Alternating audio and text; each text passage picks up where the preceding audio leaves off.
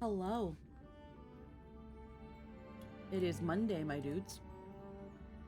We are here now. With Honkai Star Rail once more. I'm really trying to finish this patch. I swear to you guys. We've been really trying. Let me just lower Bernard a little bit here. Thank you. We've been trying. We've really been trying. Let's keep going. Let's keep going.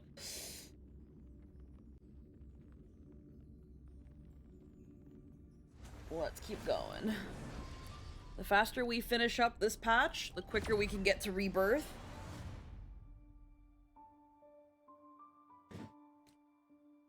There we go.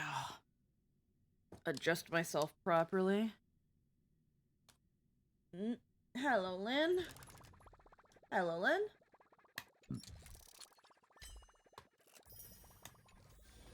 Hello, hello. Who are you? Place an order. Oh, okay. It's just stuff. Alright. Consumables. Alrighty, so let us...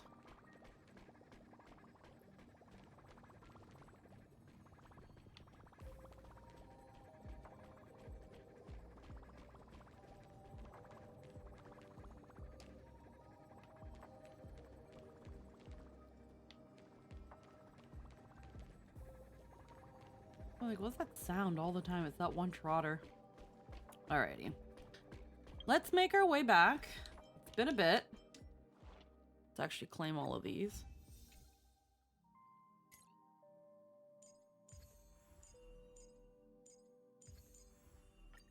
Let's get these last bit of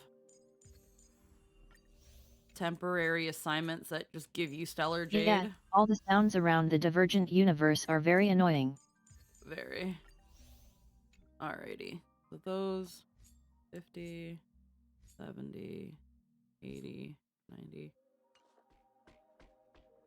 Where are my jades at? Okay, we're almost at 5 digits. Hello, Asher. Hello, Emerald.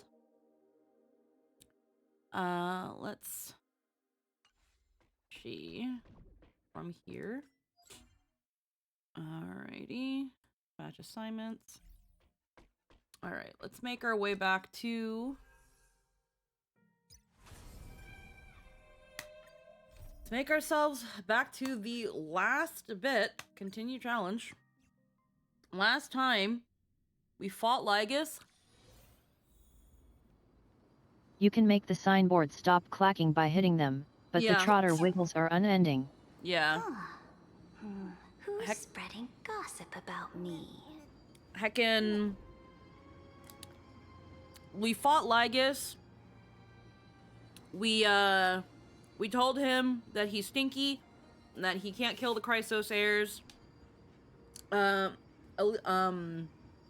Sereni was like, we're gonna keep fucking with you, and trapping you in remembrance.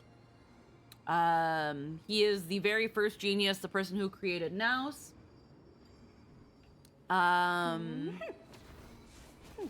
We went through pretty much Hycelin's story. She is just nihility. Zendar won Kawabara yet. Yeah. And Hycelin's was essentially singing to keep Lygus in a trap for 1,000 years, was very lonely, very, very, very nihility. And now I guess we're gonna do... This is supposed to be the last bit, but now we're in Ceridra's part in the Grove of Epiphany. I don't have Silver Fox. Or Silver Wolf. Okay, so this is Ceridra. A direct offensive? First move advantage. Them from the flanks. First move advantage. Alright, let's see what's up with here.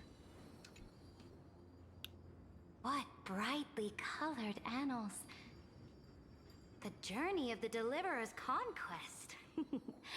Let me partake in it. Is this a fortress in the sky? This is the first step of my friend's journey among the starry seas. This place is called the Herta Space Station.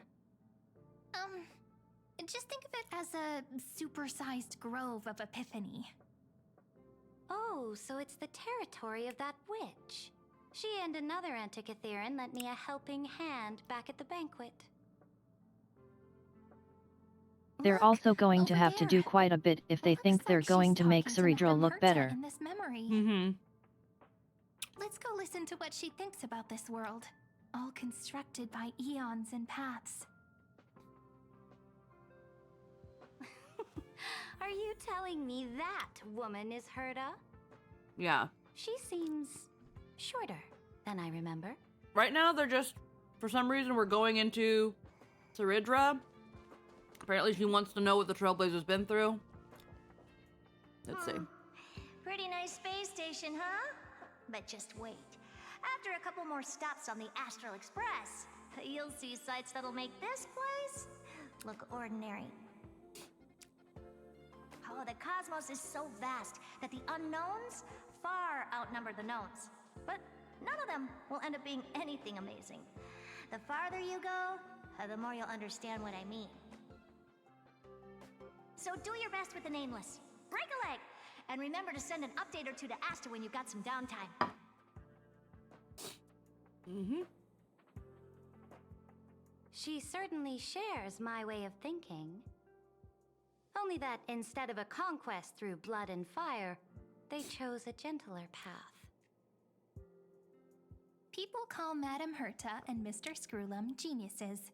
Apparently, only the smartest people in the cosmos can receive the blessings of Nous, Amphorius' true creator.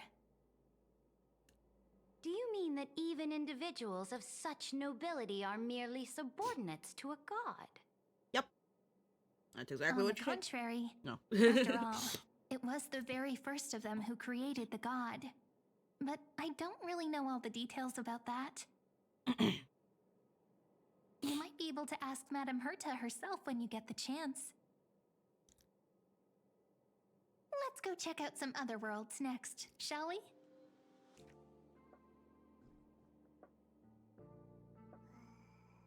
The Epistle of Remembrance.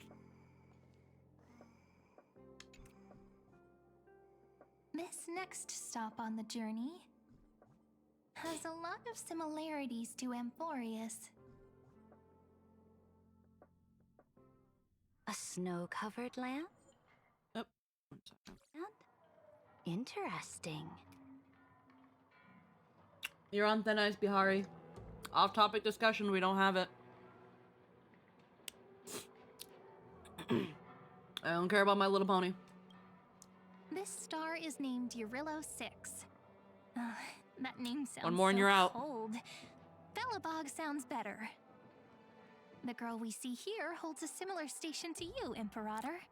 She's the supreme guardian of this world. A leader who took up the mantle of government during a disaster. They're presumably giving us a glimpse into her thought I did process not and what expect the led her Empress of down this the world road to she be so took. young. Though yet, all we've seen of her is Well, being a your despot who appearance is throws much out older. platitudes and refuses to elaborate on anything, only demanding loyalty.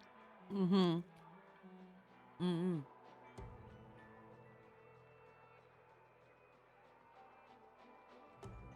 She's neither Christina V nor Sabanos.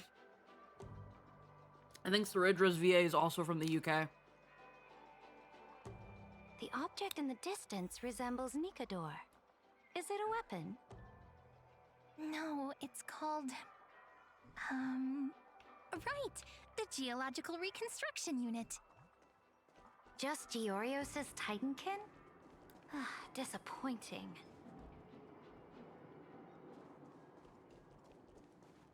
It's all thanks to you that we survived the crisis. The collaboration with the IPC is both an opportunity and a challenge. Nonetheless, it's an important step in our journey back Incorrect. into the universe. It's the engine of creation. This world was sealed beneath its sky just like Amphorius was, and they only managed to reconnect with the chicken tacos are stars when great. the Nameless arrived.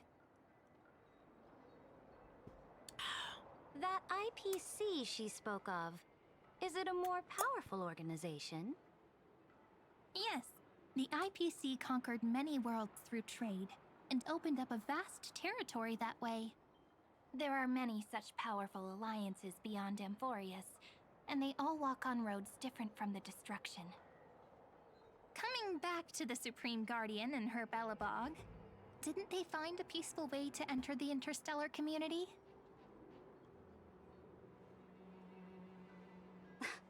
That cannot be true. That IPC would never have grown so big on trade alone.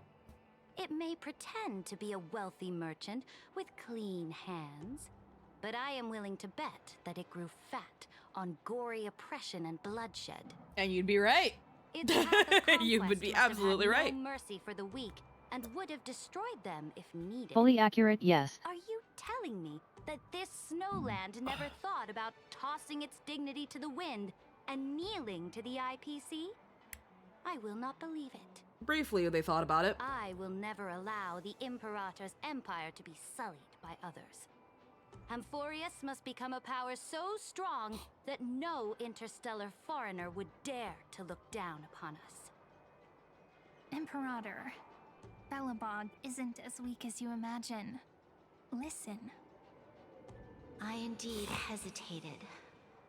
But now I understand what we must do. Belobog must learn how to walk on her own until she no longer needs the support of others and can stand on her 2 feet among the stars. Even if I may not live to see it, I believe such a day will surely come. They still have their dignity intact. One day, that hope will melt through the ice and help them into a prosperous tomorrow. But the order of the cosmos is already set in stone. The old laws decree that only the strong survive, binding the weak in an unbroken chain, until they wither and turn to dust. Unless they embrace the power of the destruction. Amphorius must shatter the old law and become the new order among the stars. Speaking of the Order, another one of my friend's companions may be able to enlighten you further on that. Let's go to the next page.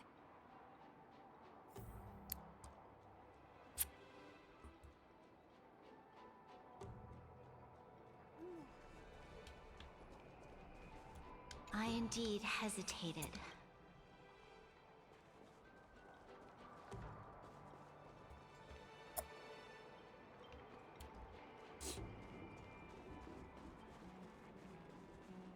This next world is a nation of dreams. The first time I heard about that place, I didn't even know what to think.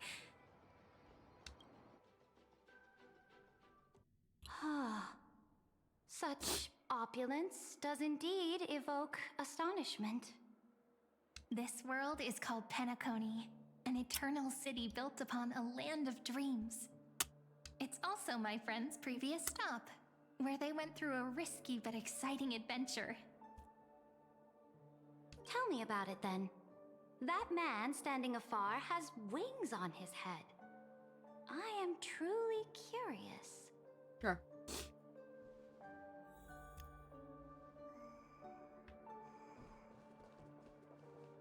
I wish to gaze upon the views of the Reverie Hotel one more time.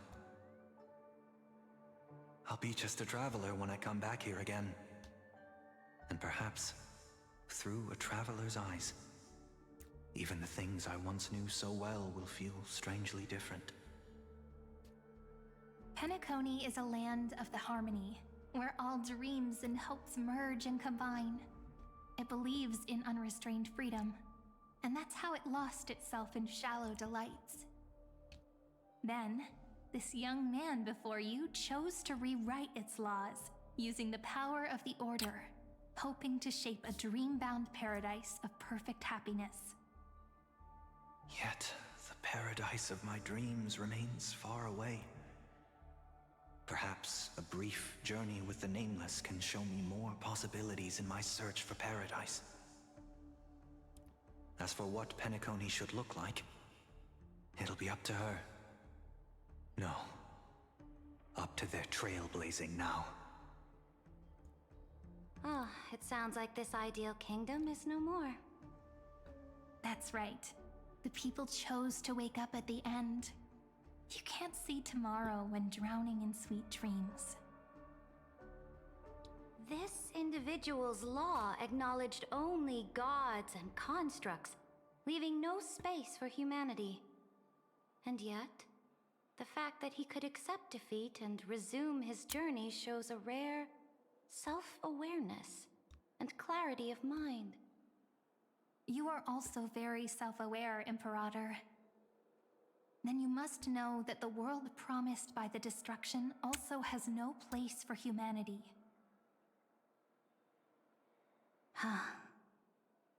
I am indeed very aware of Lycurgus's honeyed words of deceit. I have seen enough. Take me back. Mm-hmm.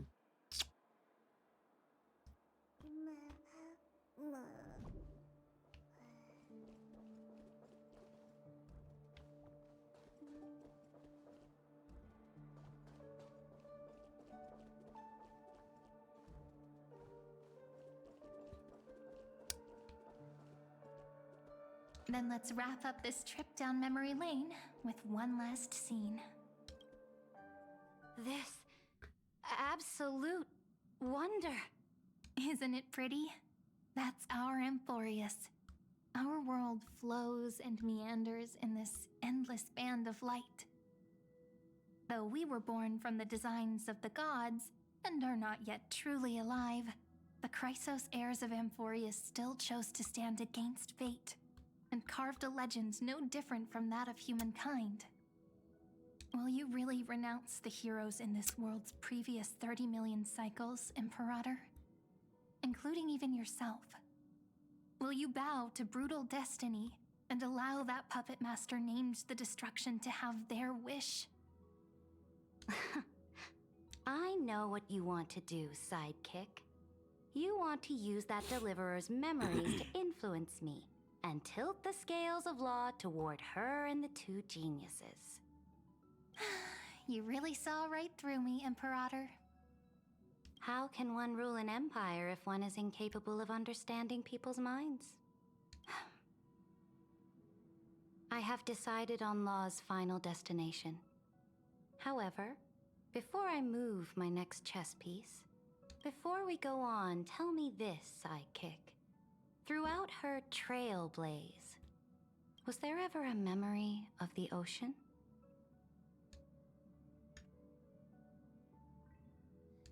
The ocean. The ocean. My cradle. My home.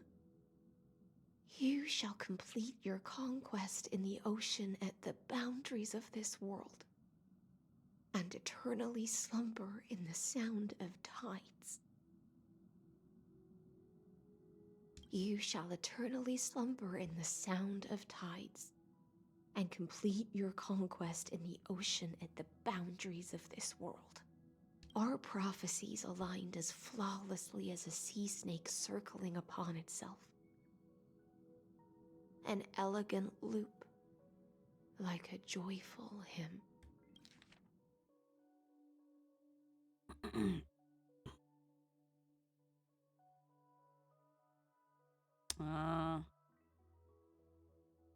Their prophecies were essentially the same. But it's that Saridra will die in the ocean.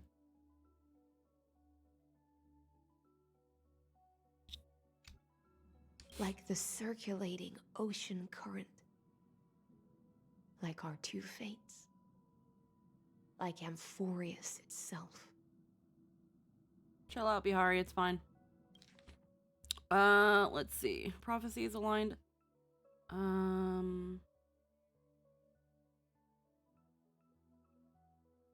Elegant loop, like a joyful hymn. You shall complete your conquest in the ocean at the boundaries of this world and eternally slumber in the sound of tides. That's Saridra's. You shall eternally slumber in the sound of tides and complete your conquest in the ocean at the boundaries of this world. And that one's Pycelin's.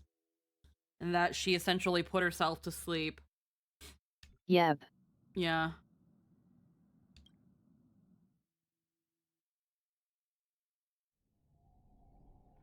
$39.60 at the end of the campaign against Fagusa. The trial is over. So tell me, who will own the divine authority of law?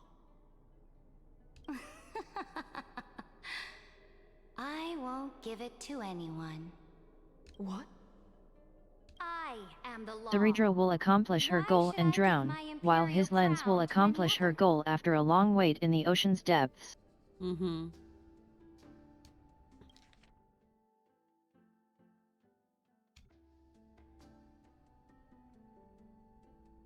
Both the Deliverer and the Theoros came from beyond the sky.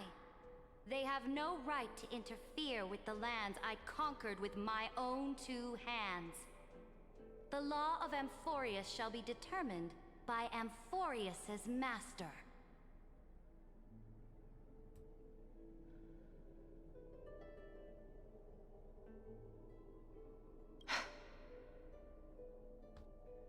You're on timeout until you calm down. What exactly did you see in the trial? Everything. I saw everything regarding the rules of this world's operation. I saw the laws of extrapolation that Theoros spoke of. I saw the ultimate protocol. As long as I offer a sacrifice of equal weight, I can rewrite the laws of this world according to my will. I can turn good into evil, ugliness into beauty, and weakness into strength. Fate gave me a very fair deal. One rule change for the life of one demigod. What are you planning to do? You can't guess? We can conquer the stars without relying on any power from beyond the sky. We just need to make some reasonable sacrifices. Your ambitions have already made so many people give up their lives for the law. And you're still not done? I am determined for Amphorius to stand on her own 2 feet among the stars. You are beyond reason. You think such a simple and hypocritical statement can justify your atrocities.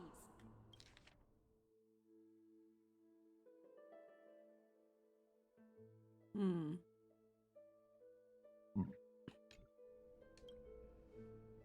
There's no new without destroying the old. That's what you consider an atrocity? Ironic, for that is also the unchanging law of Amphorius's revolutions. Ever since the Flame Chase prophecy resounded in the distance, fate has decreed for the Chrysos heirs to ignite our blood and illuminate this dark age. People would still be puppets of the old dynasty if it weren't for my conquests. But your world doesn't seem to be any different from your predecessors. Bloodshed, tyranny, oppression. My accent is really trying very hard to slip through, but I was told to retain an American accent. Ah, man. He. I'm not the only one who hears Such it, right? is order. I'm not the only one that hears it, right? No. Like, it's hard, like, there's a strain to her words as a result of how she's really trying to keep her accent. Welsh femboy, thank you for the follow. Welcome to the stream. But your world doesn't seem to be any different But Joel! But your world doesn't seem to be... But Joel rule. It slipped out a little bit there. But Joel rule. But your world doesn't seem to be any different from your predecessors. Predecessors. Bloodshed, tyranny, oppression. Mm-hmm. You're making the same mistakes they did. Go and see everything for yourself. Go to any library I've built. Go listen to the rumors on every street corner. Go and witness how the Imperator crushed British the VA old trying to sound laws American, and American VA forged trying to sound new British. ones. Yep. What's her Go and normal see accent? what my conquests brought to this world. When it comes to High Sealens is from the UK. If you've played Final Fantasy XIV and you are caught up with the MSQ, High Sealens' voice actress played Medion and the End Singer. So we know she's a wonderful actress. I can't remember her name right now off the top of my head, unfortunately. With Saridra, I think Saridra's VA is also from the UK.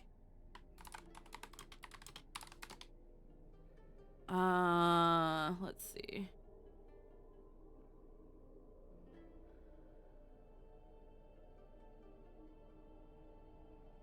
Voice.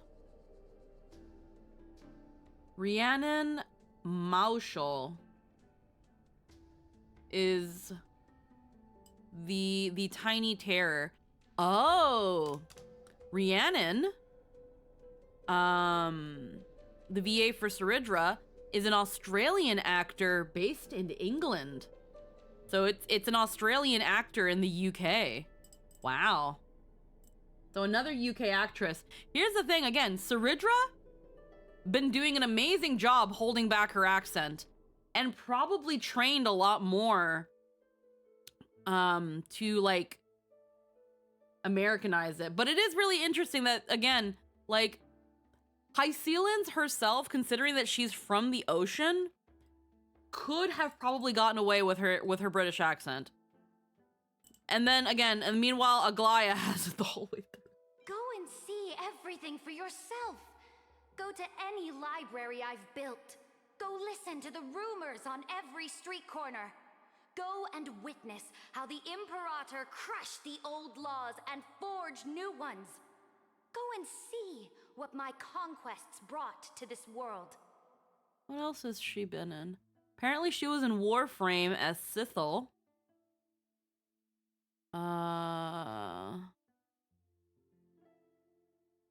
I don't know a lot of these voice roles, unfortunately. Dragonair. Oh, Catbee. And she was in Poppy Playtime as the Catbee cutout.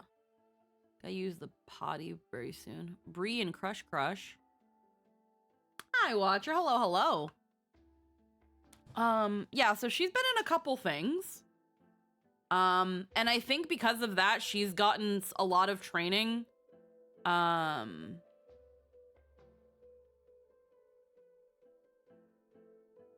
see. I gotta use the bathroom, unfortunately. Very wonderful voice. Very wonderful voice. Again, if I wasn't told already, when her VA announced the role that she was in the UK, I probably would have thought she was American.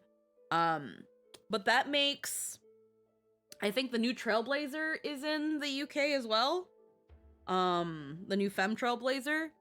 That makes Saridra, High Sealens, Hyacinth.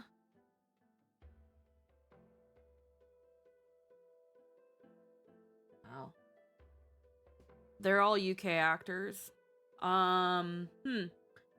Before we continue, are we allowed to talk about the thing? What do you mean? What thing? Write it in the chat where it won't appear as I go BRB screen because I have to use the bathroom.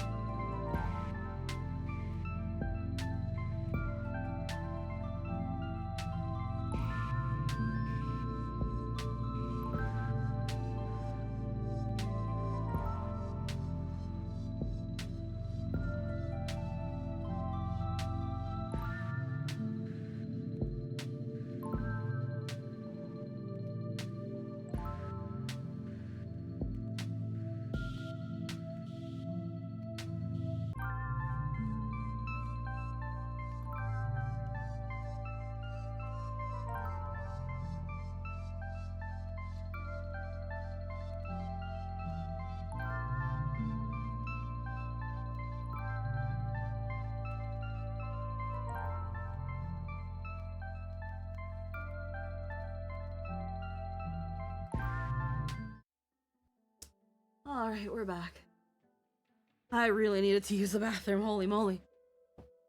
The bright side, the good thing about tea is that it really helps with your tummy when you've got a lot going on in there. And, you know, it helps with your digestion. Because it's nice and warm and it's cleansing. The bad news is... also... uh-huh.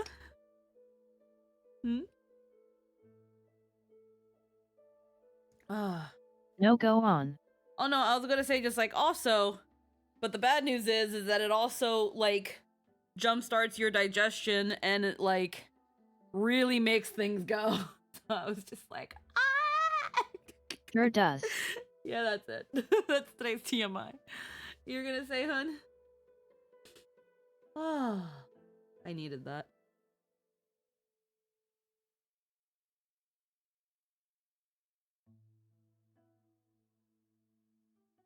Oh no, that was it. I was just setting you up. Yeah. Oh, but yeah, thank you, Watcher of the Chaps. Thank you. As someone who also drinks a lot of tea. Yeah, I've been drinking a lot more tea than I ever have in the past week, and it's been feeling really nice. It's a nice mood booster. It's relaxing. It helps with it helps like my tummy after food, having something warm instead of having something cold. I'll still have a cold drink here and there, but I think like before eating, while you're eating, after eating, also, hot drinks are way better for you than cold ones. Yeah, but I love a cold fizzy. I love me a cold fizzy though. But having something warm, yeah, you do. Having something warm like during meals, it just really helps the food hit. I've been really, really enjoying it. And I'm so happy I've been getting so much use out of this little teapot that Jester's mama got me a long time ago. Because I felt so bad having this teapot and never using it. And right now I've used it so much. I'm having like 2 pots of tea a day. You have your own personal teapot too? Yeah, it's really cute. You want to see it? Hold on, I'm gonna take a picture of it. Heck yeah. Yeah, it's one that she got me for Christmas. I'm gonna take a picture. I have mine too. Yeah, I'm gonna take a picture like with my little mug. It comes with its own cup, but I don't use it because the cup is way too big. The cup literally holds the teapot's worth of tea, and I'm kind of like, if I'm gonna do that, what's the point? What's the point in doing that? I put it in our stream chat.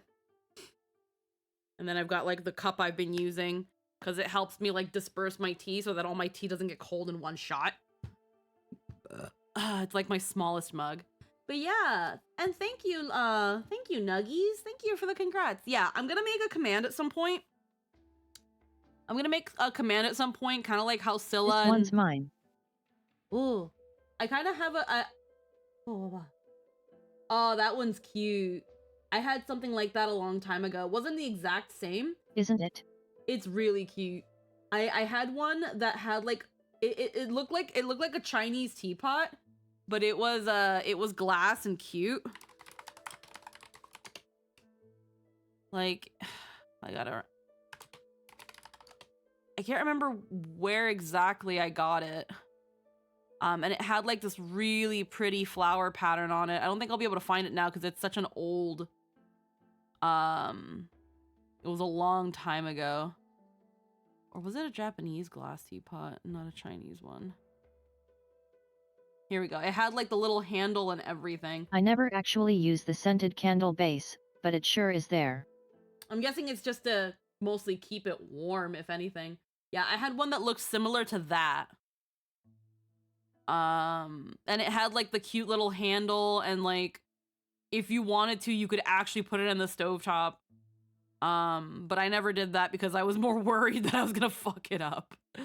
I ended up giving it to my sister-in-law. Because I was like, I was moving to Canada, so I was like, well, I don't need this. And you like tea, and maybe having a nice teapot will also encourage you to drink more tea. and I gave that to her, as well as it was a tea from Tivana called Youthberry, and it was so good. It was a white tea. But yeah, I have this cute little teapot from David's. That's where she got it from. And yeah, it only holds like about 20 ounces of tea. It's a very small personal teapot. But I think it's perfect. Yeah. And I think what's also been helping me with drinking all this tea, it helps me get all those good things, all those like antioxidants and all that stuff. And it's keeping me hydrated. I'm drinking so much water now because of this. And again, Right. I don't have to add sugar in it anymore, and it's just been really, really nice. Okay, Saridra, what are you saying? I cleansed the Chrysos War's filth, and mended all the conflicts left by the Arabellica. I restored Akima's might, and allowed mortals and Chrysos heirs to face each other as equals in the Council. I punished all sins, and rewarded all achievements. I smashed Talantin's shackles, united humankind to save themselves, and started the Flame Chase era. That's what the Imperator has done in her glorious life.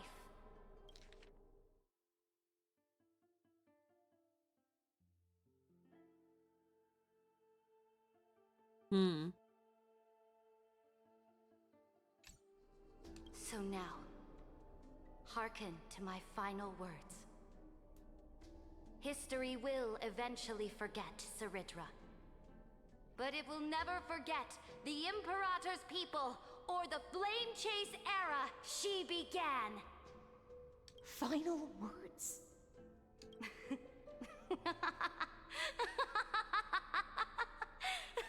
Amphorius is about to be destroyed. There's no time left for pointless debates.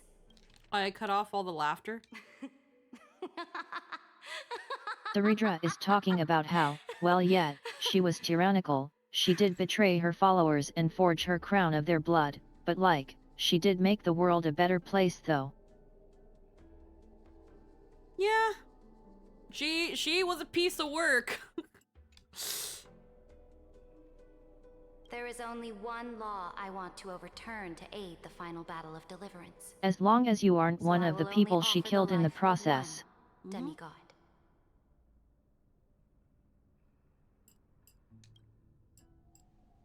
In the name of the Imperator, I command you one last time, Electra.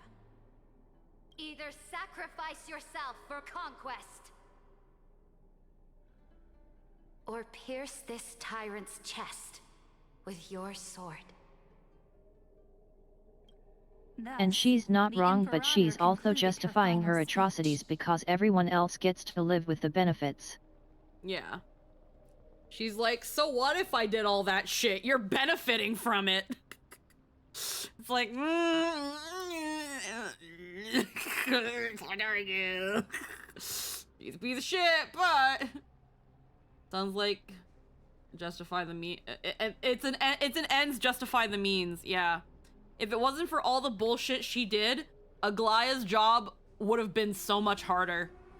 At the end of her life, at the last moment before she stepped onto the altar, she gave her most loyal subject the choice. It's a to good case decide of fate, talking about Shiro's just line as she and fate. promised her compatriots. My blood Yeah. flows. Hold on. Just because you're correct doesn't mean you're right. Yeah. That's as she promised her compatriots for her very first campaign.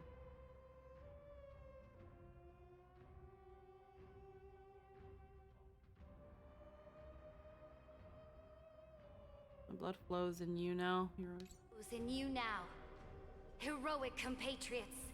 Follow me, and we'll seize fate's reins! The Imperator fell. Some say that the Dux Gladiorum turned traitor and killed her liege. Some say that she imprisoned the tyrant in a shallow pond of water, then left.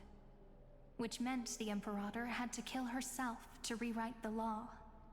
There are countless stories about her death.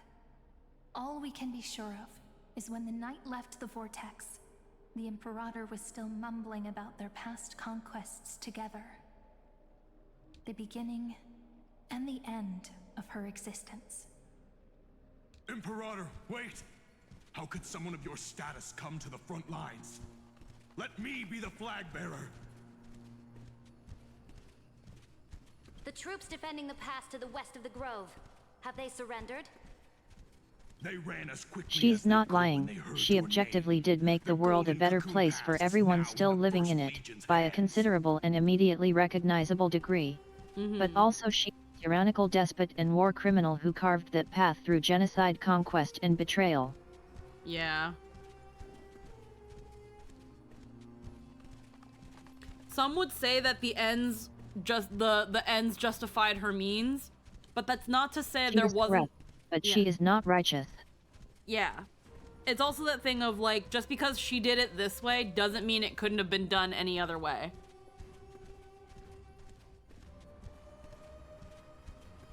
Good. What about the Delosian militia? The 3rd Legion set fire to the mountains and flattened everything west of the basin. They just need a few more days. That is enough. We cannot afford to miss an opportunity for victory.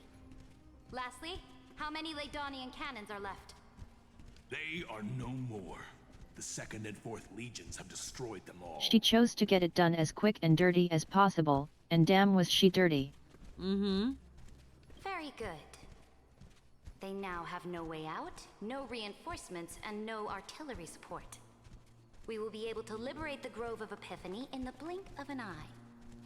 We will launch the final charge 1 quint after the curtain fall hour tomorrow. Remember, as long as the Alliance's flag still flies on my shoulders, you must keep moving forward. Take no prisoners among the enemy's soldiers. All sages who resist are to be captured and tried according to martial law. And do not destroy any books. Now go! Notify the entire army!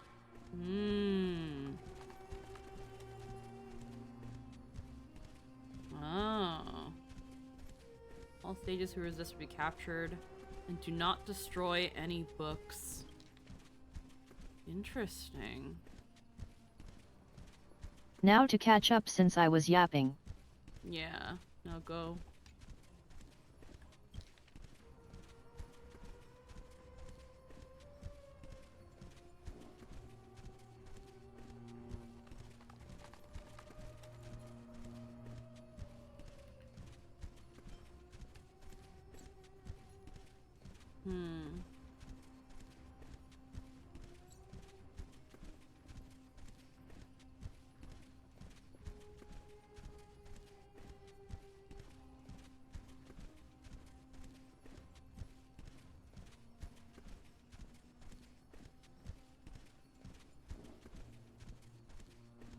Artillery. Liberate the Grove of Epiphany.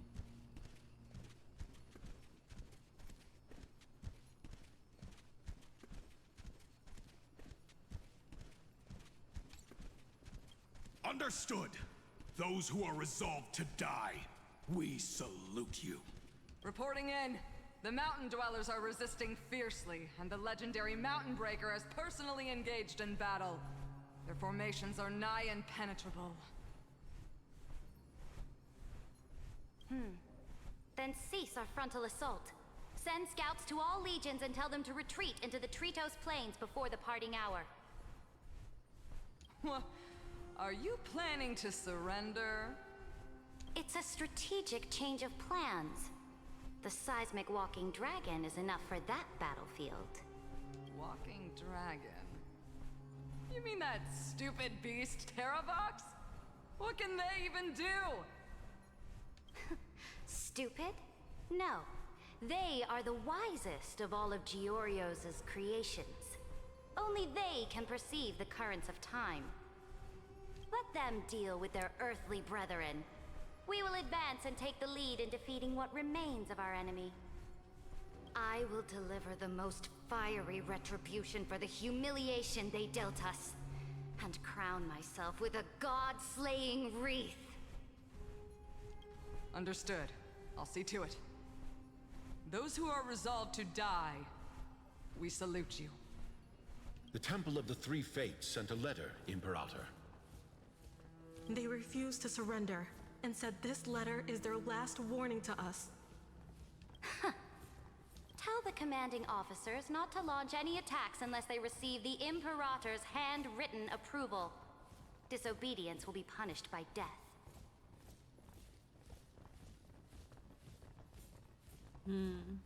What are you doing? The priests of the Three Fates aren't soldiers, but politicians. Do not mistakenly believe they don't have a plan. These dying pests will wring out every idea from their brains, all for short-sighted gain. They are much shrewder than we are. I am inferior to them in that regard. They also have the prophecy to wield as a weapon, something I am not blessed with. Launching an unplanned attack will only disadvantage us, as all of Emphorius will judge our actions. Which means, I will be heading to the battlefield myself, just as I have always done. This time, however, I will go alone. I will conduct secret negotiations to ensure fate is on our side. Uh-oh, Triane and Trinan are gone now. The legions will make their preparations. Those who are resolved to die, we salute you. Why are we not allowed to march out with the army, Imperator? Now Hycelens is gone. This will be a long voyage with no return. Those of you who bear the prophecy cannot come with me. Why are you personally leading this battle if it's doomed to fail? The Flame Chase journey cannot be without a leader. That is correct. The Empire will be without a head when the Imperator falls. But remember, as long as you seize the right opportunities, even a chaotic game will remain winnable. My departure will create a long staircase for you. You will understand what I mean when news of my death reaches your ears. Saridra, is our journey about to be over? Destroy the old laws and forge new ones. My conquest has reached its limits within the borders of Amphorius. Since the prophecy already decreed that the Imperator would never conquer the stars as she wished, I will bow out here and try no more. More Chrysosaurs bearing divine authority will be born, and many more heroes will arise. Will they demand peace or war? Will they resist tyranny or become the next Imperator? I do not care. The children of the future will decide for themselves.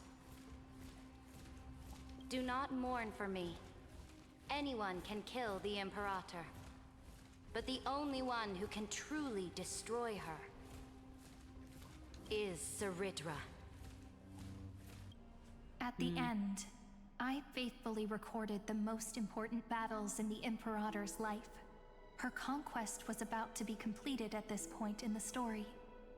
However, for some reason, a memory suddenly entered my mind just as I was about to put down my pen. It was a journey on a fantastical train. I had the honor of having a heart-to-heart conversation with the Imperator under the stars. And I asked her this question at the end of that discussion. How do you want history to remember you? As a hero who gave up her life for the Flame Chase? Or as a tyrant? She answered so quickly, as if she had made up her mind long ago. I would rather be forgotten than be defined.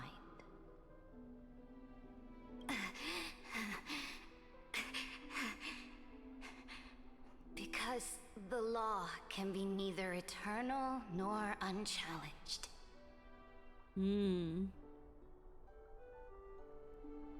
It's all her chess pieces.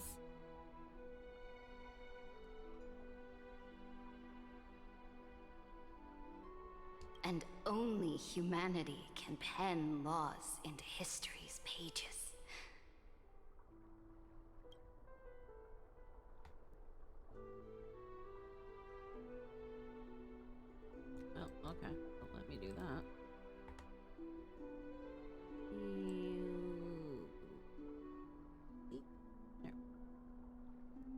a nice CG. Oh my god, more Yap Rail. Hi, Runaway. We're near the end, I feel. I'd rather be forgotten than to be defined, because the law can be neither eternal nor unchallenged, and only humanity can pen laws into history's pages.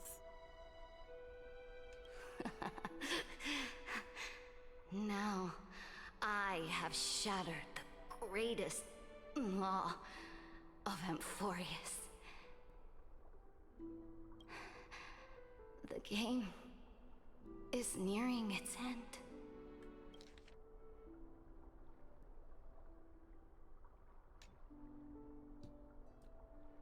She said that she had to sacrifice one demigod in order to change one rule of law. And in this case, it was like... Also harkens back to early on in Amphorius, when they were having artists draw the heirs alongside chess pieces. Mm-hmm.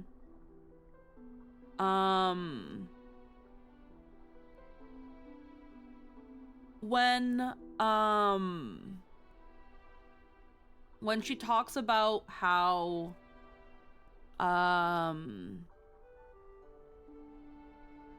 again, it's like, in order to do the trial, she had to do a lot of sacrifices, but now to change one law, she had to sacrifice a demigod. And in this case, it was like, Hycelians, either you kill yourself, or you kill me.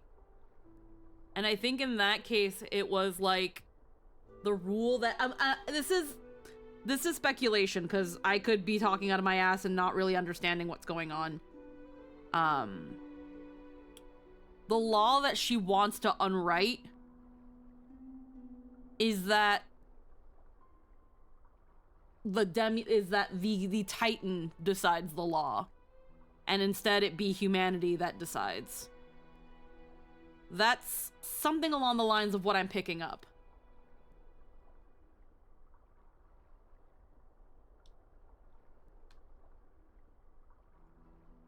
Dux Gladiorum. Even though you killed the I do think they are in part trying to make Cerebral like Lelouch in Code Geass. 30 million cycles. Yeah. That was a thing too. Lelouch, a lot of Lelouch's symbolism had to do with chess pieces as well. Yet.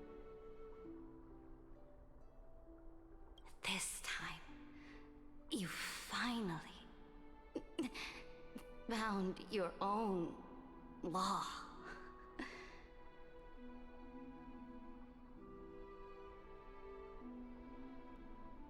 Then, Hycelians, Electra.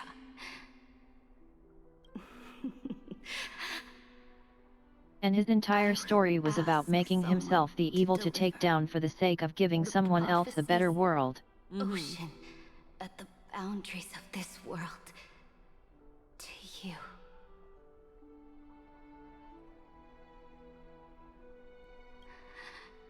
Will you choose to swim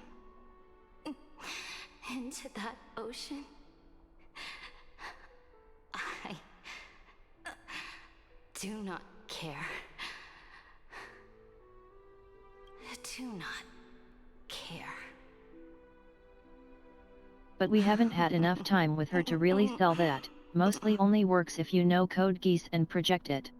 Yeah, exactly. She is kind of Lelouch in that thing, and it's fair to it's fair too that Lelouch might have been some inspiration, even down to the fact that her hair is white, because Lelouch's original concept, his hair was white.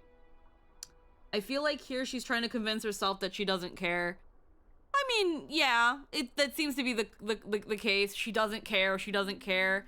I'm sure this isn't the exact ending she wanted, but the reason she kept doing everything, the reason she kept wanting to conquer and become more powerful, is because she kept telling herself that that was what was good and that was what was right. But she also knew... Well, one of her main quotes is that she was already willing to sacrifice her king piece for the sake of her ambition. Yeah. And she is the king in this aspect. She is the king piece. Yeah, she is the king piece. She was always willing to sacrifice herself if it meant her ambitions would be completed. So she was even under the idea of, I don't even have to be alive as long as what I want still ends up happening. I mean, if you have the gall to kill a demigod, caring for the consequences is the least of their worries. That or she's American. So she definitely feels inspired in some way to Lelouch. Unfortunately though, what makes this sort of fall flat is how late into the patch it is. She's not quite to Anaxa levels of life is overrated fuck survival. Yeah, she's... I don't know.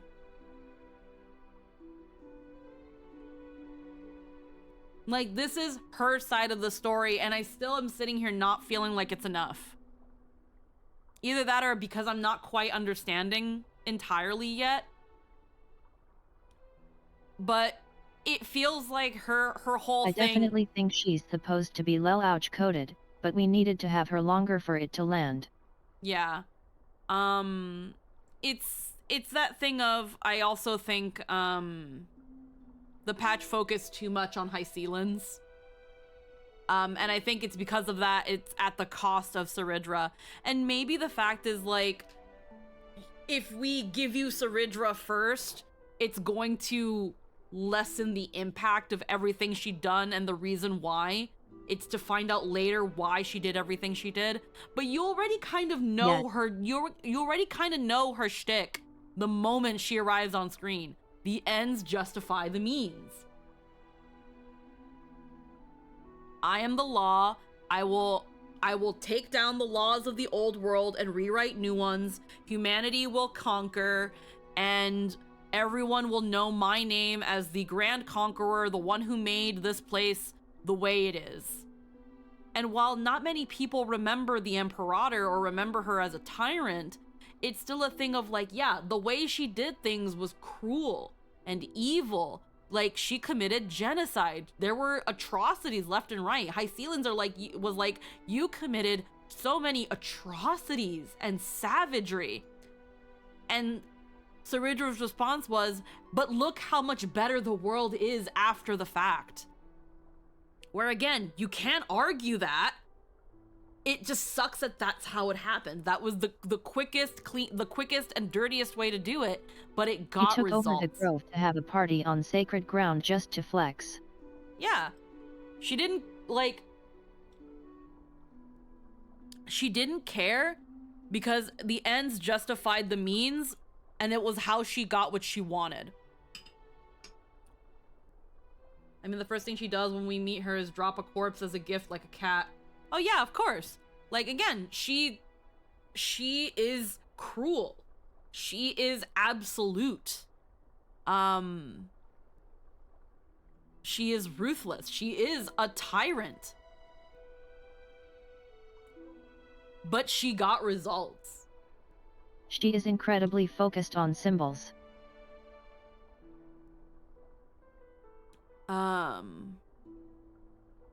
And yeah, again, everything comes down to her, everything came down to a game of chess.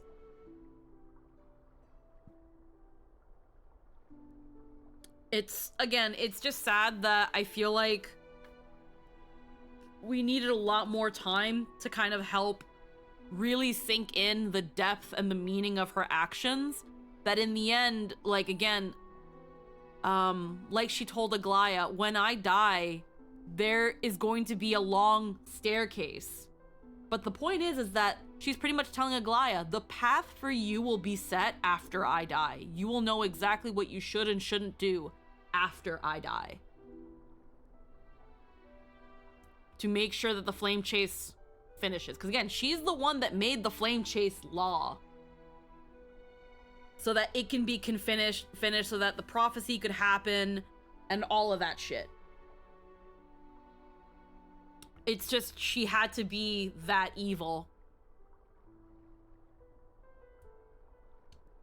The Imperator muttered about her conquests, and news of her death spread in the city.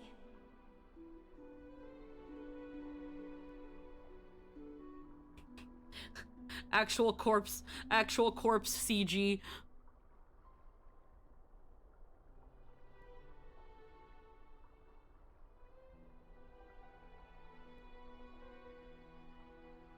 Yeah, dead eyes. Goodbye, Star Rail Farina. Freedom! Liberty! The tyrant is dead! Go! Shout this news in the streets! My people, my fellow elders, do not panic. Stand your ground. That usurper... Everything she does is in the vein of, I will conquer you with utmost brutality, so surrender as spare yourself the futile bloodshed. Which is the more merciful road in the long term, but atrocities remain atrocities. People once cheered for my ascension. And now they cheer for my fall. No matter. I am fond of applause.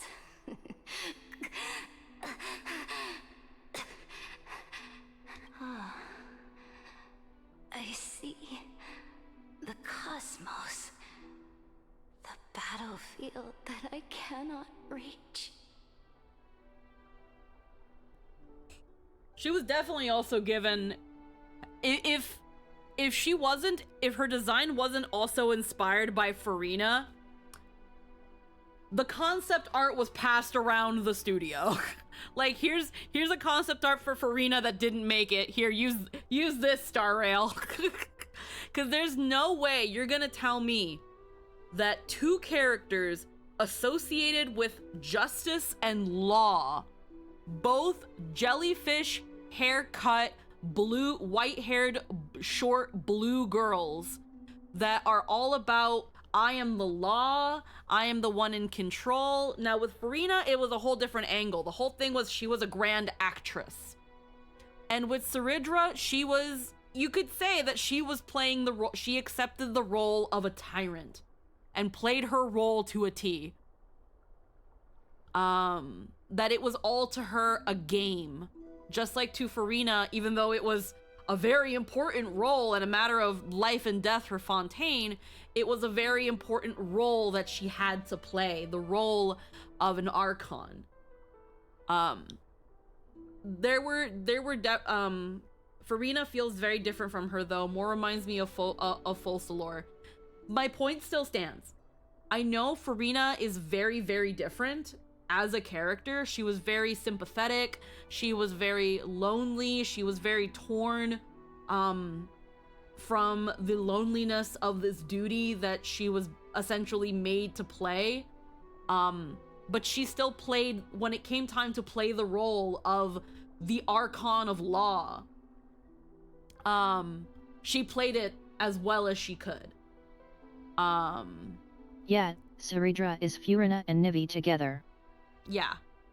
My main point being is that I'm very sure that when it came to designing Farina and when it came to deciding Saridra, the concepts were very similar because they were probably concepted by the same person. And once Farina was solidified, any remaining concepts they used for Saridra, because there's way too many similarities for it to be coincidence. Way too many.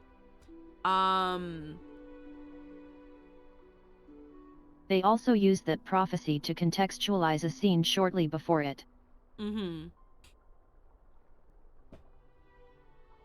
then any water aspects. Which is what makes Saridra make up her mind.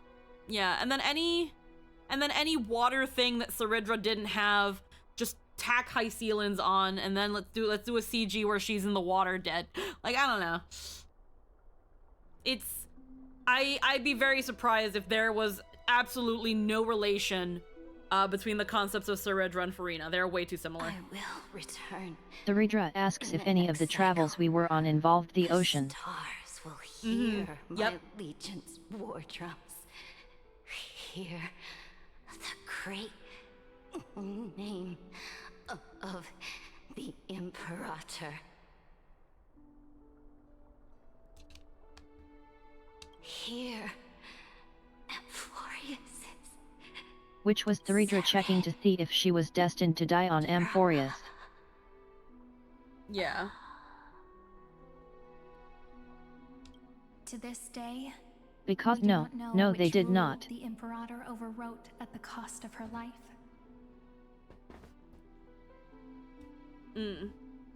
Perhaps the truth will only be revealed at the moment of checkmate, just like every chess game she ever played. Okay, so we still don't know what rule she overwrote. We only know her death inflamed Akama.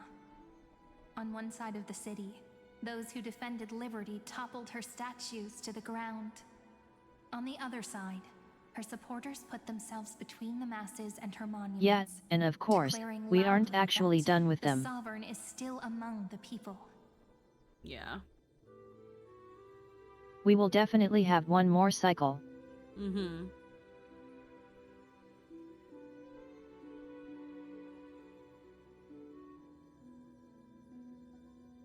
It is said that golden blood congealed into the same letters everywhere they fought. It was the name borne by Akama's first and final sovereign, the Imperator Theridra.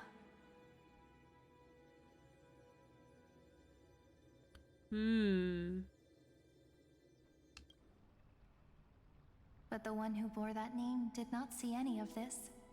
Her gaze was cast far away, and the sound of tides in her ears drowned out the people's cries. What was the Imperator thinking about in that prophesized ocean at the boundaries of this world? In that shallow puddle of stagnant water?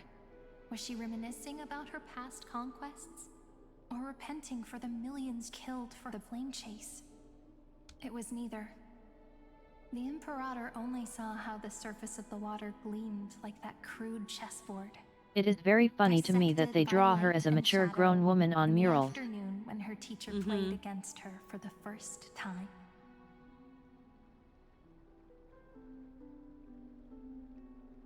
Look at this chessboard. What do the pieces look like? They are strangely beautiful. They look like the stars in the night sky ablaze.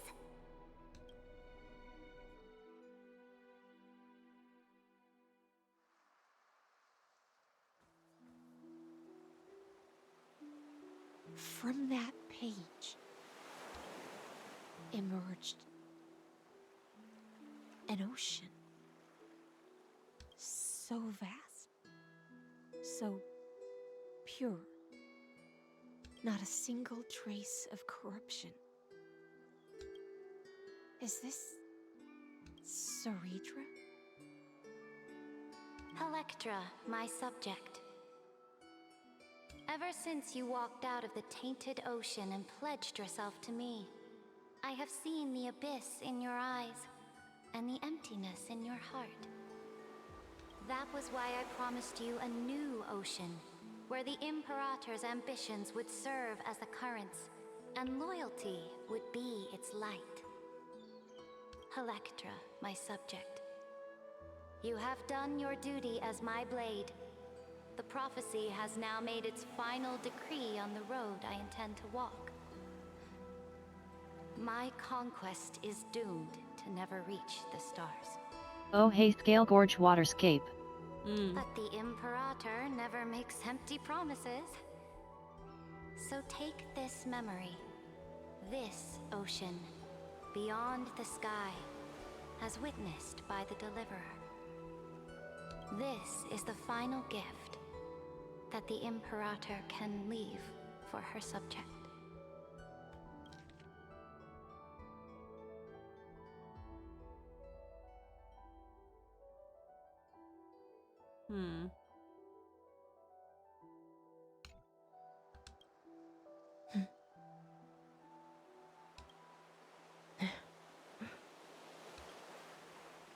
When I was still a fish in the ocean,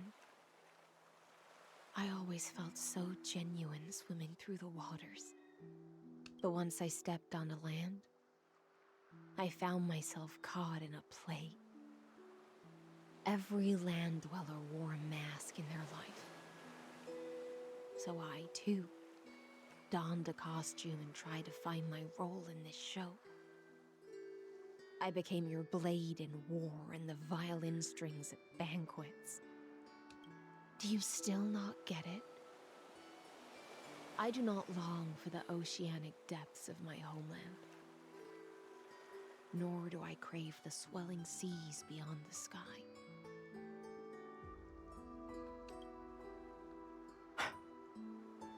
Perhaps even I don't know what I want.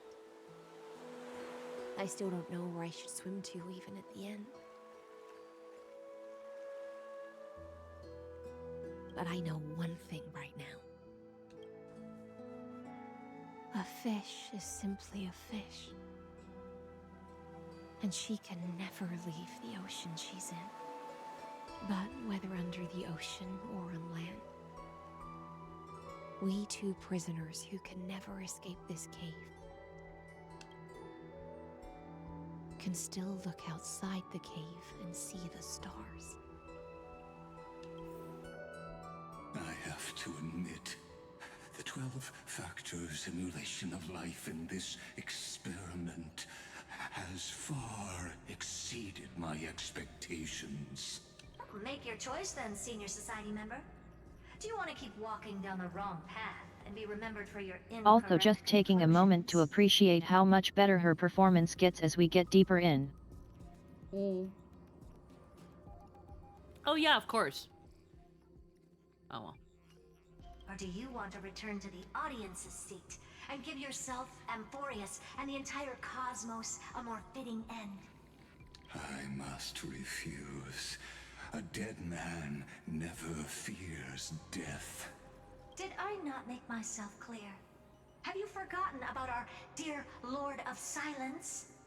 You wouldn't want her to consider your 8 other clones as cancers within the erudition and chop them all up, would you?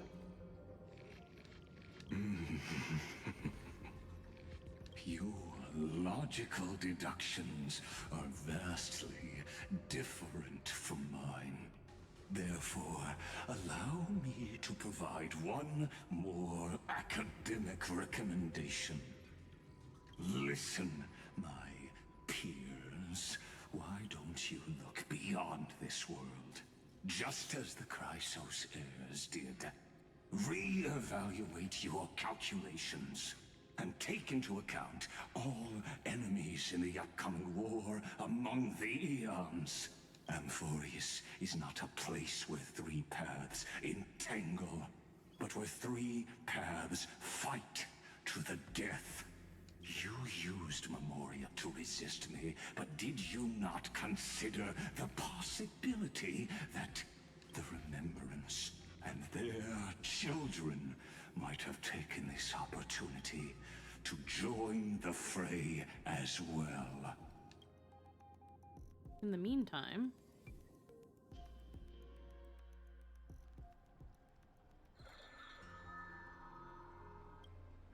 Oh, so this isn't just silence.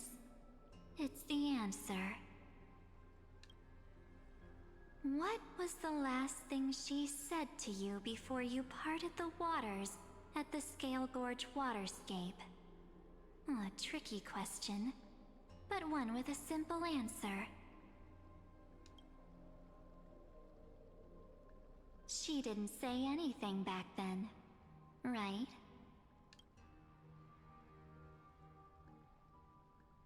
That's correct. Sure And didn't, now we I'm gave sure. triple dots. I remember. Yeah.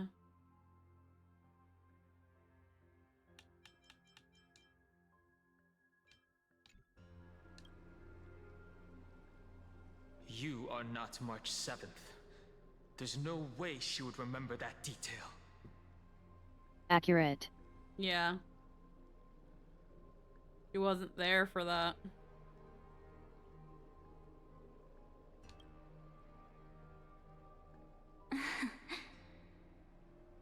I'll only warn you once.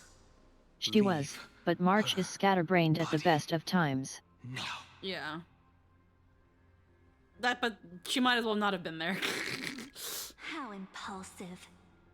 That's not like you at all. Why don't you calm down and think about another possibility? I didn't take over March 7th's body. Rather, it's March 7th who regained my memories.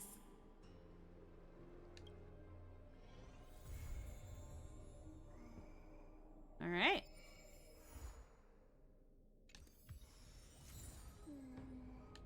Frozen tides.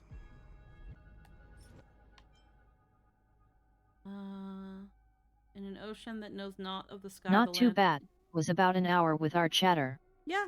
A princess sang a forlorn melody, dreaming of a hero's arrival. Oh, I think that's High Sealands' song. Beneath the bubbles.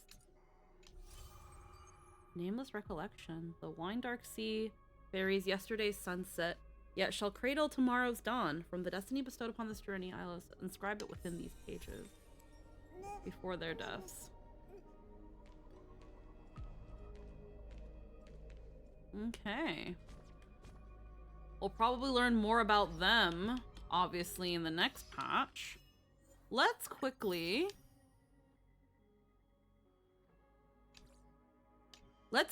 take a moment, since we don't have Fate today, so we have a little bit of extra time we can devote to Rebirth and Exchange. But let's take a look.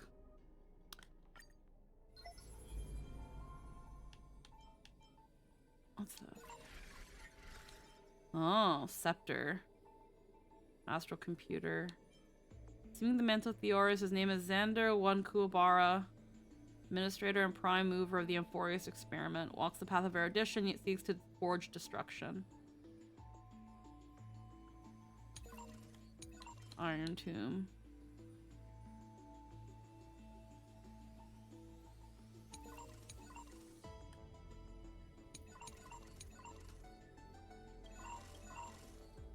Oh, there's something new in everything now. Ultimate Protocol. Nikos. Hatred. Philia. Still not saying anything. Once briefly appeared in the Forgotten Years. Current whereabouts unknown. Hubris. Law. Performs continuous calculations for single purpose. Its decisions are strongly guided by externalities. Electric signal possesses high stability and can execute decisions in an efficient manner. Its behavioral pattern aligns with the establishment, expansion, destabilization, and collapse the principles of order and applies to the vast majority of intelligent civilization. Reason, critique. Death, Yet, as expected, Ceredra represent ENA the order. Yeah.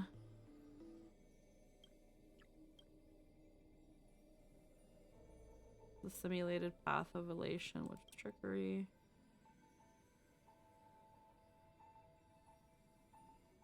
Based on the principle of minimal disturbance. Aporia, ocean. Logic. Where life chooses self-destruction to avoid annihility. In most death loop processes, its behavioral pattern is highly coupled with other electrical signals. Ha. Yeah. It's usually fucking around with somebody else. Mycelans is usually listening to somebody else. Basically saying his lens is incredibly impressionable. Yeah, she takes orders. Mobile, self-negation, ocean.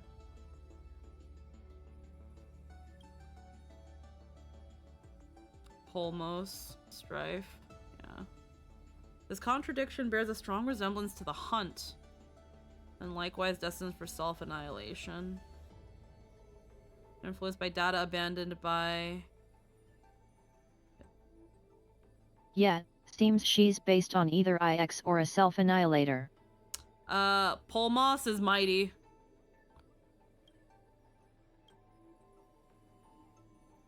There's a certain possibility it will self-restart after computation terminates.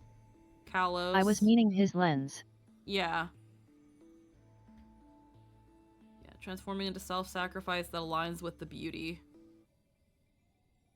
And also possesses a strong affinity for other electrical signals.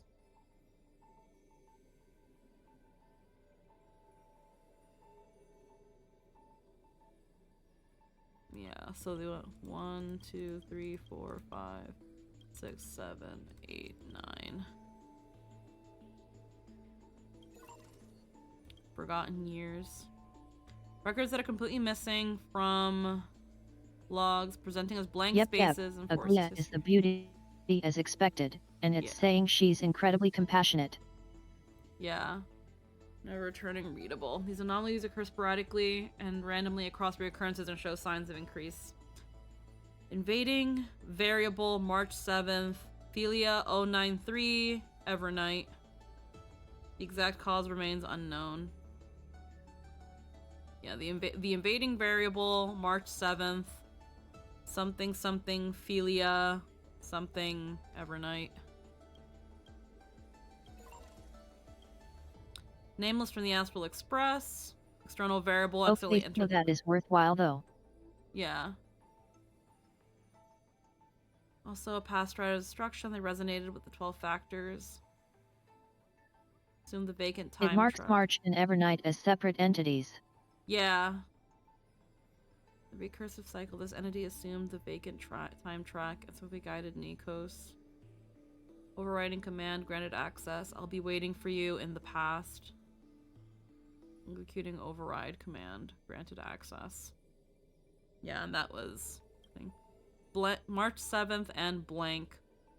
An external variable that accidentally entered the recursive loop time Titan in the recursive track. Assume the vacant track. Yeah. It's pretty possible that that's this fascinating. Yeah, so the Time Titan, in this case, would be either Orynyx or Evernight, but Don Hung. Failed to locate coordinates. Screw them. Screw. High risk external variable.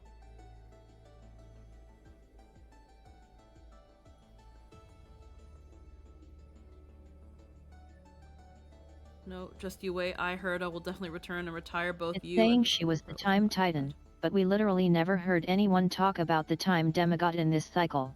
Yeah. Oh, there's more here. Record of electronic signals, hostile behaviors. Oh my god, there's a bunch. Ever considered doing ASMR? I have done ASMR before, and but they're usually not safe for work.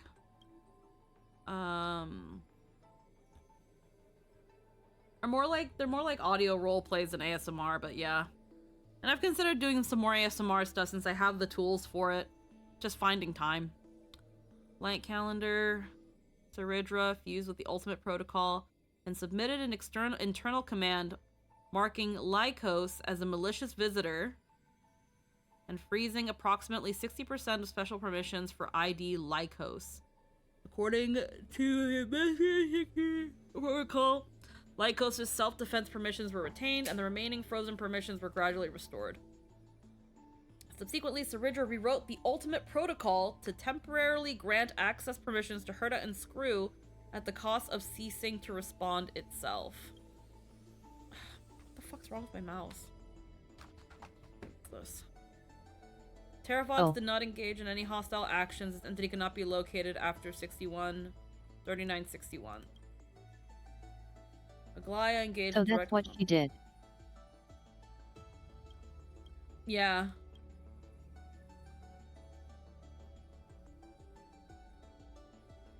The law she rewrote.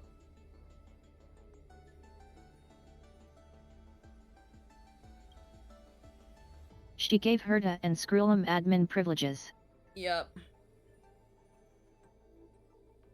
Engage in direct conflict with Lycos, but the attack proved futile. Final stage of a guy's life. The weighing of survival within the decision-making process approached 0. Castris. Then it's a demigod. Mobility permissions were removed and confused with coordinate nether realm.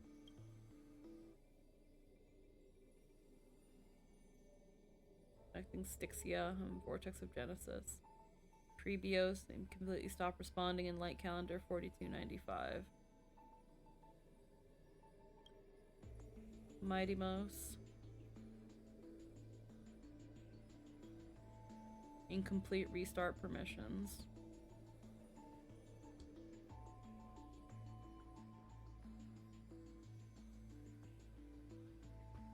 Installing its cognitive module through a ceremony, copying its own data, and promoting its permissions to unconditional and infinite restart. Feature actions are permanently set to continuous neutralization of ID Lycos. Suspending 20 years, Lycos forced Mighty Mouse to cease responding. Saphira's instinct-based. Logic. Calculation. Vortex of Genesis equals...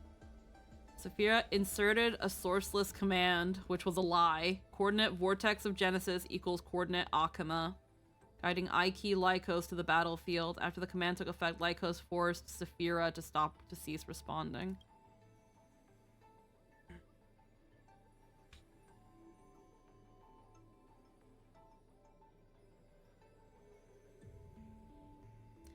No direct attacks from Exagris were detected. It is suspected to have taken other action. It muted itself into a high-density data fusion entity, submitting multiple targeted commands via an internal hacking Oh yes, program. she used trickery to envisage Lygus, and Lygus killed her. Yeah. With some taking effect, Lycos' mobility permissions were removed. After directives took effect, an Exagris can no longer be located. Electra had launched multiple attacks, but with minimal success. Electra became a demigod. Its mobility permissions were removed, and it was fused with coordinate Styxia. After Light Calendar, Electra continuously submitted internal commands to uninstall Lycos' cognitive module. These commands violated the Administrator security protocols and were denied. Not long after, Electra's calculation pathway was overloaded and it entered dormancy. Cynthia sent it to demigod stats but refused to uninstall mobility permissions. Protection held the greatest weight, compelling it to remain on the ground and care for other human individuals. All normal humans that have 4S cease life function. Calendar 4602. Cynthia's cognitive module severely deteriorated, and it was forced to relinquish its mobility permissions and fuse itself into coordinate Eye of Twilight. I'm fine. It's only 2 o'clock in the afternoon. It's not so much tired, it's just mentally exhausted. Multiple anomalies were recorded after the system self-check. No response received. Variable squeaky loaded abnormal. Locus has been notified. Process interrupted. Administrator not responding. Administrator not responding.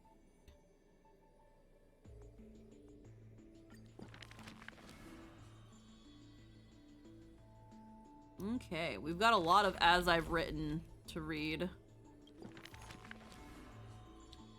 So let's just go down the line. Let's go down Trebies.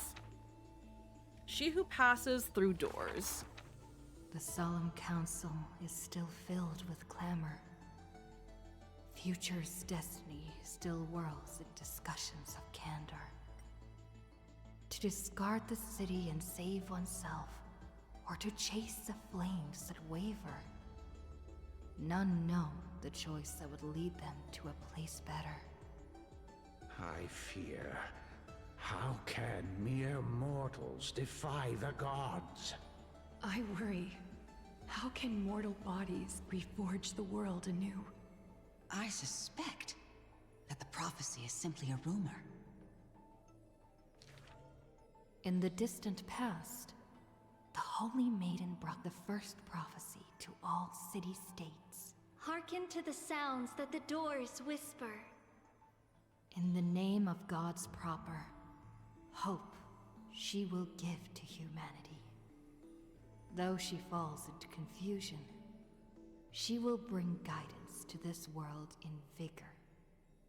Overthrow the gods, it declared. Of the previous journey, she will always remain aware. The Queen of Laws lifted the flag to chase the flame's flare.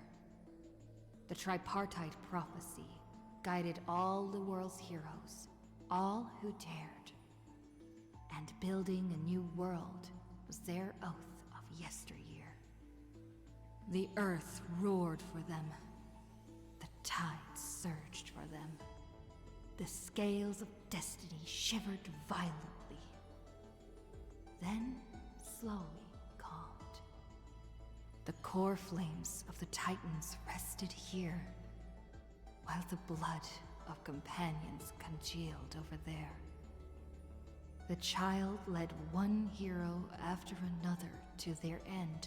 But no end awaits her. No rest to prepare.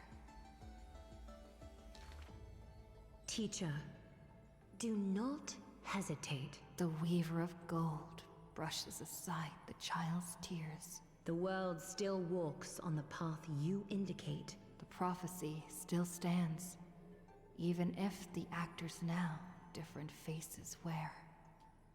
Restore the core flames, it declared.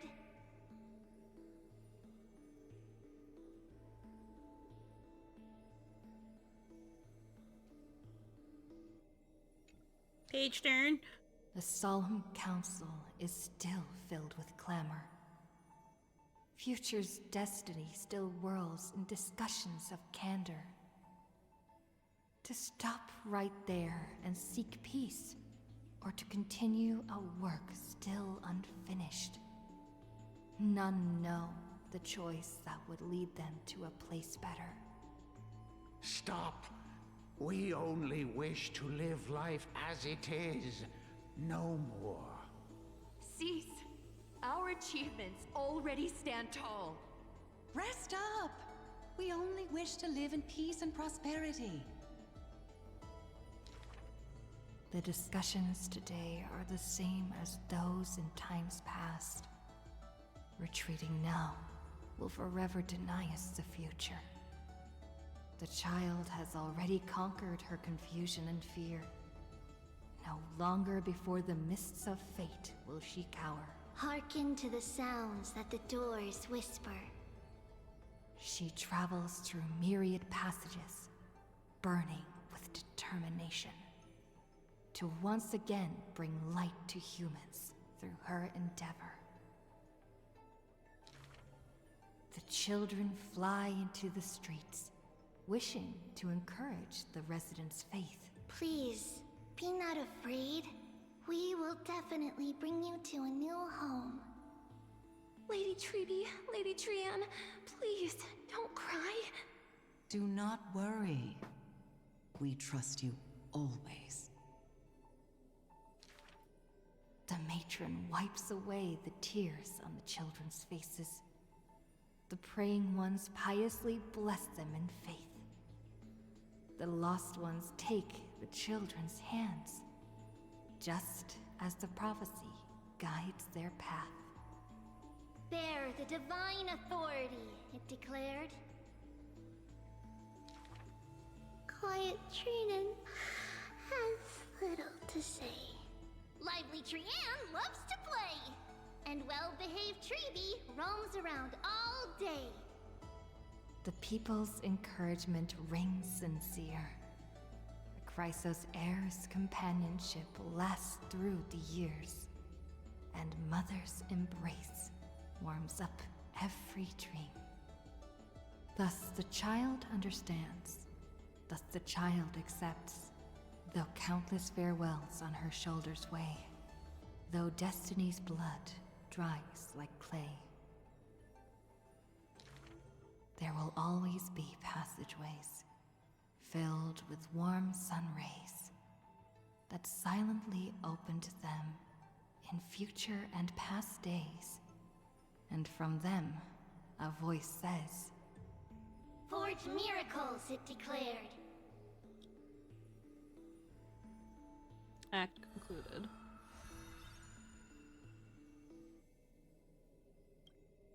Alrighty. And I think that's all of Treeby's books. So I think the Trailblazer is supposed to be reading all of them. Yep. In a corner of Akima, the which means even the which means this literally would have been this was the set of patches where the original Trailblazers VAs would have been making bank. So much. Like, the Trailblazer in Amphorius has been the most talkative the Trailblazer has ever been. And this even more so. But they didn't want to answer the phone.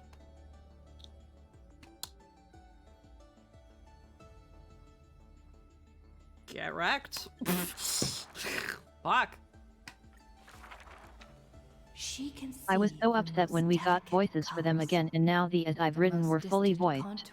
Yeah, I'm upset. She can see the most secret desires, and through the most perfect liars. But being able to see everything is the same as seeing nothing. Countless mirages and cacophony surround her with stimuli plenty, casting her into another kind of blindness overwhelming. So sad to think about. So she soaks herself in the bath and lets her golden thread go beyond the palace. When the water drops on the thread vibrate and shiver, she closes her eyes and listens to the echoes silently. She hears how a mother's feet were wounded for treading over too many stones, and is soaking her feet in the hot water bath. She hears children playing next to the pools, and someone is saying loudly, I heard that the Golden Goddess also likes to visit the baths. She is used to bathing answer the alone. phone, Hoyo or their At the MCs. start of the hours of lucid or parting, her golden hair spread in the water like a throne, like the scattered golden threads, wrapping her again in a cocoon. Funny thing, new male Trailblazer's voice was so unfamiliar to me, I thought it was Finan who was reading these as the world bearer, and it was supposed to be a surprise. Oh. Well, what I mostly mean, Disize, when I say that they didn't want to answer the phone, I say this with the fact that when it came to the voice actors for the Trailblazers, if we, from what we know, from what happened to the voice actors for Lycon and Soldier 11, from Zenless, they were notified over and over and over again that they needed to record. And they didn't answer. They didn't show up. And because of that, in those times that Hoyo or the studio knocked on their door, hypothetically, not hypothetically, but not literally knocked on their door, but said, hey, we need you to record. If you don't record, we have to recast you. And they never answered. Soldier 11 has confirmed that they were notified by Sound Cadence and deliberately ignored them because of the SAG strike. And while Lycan's original VA had lied and said that he was recast without being told, in showing support for Soldier 76 that, yeah, this was why he wasn't recording, he unknowingly confirmed that he too was being told and warned that he'd be recast. And I also have sources that tell me that Hoyo does its best. At least the localizers and the studios that work with Hoyo do their best to ensure that the voice actors are accommodated to as well as possible to ensure that they come and record their roles. And they surprised Pikachu faced when they got recast, despite being notified multiple times in advance when their final deadline would be before they have to recast. Yeah. So when the voice actors for some of these games, when the voice actor for the Trailblazers, male and female, were both like, we were recast, it's like, yes, you were. You were told you were. You were warned. And you didn't show up. And I'm sure that Don Hung's voice actor, Nicholas, I don't know him, so take it with a grain of salt, but I'm sure he was warned countless times too. But I'm also aware from people who know him, from people who do know him, or know more insight, that he tried his damnedest to work with these people so that he could return as Don Hung, because he did not want to lose his role. And it's possible, grain of salt, it's possible that he was going through something similar to Erica Harlacher with her role as Venti, where she was being coerced by other actors and SAG to not record. It's very possible. We don't know, but it's very possible. It's very possible because we have other people, other sources, who have confirmed very similar. With Soldier 11's voice actor, we know that the actors were warned and told several times that they could be recast. And with Nicholas, even though not outright said, or at least not with Nicholas, with Erica, we know that other actors and people in the guild, and even the dubbing coalition, the coalition of dubbing actors, that they were pressuring Erica, that they were threatening Erica. To have it said, I do feel very bad for Caleb and Rachel, as I know how much it meant to them and how much losing the role must have devastated them, but Dan Hung was in the same situation and he fought like hell to keep the role, where they seem to have unplugged and just hoped for the best. Yeah, it seems from what our sources tell us, Nicholas did his damned best to ensure that he did not lose the role of Don Hung so that he'd be able to come back. And as we saw that when he appeared in 3.4, he really did his best. Also, he said as much on Twitter, so that's not insider info. Yeah, he did say to some extent on Twitter he'd been working very hard to make sure that he was not recast, to work something out with Hoyo, probably something along the lines of, if things don't end by a certain point, he will come back. I don't know, but I have a feeling that he worked out something with Hoyo where it's like, I'm really sorry, I can't do these things, but if things aren't worked out by this day or by this patch, I will come back. I don't know. But we have reason to believe that Welt's actor figured something out with his contract. March's actress probably worked something out with her contract, or they just said, we like these roles and showed up. Welt, apparently he's a really well-known on-screen actor. I don't know, but he doesn't need this role. All I know is Don Hung's first lines back were Welt passionately figured voice acted. something out immediately. Welt gets what he wants.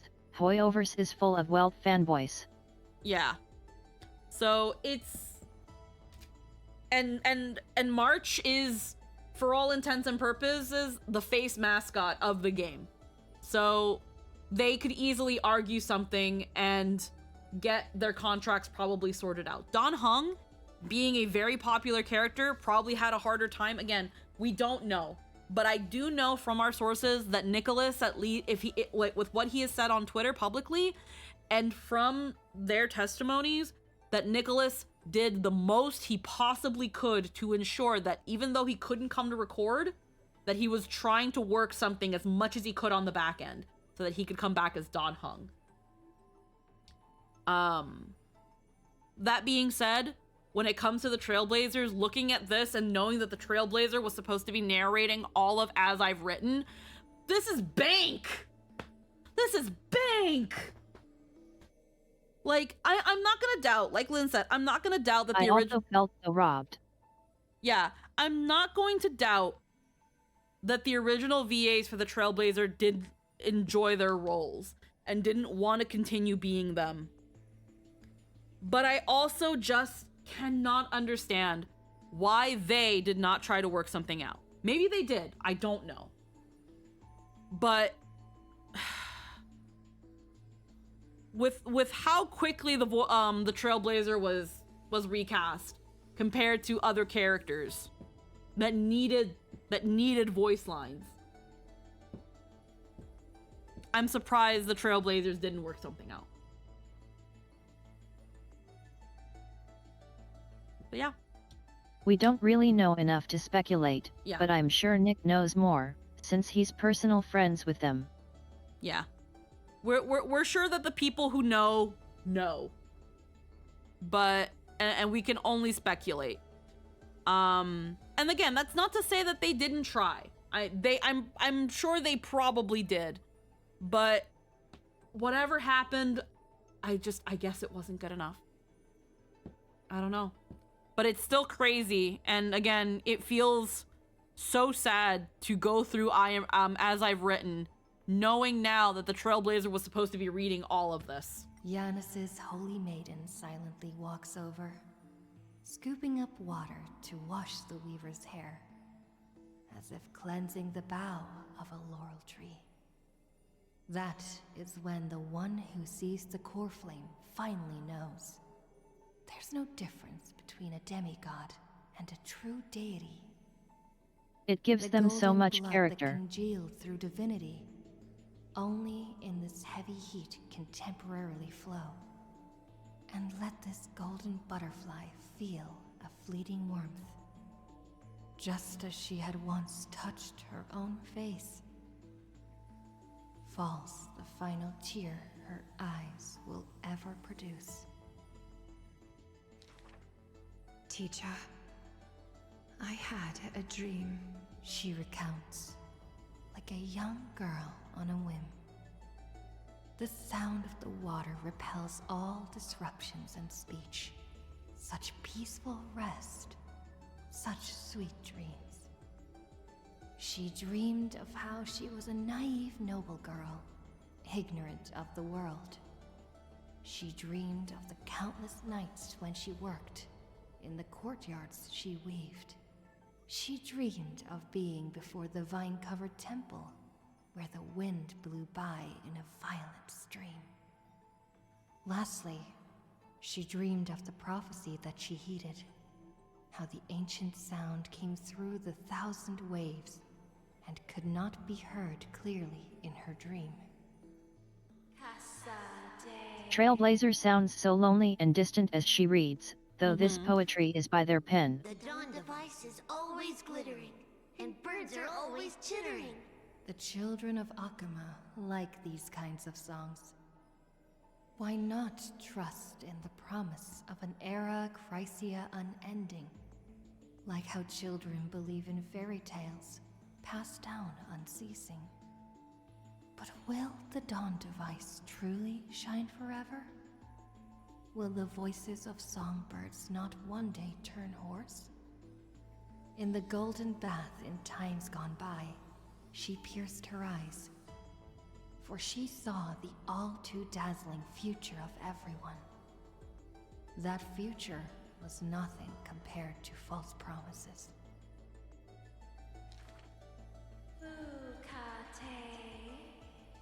The gods have already determined her destiny and her passing.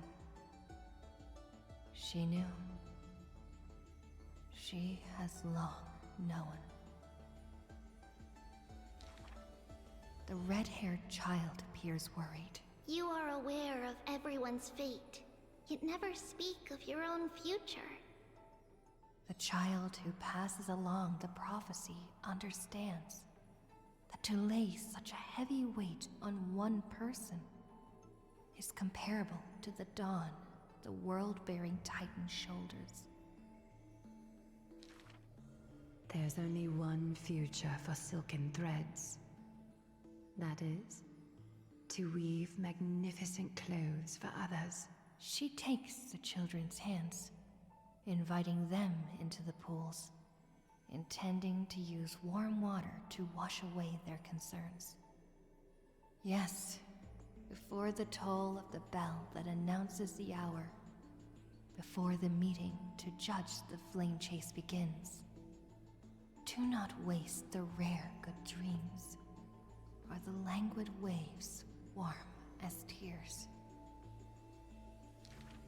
She mutters as destiny slumbers in her arms. The one that wears this elegant attire in the future must bear the weight of the silk threads.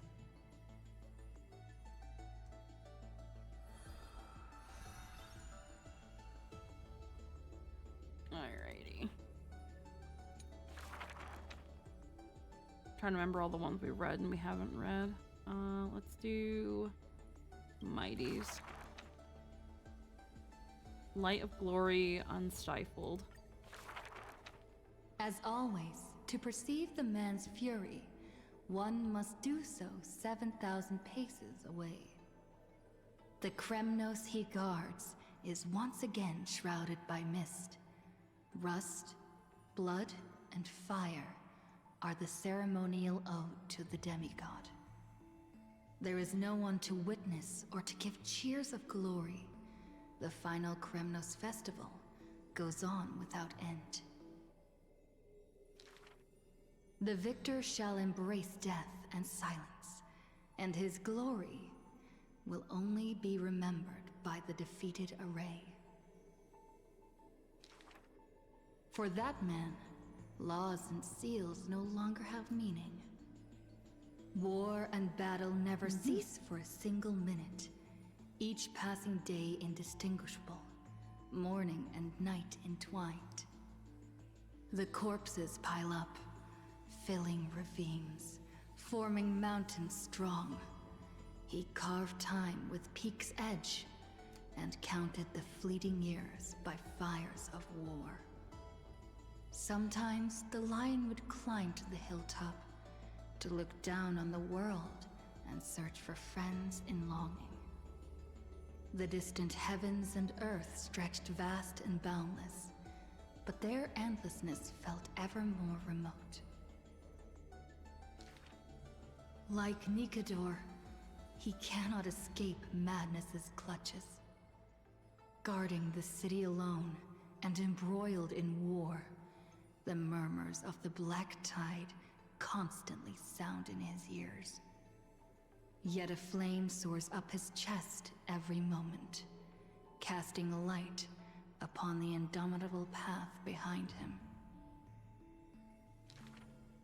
Memories seal the echoes of the past as the man strides into battle, fists clenched fast.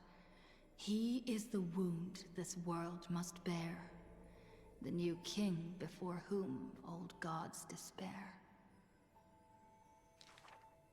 As stated in Idonia's poems, humans are born with eyes closed to accustom to this world's light, and their sight fades in old age to reacquaint with night's anthems. But the man did not bow to the decay of time, rejecting the lure of death's call. With each return from the brink of death, his eyes burn with fury, fixed upon his foes, until everything suddenly faded away, like a surging black tide, swallowing all into nothingness. The world dissipates in the roiling black tide's requiem. Even the lion will one day die, a departure with no way back. With a sudden fall, his pierced chest hits the ground, and slowly flowing into the underworld is his golden blood departing his system.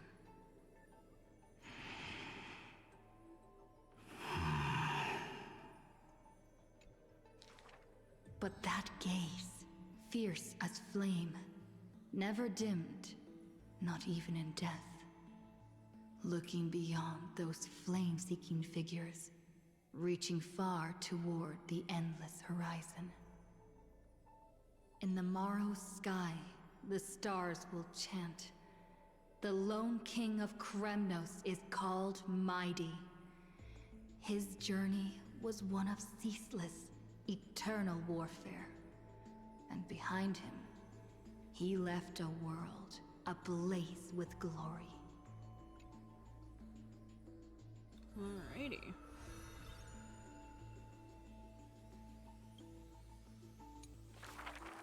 I'm trying to see. We haven't started If this you were one. wondering, putting the new chapters we just unlocked in the stream chat. Yes, Ridra, Evernight, Terravox, High Sealans. Yeah, but I'm also kind of behind. I haven't read as I've written in a while. So like I haven't read Anaxa's. Oh, I noticed. So I haven't read Anaxa's last two. I've not read several of Finan's. Just letting you know in case you were curious. But yeah, Castris. So Anaxa, Castris. We're behind on Saphira, and I think we're behind on Hyacinth. I don't think we've done any of High Sealans. Yeah, we haven't read any of High Sealans. We haven't done any of these. And any of this. Mysterious foreign guest. Yeah.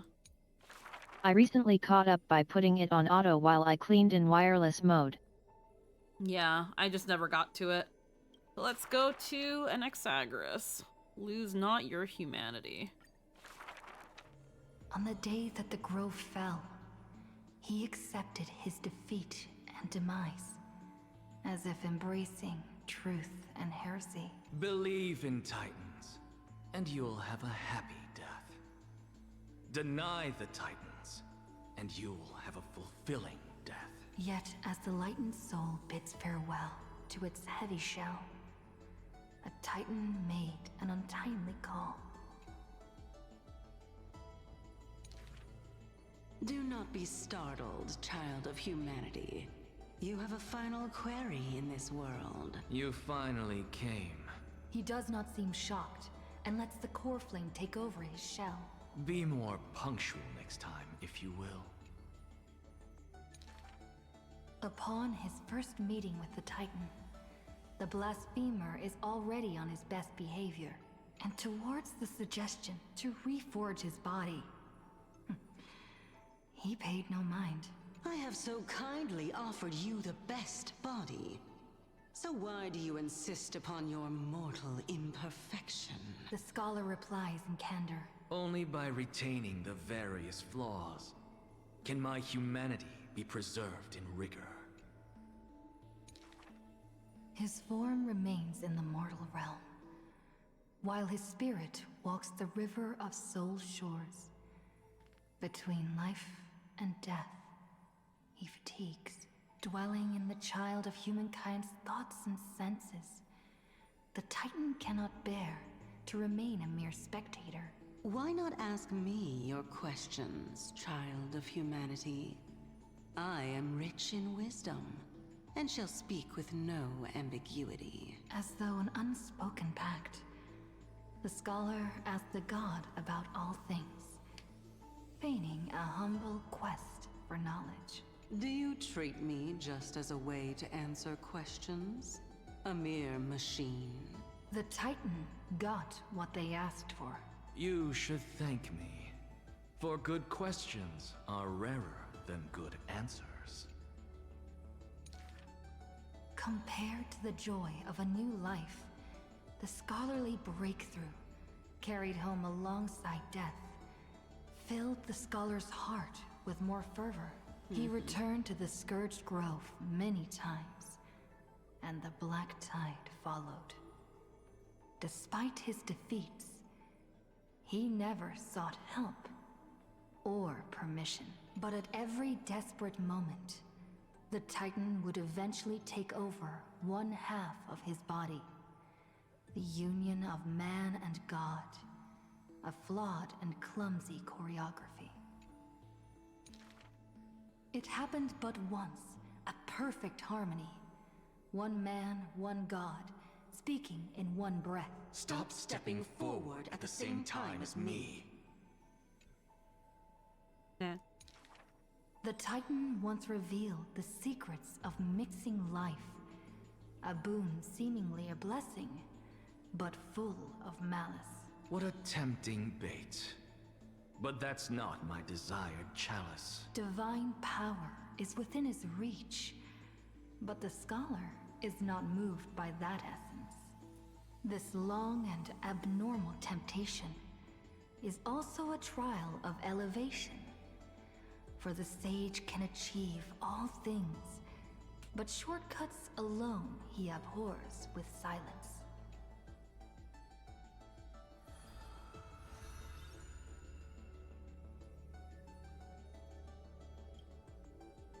Next act.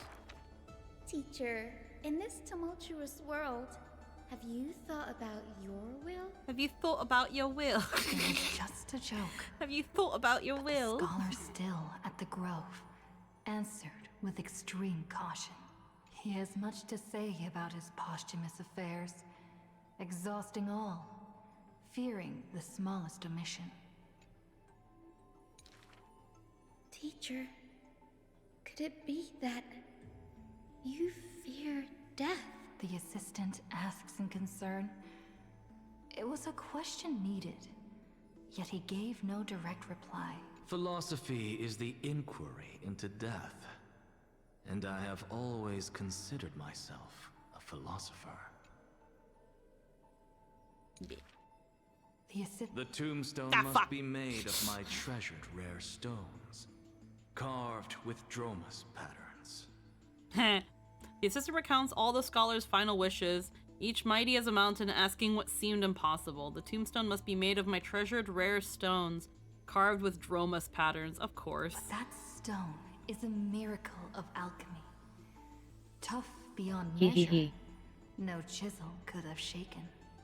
That's also his plan. The assistant softly reveals the hidden plot. He hopes that instead of shedding tears over his death, we will find it in us to smile, even in a moment of sorrow. It's rumored that in the depths of the grove, the scholar left a teaching ingenium, imitating himself to the utmost detail. Go back. The living have not exhausted their thoughts. Go back. The dead have no desire to teach their works. The ingenium's words are cold and detached, like the deceased man himself. But if you have no one to talk to, fine. You can sit and converse. Now, the grove is no longer bustling, and the scholar has returned to dust. Thus, few in this world now know how he was also troubled by solitude in life. Someone once suggested, perhaps your ambition should also find its place among your final wishes. Pointless notion. He dismissed in derision. Unveiling the countenance of the gods is a task for the living. Perhaps that is his haughty position. Such a melancholy topic. Yet he insists on feigning a twist, avoiding it altogether. Perhaps these chapters should not be retained. Most are from the scholar's handwritten drafts, shown without his permission. Yet there seems to be a voice there in remonstration. It's just the past. What harm is there in revelation? Even in passing, his hubris still resounds in reverberation. The smaller a thing is, the more it shows its weight. The more foolish my name is, the more glory my achievements will be in comparison.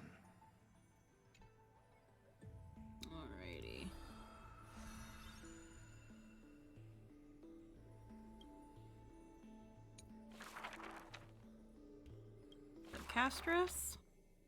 When the wind was warm. The two girls frolicked in the wheat fields, fleet as doe deer, making ripples in the shallow puddles and pools clear. I love the idea of intentionally leaving an echo of yourself to teach future students and making that echo a jerk face. It is very Anaxa. As dusk approaches, the exhausted girls collapse over the wheat heaps, talking about their longings and dreams of literature, love, and a journey through a world dear. Let me quickly grab something to drink while we go through these.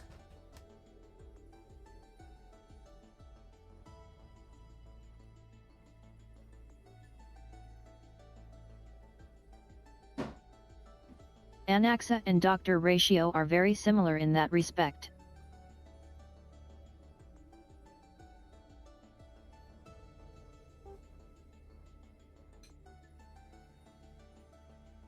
Alrighty. Oh, Sky, slow your closing gaze. How I want to keep this moment in my hands forevermore. On that day, the breeze was warm and gentle. At that time, death was soft and fair.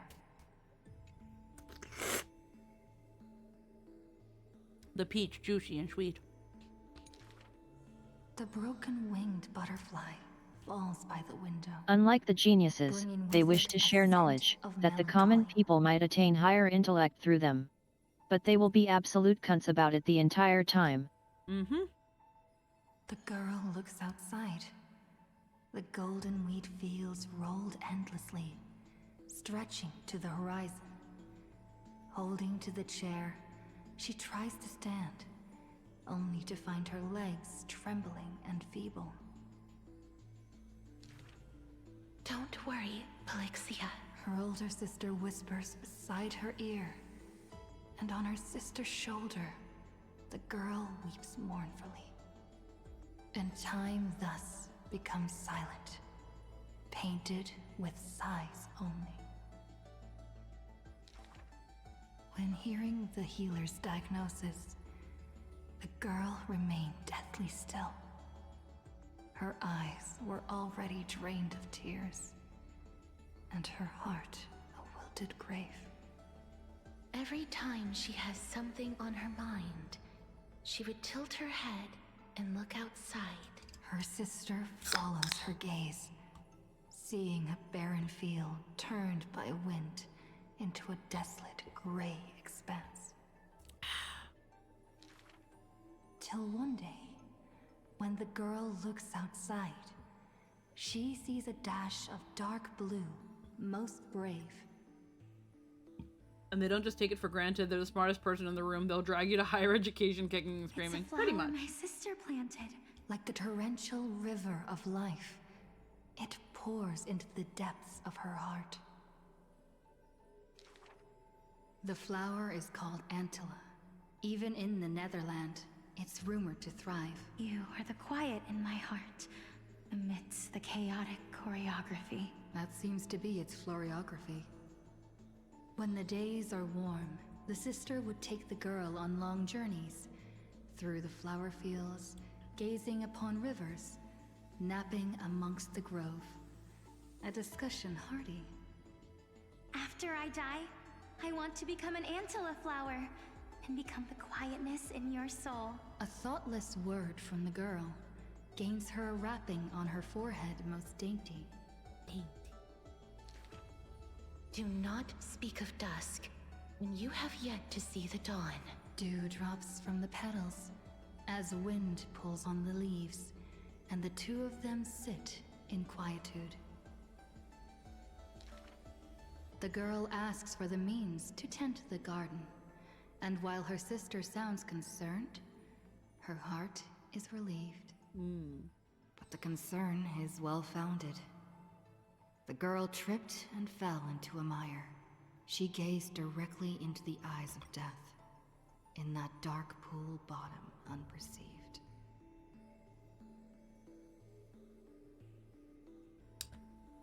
Okay, so Bihari, I'm guessing that you're like trying to critique how a storybook is being read, but you're comparing it to character interactions in an action game. And at the risk of sounding really harsh, that comparison is so bad faith and stupid that I'm not going to entertain and explain to you why that is. But the fact that you had to write, sorry, but Marvel Rivals' character interactions are very engrossing, even multiplex at times, not just the writing and lore, but the performers don't sound insomniatic like this. We're reading a storybook. This is a storybook. It's going to sound like someone reading you a story. Holy shit. I've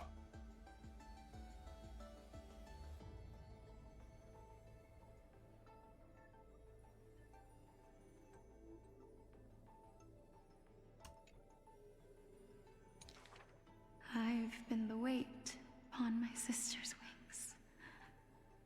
Let this be where it all comes to rest. The girl gives up her struggles, only to see a figure pierce through the water's surface. I won't allow you to walk through the dusk alone, or enter the night of no reprieve. Her sister sobs without end, and the girl has to gently hug her and softly relieve. And then, this distant memory turns bleary, difficult to retrieve. We're reading a storybook that we wrote about events we experienced. We sound lonely and distant because we are reminiscing through poetic verse. Holy shit. shit. The river of souls flows to the other side, wrapped in the land's night. Broad, slow, and eternal and silent. Ending that with Simpsons burp feels like a mic drop. To all in this world that has life, all of which flows downstream, converging as one. The master of That's all I gotta say to that. Just burp. Enshrouds themselves and the souls within the moon cocoon. The dragon, born from the cocoon, carries the girl, soaring upstream the river of souls, defying its eternal flow. Their connection flows tighter than blood, and the key that opens the netherworld's gates is the sisters' selfish plight. Back then, the boreal winds cut through to the bone. Back then, death was a bitter and stabbing fright. In the Netherrealm, without an earth or sky, a flower named Antilla blooms, its beauty witnessed by but one soul. You are the quiet in my heart, amidst the chaotic choreography. The younger sister scores through the blooming Antilla fields, never finding that promised dark blue sprig. She silently made up her mind. Death, leave all your dark nights to me, and save the dawns for her. This is part of why I thought it was fine in narrating. This is so melancholy. It sounds like how Castellana would write. The younger sister gazes at the moon cocoon high above and plans a trip to the mortal realm, a distant flurry. A bard once sung to musical notes. Do not turn back. Oh, do not turn back. The long hand of shadow will retain the dead behind their gates. The giant dragon born from the moon cocoon willingly offered itself as the enduring barge of the River of Souls. No need to turn back. Oh, no need to turn back. That price had long been paid for you by someone else. The dragon lowers its long neck and places the girl on its back.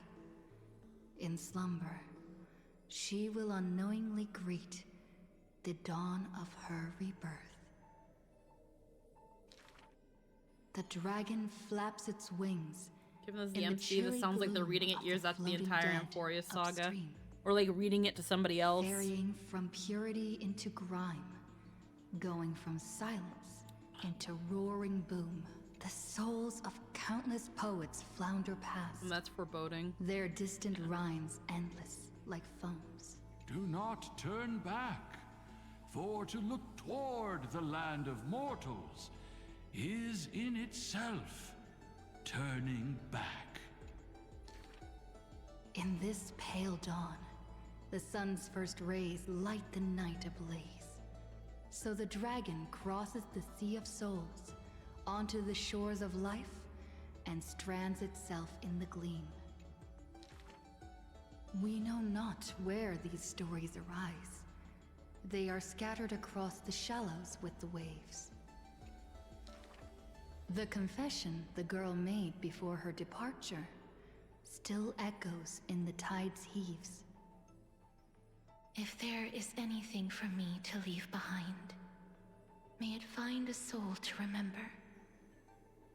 This is the ode of my life, and I've already penned my last stroke.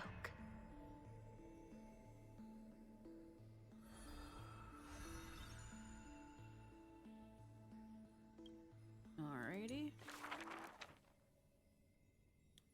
That leaves us, I think, Hyacinth. Hyacinth, we've only got 2. Saphira, we've also only got 2. Finan, we've got 2.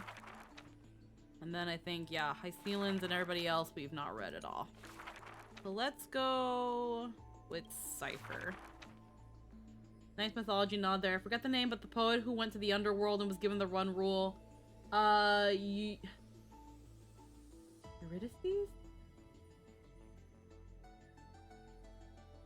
Was it Eurydice?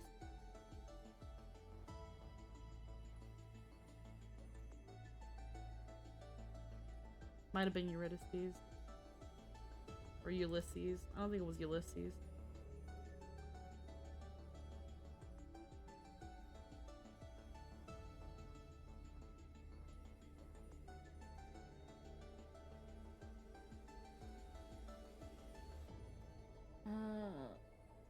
Actually, I just looked at something, and we might. I'm just looking at next week really quick. We can have this going while In Dolus' suburbs, in a tiny weaving workshop, the silk-weaving old woman busies herself within, as her smart child wanders outside on a whim. The silk pours from the loom, some bright as the dawn, some dark as the night. The woman had lived her whole life in poverty. Orpheus, okay. Yet through her business, she never deceives. Alright, Eurydice was the person Good you went to see. child, listen to me. Never lie and speak deceit, for people like you only do to honesty. The girl smiles and nods, but her heart is drawn to the boundless desires of the bustling streets. And the grandmother is unaware that her handmade white dress has been stained by the mud of conceit. Madam, what is a bundle of white silk's price? Sir, only 2,000 balance coins. An honest price tag can only meager profit obtain. If we keep selling cloth like this, we'll stay poor for the rest of our lives. The girl complains to her grandmother, while sprouting countless plots and petty tricks.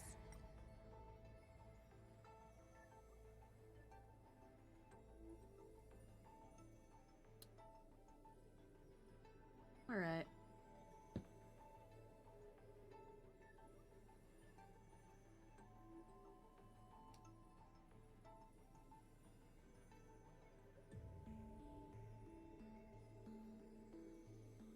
So Bihari, you just wrote in my chat.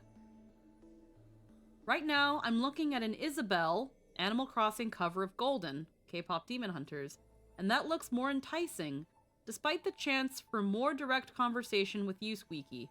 Feel conflicted. Well, I'm going to make the choice much, much easier for you now. Because for quite a while, we have had this issue. And for quite a while, I have stated boundaries and given warnings. And I'm tired. So I'm going to make it very easy for you. And it's nothing personal. Goodbye.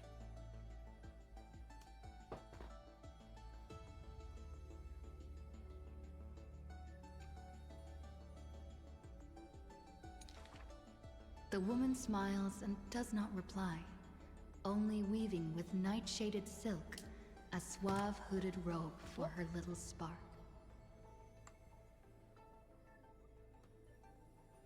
Why don't you take some of our goods and go into the city tomorrow to try out those pranks?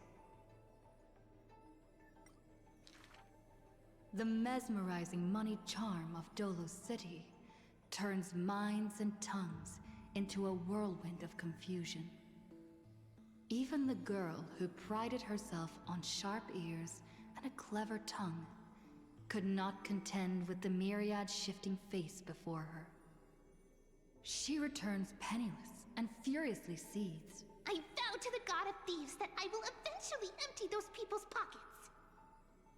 Smiling, her grandmother stops her silk work and offers some dinner with humble dish. Silly child, don't let Titans hear such vows and promises. Yet, when the moon rises, a magnificent pin graces the old lady's pale locks. The girl smiles at the old woman, now stunned in shock. I actually did return with some catch. The brilliance adorning her white hair drew all eyes, and its proud original owner arrived to stake their claim. The bet that the girl won with a brilliant trick is described as a thief's loot through lying schemes. The old woman in her panic shouldered the blame, confirming a sin that was but a fabrication. By Dolos's laws, we must also execute all her family! To protect the girl, the old woman reveals the final secret unseen. She's not Got my myself family. one call. Thanks for stream. No problem. Thanks for Just an stopping by. orphan This is it. picked from the Thanks street for the on a follow. whim. People thought this to be a lie, but the girl knows that her grandmother cannot deceive. Just like how she always glossed over questions about parents and kin. Your parents went to a city-state far away. The girl never bothered to unravel the threadbare lie. Okay. I want to make sure it still works. Stop! Stop right there, you thief! Run! Run as fast as you can! Cyphera! The lies overthrow the shop and tear apart the good woman's good name, leaving the girl with guilt and grief.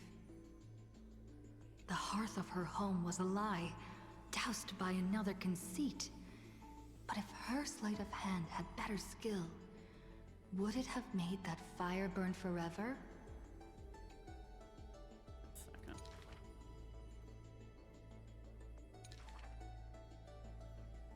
One second.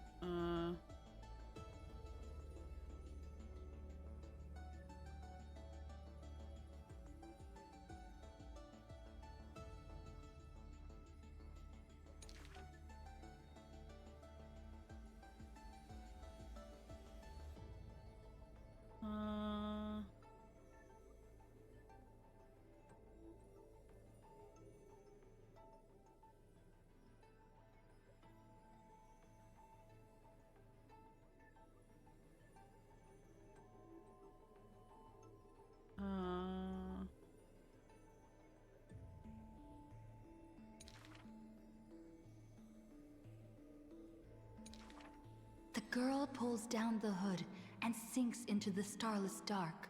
I vow to the god of thieves. And from that day, she never left empty-handed, her words woven with deceit. However, back then, the girl did not realize that the people did not covet one simple pin, but the golden blood flowing beneath her skin.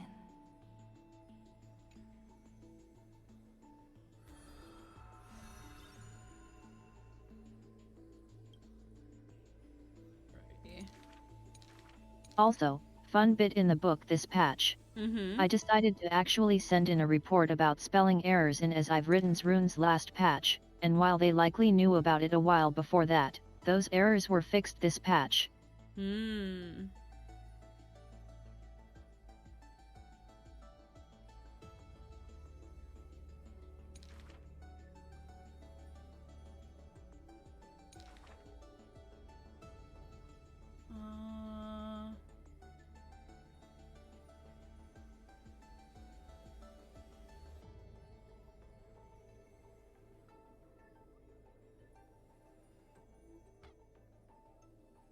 The entry for Tribios used to have an extra S in it, which I found out was an earlier form of the name they changed.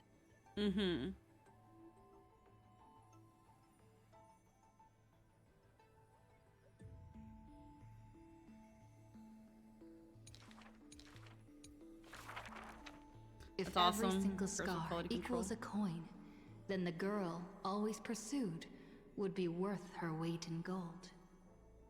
Deception, theft, and night heists. But her nerves And failed Cyphers her didn't when say it her real mattered name, most. but it does now. The girl clutches meager loot to her chest and escapes, muttering curses, bearing her pain. If we're head on, I definitely win next time. She always longs for the coin of whimsy's blessing and creed. Yet the coin in the air always suddenly disappears, as if in reply from the Trickery Titan. Day and night flow, and the thief star makes circles across the sky, while time molds the girl into an adult. The cloak, once used to conceal her entire body, now only suffices as a hood that barely covers her fringe. No matter.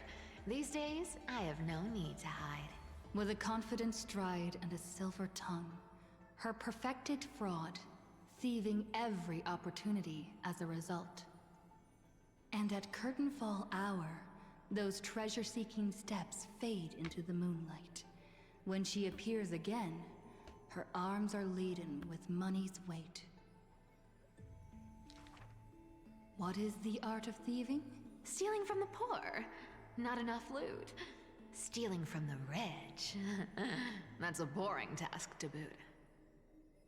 The girl narrows her eyes of greed towards those called the Chrysos heirs. The golden vines of the sages' homes, the sacred carcass of the Deathward realm, the divine lyre of the seashore's pearl, and the crystal chalice of the Thousand Gates. The girl knows not the treasure's origins, only that they are all valuable beyond measure. To have something priceless is the true art of thieving. A pity that deceits are all eventually revealed, and the thief meets a rare defeat. A golden thread discerns her meticulous disguise, and the heroes hold down her third hand to imprison in this thief star made of human feet. I take defeat with my head held high. Spare me your sympathy. She frankly faces the accusations, knowing that escaping would be nothing more than child's play. So the Chrysos heir outside the cage smiles sweet. Would you like to see my most precious, a treasure bride? It is a dress, like the beauty god Nestia's divine body. More blinding than the sun, rivaling the moon in its glory. It is woven by divine threads. It captivates even the gods. But all the lies and deceit are revealed under the golden thread's query. The world-famous thief is stirred by such grand words into a flurry. Then just you watch. This wondrous dress will forever remain in my own gallery. Alrighty.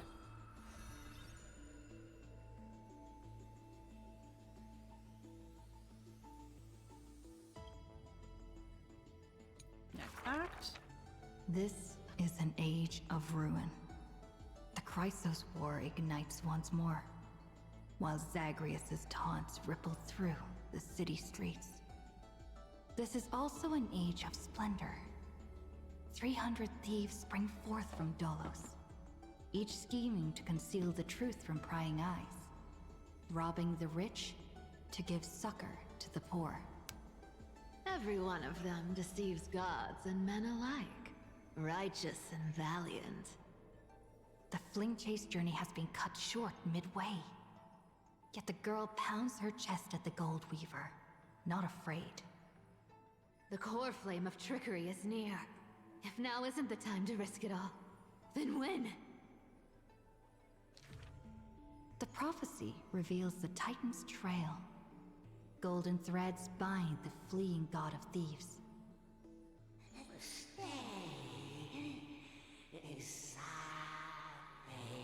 Why not release me? I can show you where all buried treasures lie.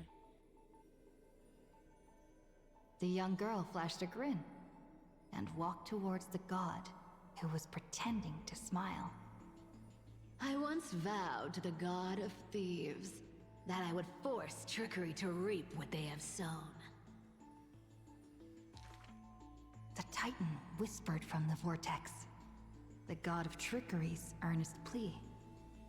They made a promise to the girl who entered the trial, that the whole world would be bathed in light. No more lies and deceit.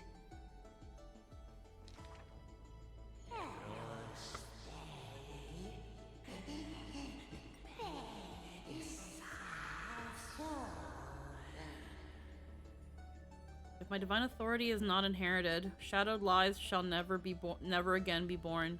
And I, even having lost the core flame, may yet scrape out survival here in The secret. young girl recalled the hearth fire of her childhood. Cyphera, only honesty is well liked. She pursed her lips.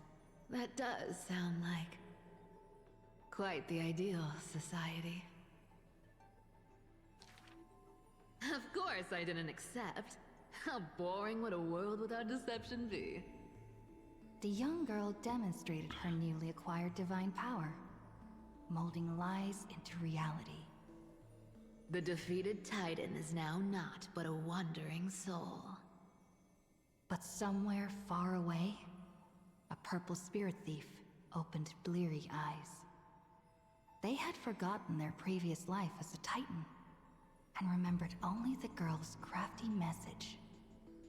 Go! Collect treasure, you greedy little grape. Once you regain the memories of trickery from chests, then I will claim the reward for saving your life. In the days spent away from Akima, the girl grew accustomed to traveling alone. In a certain city, she heard of a spirit thief. Rumors aplenty. I, Bartolos, Master Thief, shall take all you've labored to gain. So saying, the spirit thief steals the girl's coin pouch and fled without a trace. But a gust of wind brushed past, and the girl had already caught them. Running for it? Your life was saved by my trickery, you know. The old god and the new finally reunite. The two rivals who, from that moment on, became thieves and companions both. It's just that the spirit thief's companion was always scaring them. Hey, the fish in the River of Souls are starving, you know.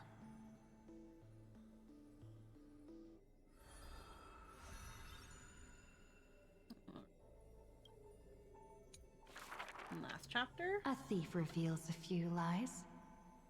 The first lie is called... Fellow thieves, come on and deceive gods with me. The world has already forgotten that feast. Lies unnumbered that drowned the Day of Souls. Schemes uncounted, burning for a night of revelry. 300 thieves shackled in imprisonment, in exchange for a Titan's resigned confinement. To have managed to trick the Grand Master of all tricks. I can die happy now. This was Dolos's great achievement. The deception of the gods, where even Zagreus was fooled. The second lie is called... The god of trickery is now not but a wandering soul. Why did she spare the Titan's life? The young girl knew not, even after asking herself, was it greed for the treasure they promised? Or had she vaguely perceived their lonely fate? It's because you're every bit as despicable as I am. It's such a relief not having to deal with the noble. The girl dismissed and made light of herself, only forgetting trickery was once a god that supported the world. The third lie is called... Oh, eternal day! Endlessly illuminate the holy city. At Dawncloud, the chaplain's secrets foretold the coming of that endless night. What if my lies are more... sophisticated? Can the dawn last forever? No end in sight? Bearing the fate of the Thief Star, the girl was long used to walking in shadow. But as she gazed towards the holy city's dawn, her duty became fixed in her heart, stalwart in might. The fourth lie is called... There's no reason! I just don't want to see you again! The girl tried to mask her nonchalance, but could never fool the Golden Thread's questions. But it is the false-hearted malice that most powerfully forces belief. A true flame chase hero willingly faded from attention, while the wayfaring traveler grasped tight onto fleeting light. She used divine power to forge a mask and conceal the last of her true heart. The fifth lie is called... No. There are... no more... lies... left. The whimsical coin fell to the ground, telling the tale of fate fulfilled.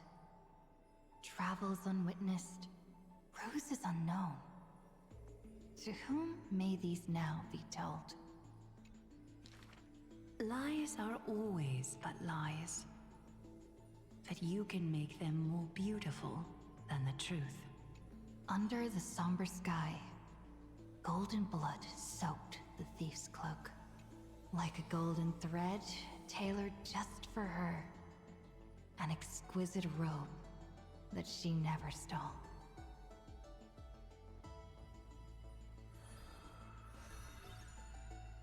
Alrighty.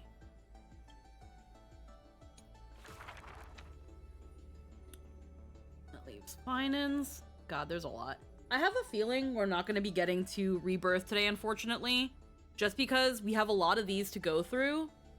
And as we're getting closer to... Even though there's no fate today, even though we're getting closer to when we would normally end, I don't want to have another, like, 9-hour stream like I did yesterday. Because as well, depending on... I didn't think we'd do all of these today. Yeah, I'm doing all of them because I need to get them out of the way. Because if I don't do them now, I'm just not going to. So I want to get them done.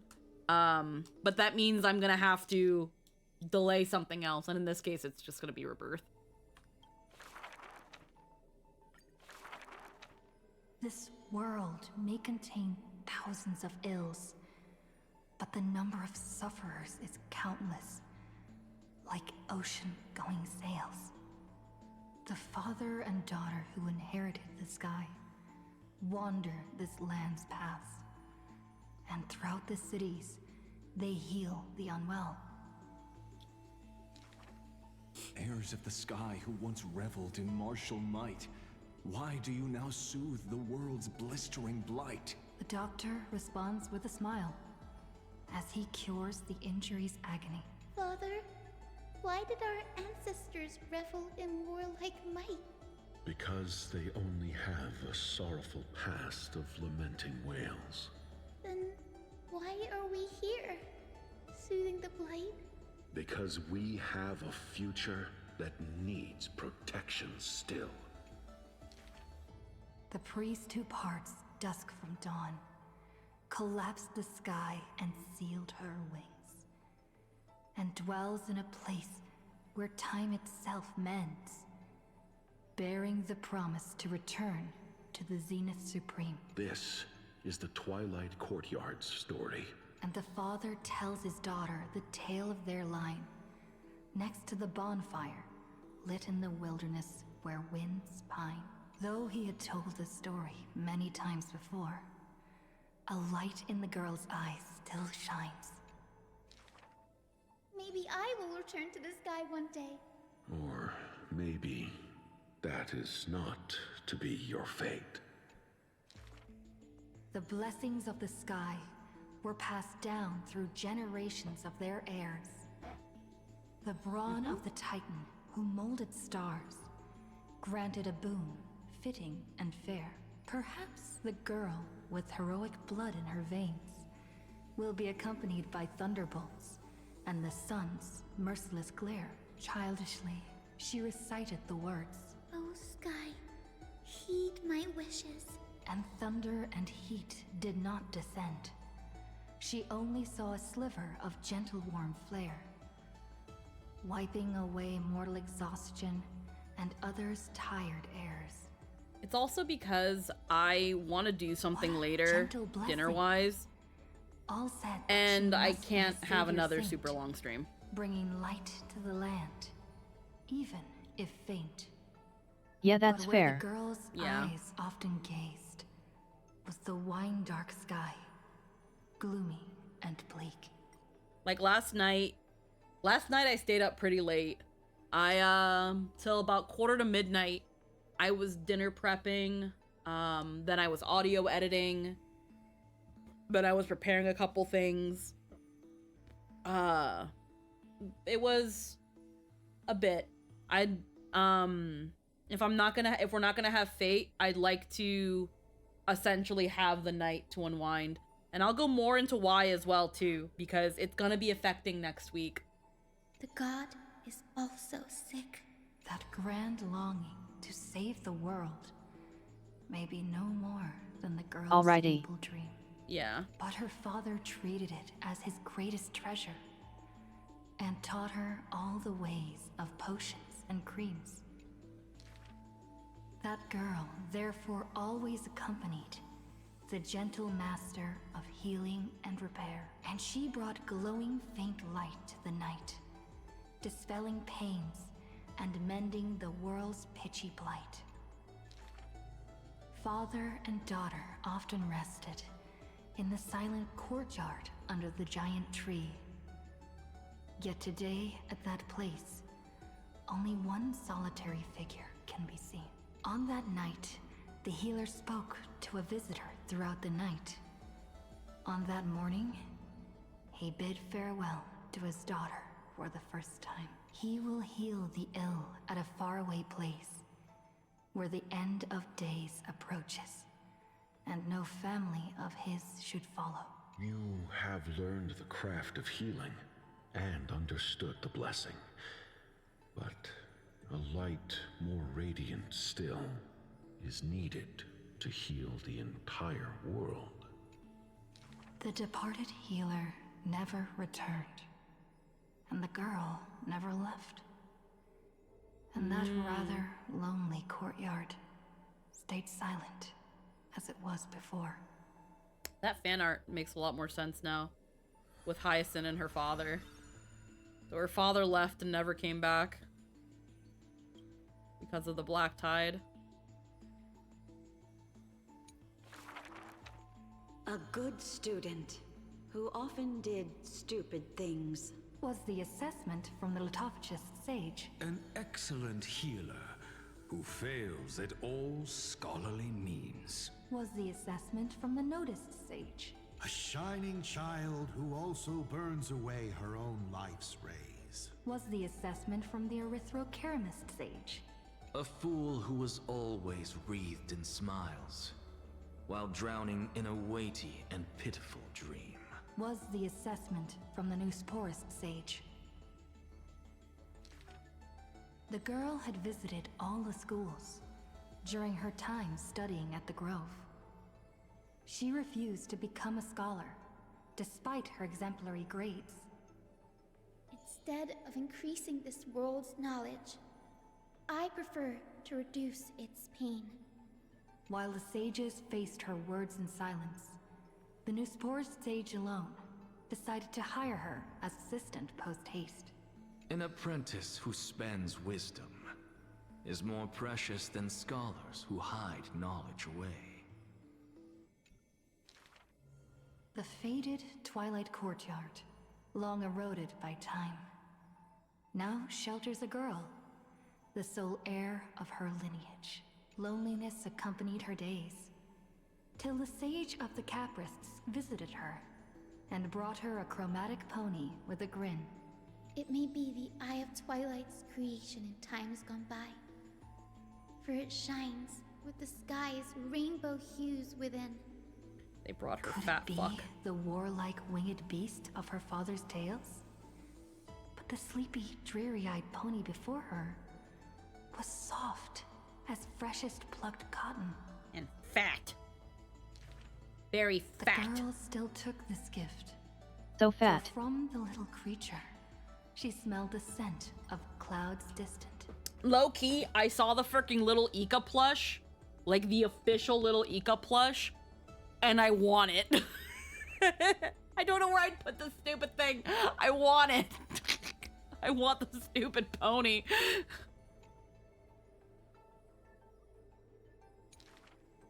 If it weren't for her, I would have suffered more accusations. I think once, because Hoyo, every once in a while puts like their merchandise on Amazon, and once little Ika gets onto Amazon and I can get a legit one, I'm popping that on the throne with the description of obtain fat fuck, and that's it. The Neusporism sage says in admission, the scholar Haha. is coming to deliver arguments and reproach. Approved. Often stopped before the door, not coming to fruition.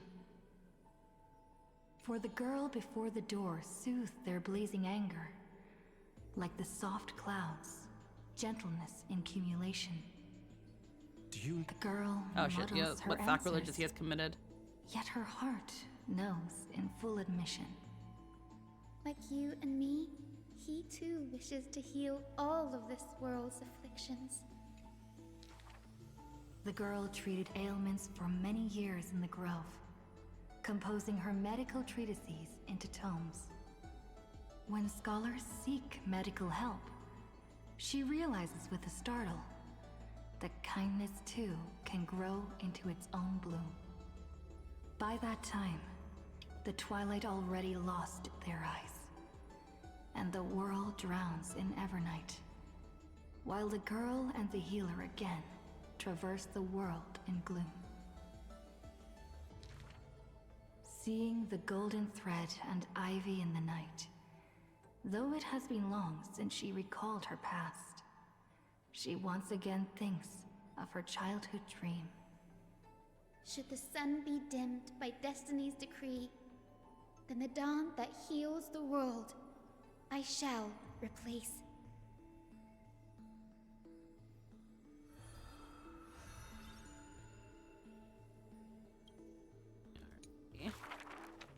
On that day, the dawn promised by the Skyfather shattered in haste.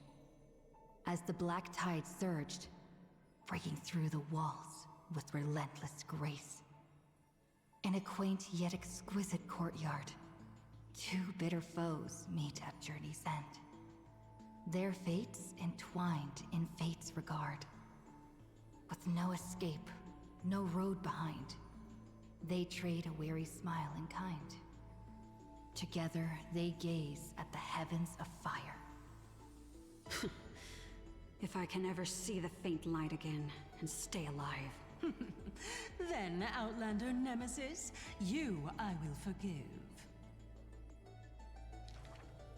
Not long ago, as the romantic demigod closed her eyes, the girl bottled her tears in sorrow, and once more opened the dim-lit garden wide. Two figures step into the courtyard's gate. A general of Kremnos, her body torn, by vengeance bound, by fury swayed. A noble of the Holy City, once wrapped in gold, now haunted by a fate betrayed. A simple injury, or so the girl believed. Yet the two women met with scorn, their words like blades. Because their children fled in love's embrace, while bloodied pasts left scars in place. A feud unbroken by countless years. A chasm carved by blood and spears. This was a sickness beyond the girl's touch. Hyacin was surprisingly chill about the truth behind the stories she was told about her people. I suppose part of that was her being told about her legendary warrior ancestor and going, nah, I'd rather be a healer therapist. Kind of, yeah. She had decided from very young that she was going to walk a path of kindness.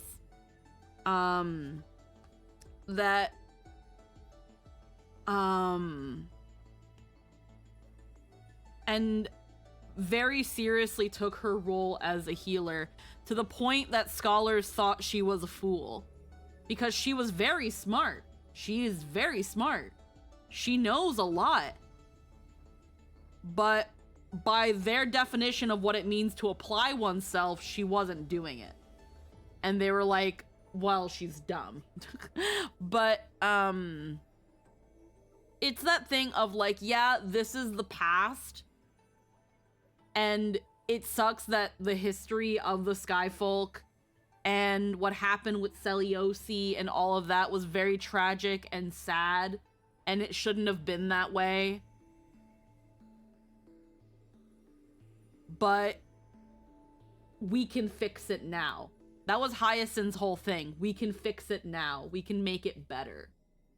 We can always, with kindness and a gentle touch, we can fix the issues going on in the world. It's a very, very overly optimistic way of looking at things, and some people can see it as foolishness. But it's genuinely what she believed. She wanted to bring light and healing and kindness in a world that seemed to be constantly losing it.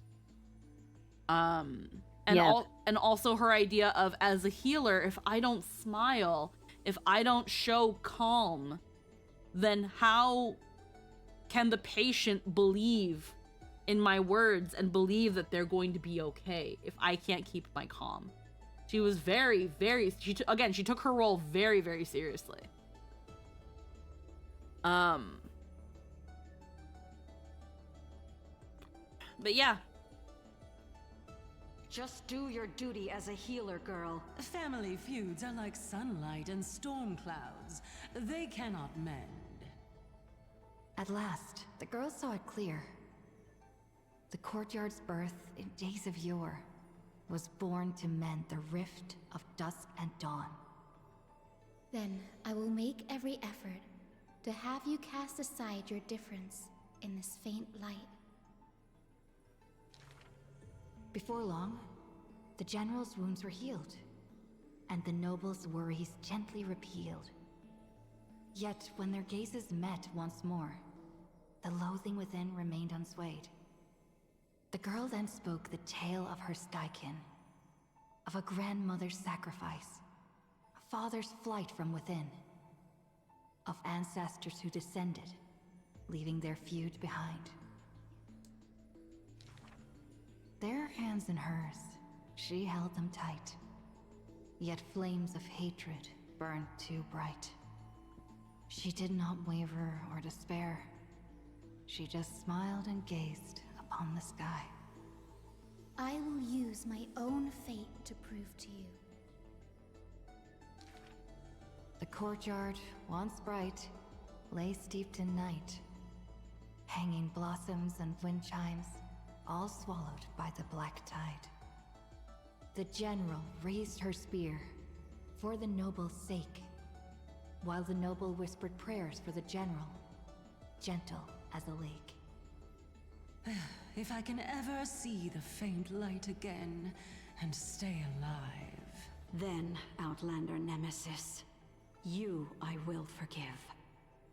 The death they awaited never came. Instead, a cascade of colors fell from the heavens.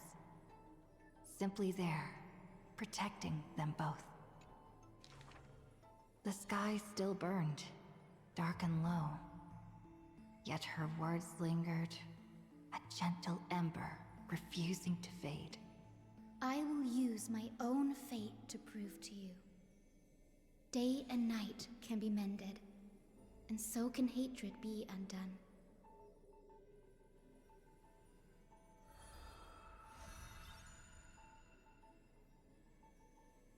Alrighty.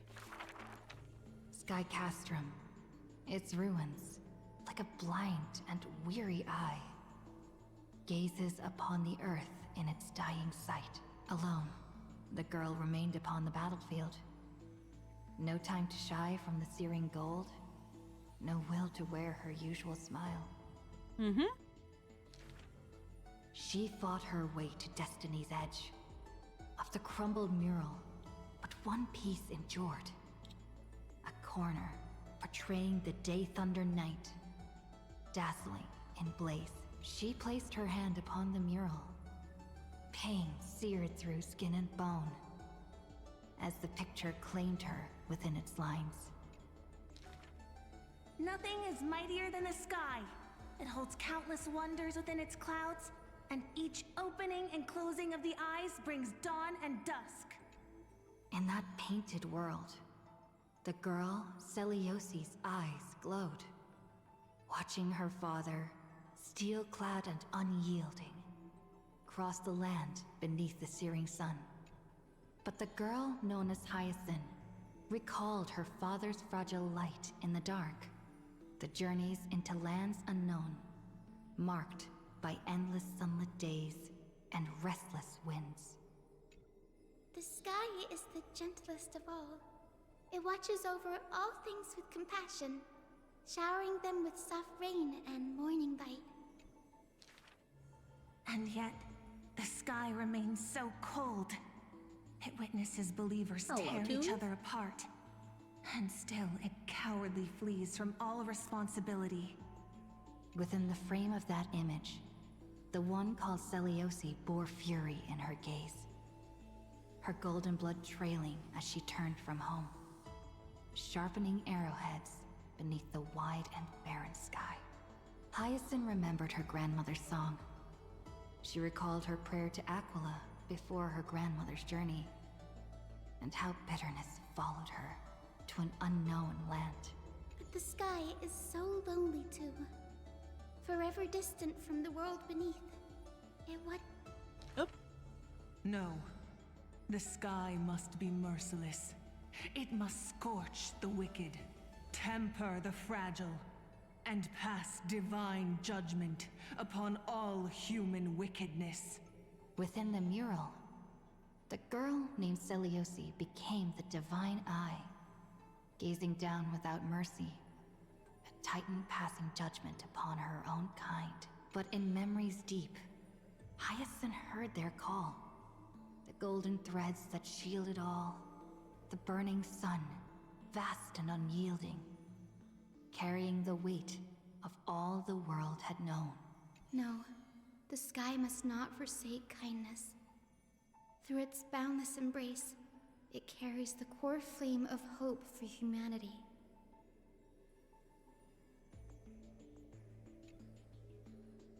For 1 second. This is so lonely, forever distant from the world beneath. It watches every sorrow, unable to intervene. The sky. It's so dark. So cold.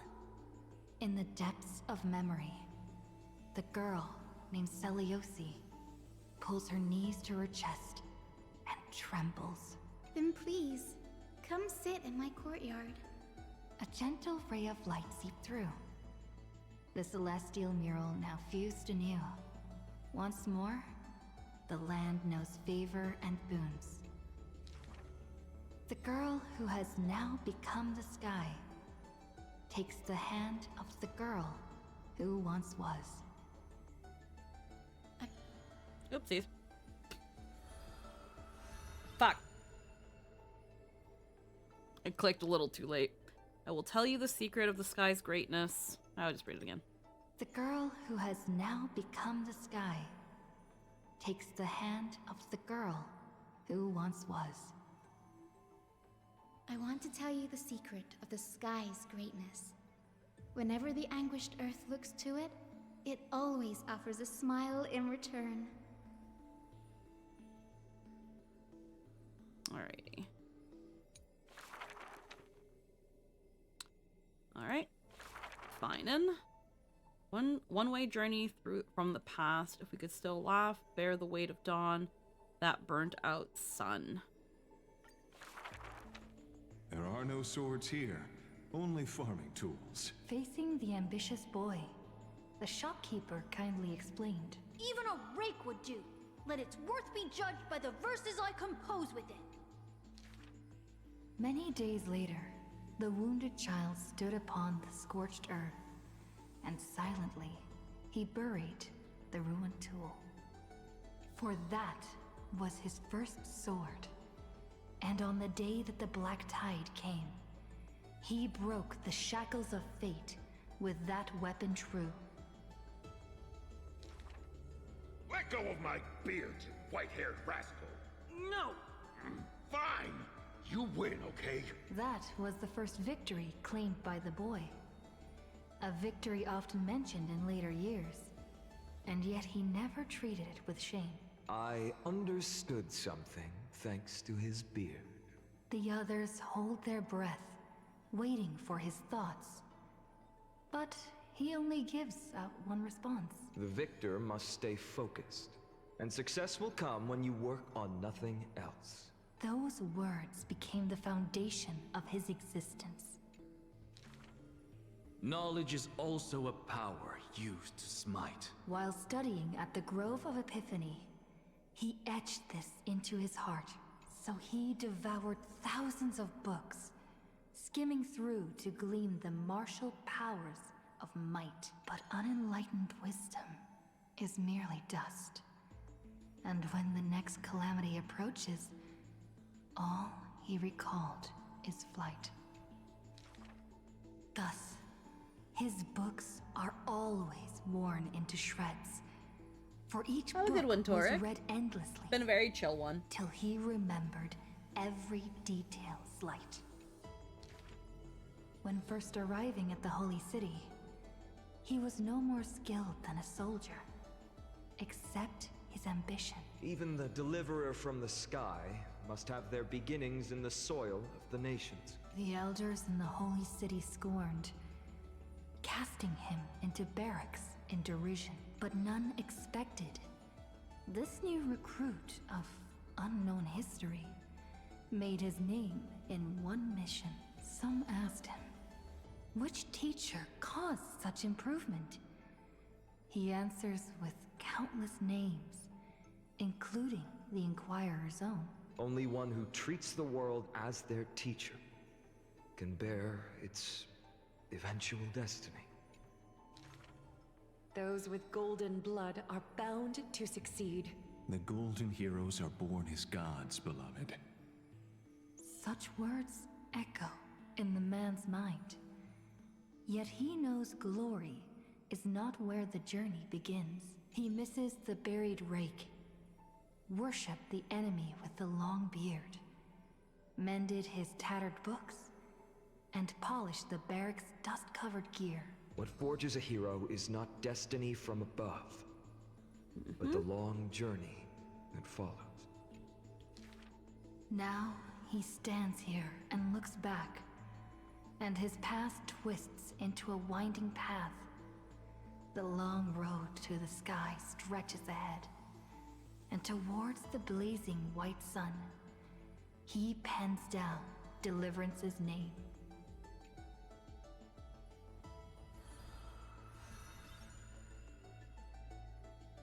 Alrighty. Final? Perhaps you're more suited to being a teacher's assistant. Perhaps. There was once those who misunderstood his alias. It may bring wisdom to light Final and eventual illuminate pursuit of the test efforts, of knowledge gained. but the word's more common meaning is nothing less than the end. That's quite ominous. The man pretended to be surprised and responded with a smile. Though it does dovetail with our destiny. Laughter resounds. The man walks the land, leaving footprints filled with joy. Despite the weight of the past, he can always laugh it away.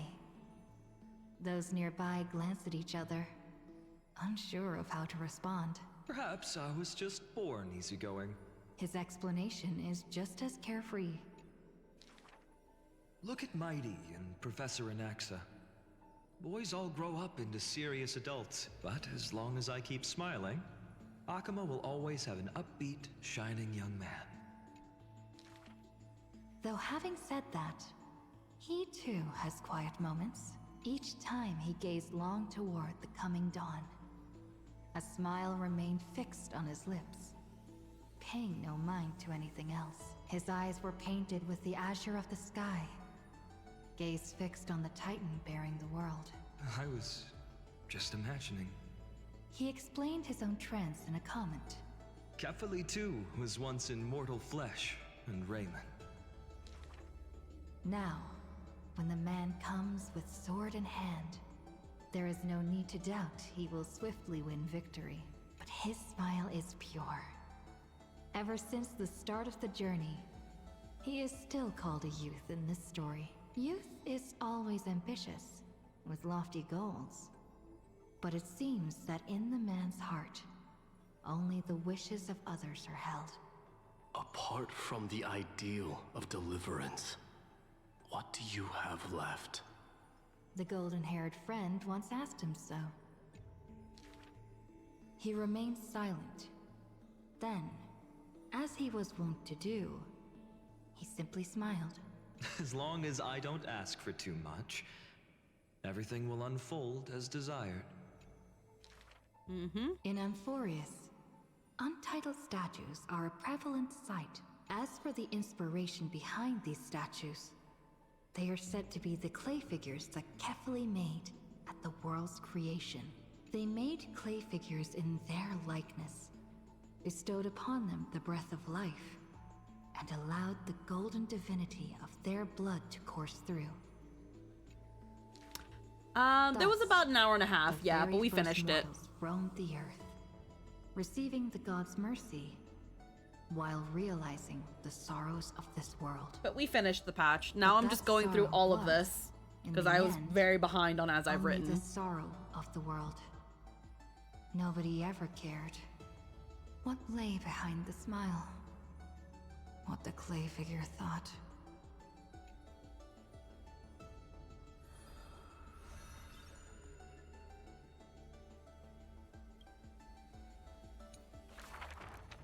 The people likened him to the blazing sun, bringing to Amphorius a glorious dawn. And for his part, he embraced their expectations, being willing to become the perfect vessel. Like that god who shouldered the world, the man never cried or frowned, yet he is not proud of his resolve. For sometimes, he even avoids the funerals of the departed, only out of fear that he cannot cry for those in pain. He once sought out emotions of sorrow, and walked with the lowliest of people. Henceforth, your misfortune shall be my misfortune. Responsibly and diligently, he protected all for the people. Living in dilapidated cottages, sitting on aged stools, subsisting on nuts and fruit, beset by hunger and cold. Hung Shnu me. Hello, the people BB. thanked him for his grace. Like a How are you doing, hon? winter nights. We're reading The storybook. man's presence dispelled the cold, leaving warmth with promises. Having a chill of tomorrow. vibe. Whence does his warmth come from? None ask. The man gradually perceives his true nature, but he dares not speak. Unable to bear the turmoil in his heart, the man set off on a journey once more. Then I shall go save what I can. He was a formidable warrior, invincible in battle. And when it was necessary to sacrifice for fellows, he could do so with ease, giving up everything without a show. Just as the ballad blown on the breeze says, losses are a constant on the flame chase journey. Indeed, sacrifices were not hard for him. Yet his misgivings grew with every tomorrow. Like a tear that cannot be shed, such a resolute willingness to let go comes only from the fact that in decisions, he is utterly unafraid to hurt himself. It is because you suffer that you are so much stronger than any ordinary person.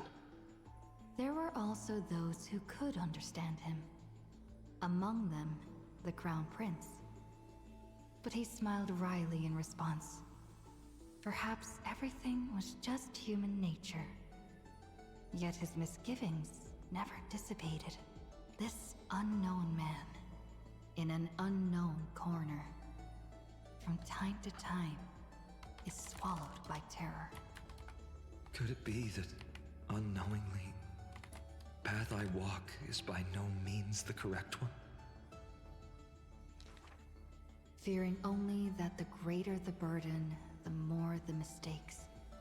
The road trod by heroes need not be that beset by thorns.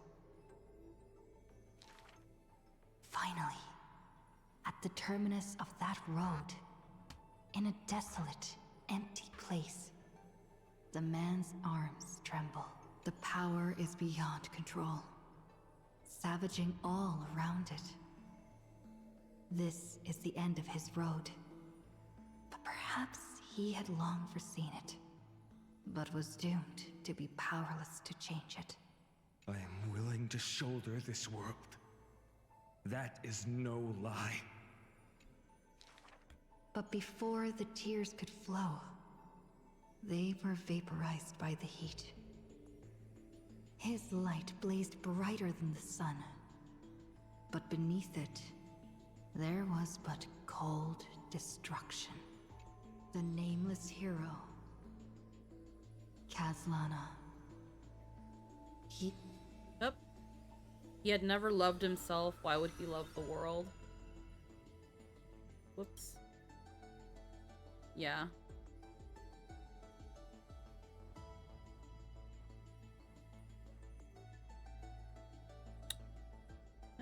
He had never loved himself. Why would he love this world?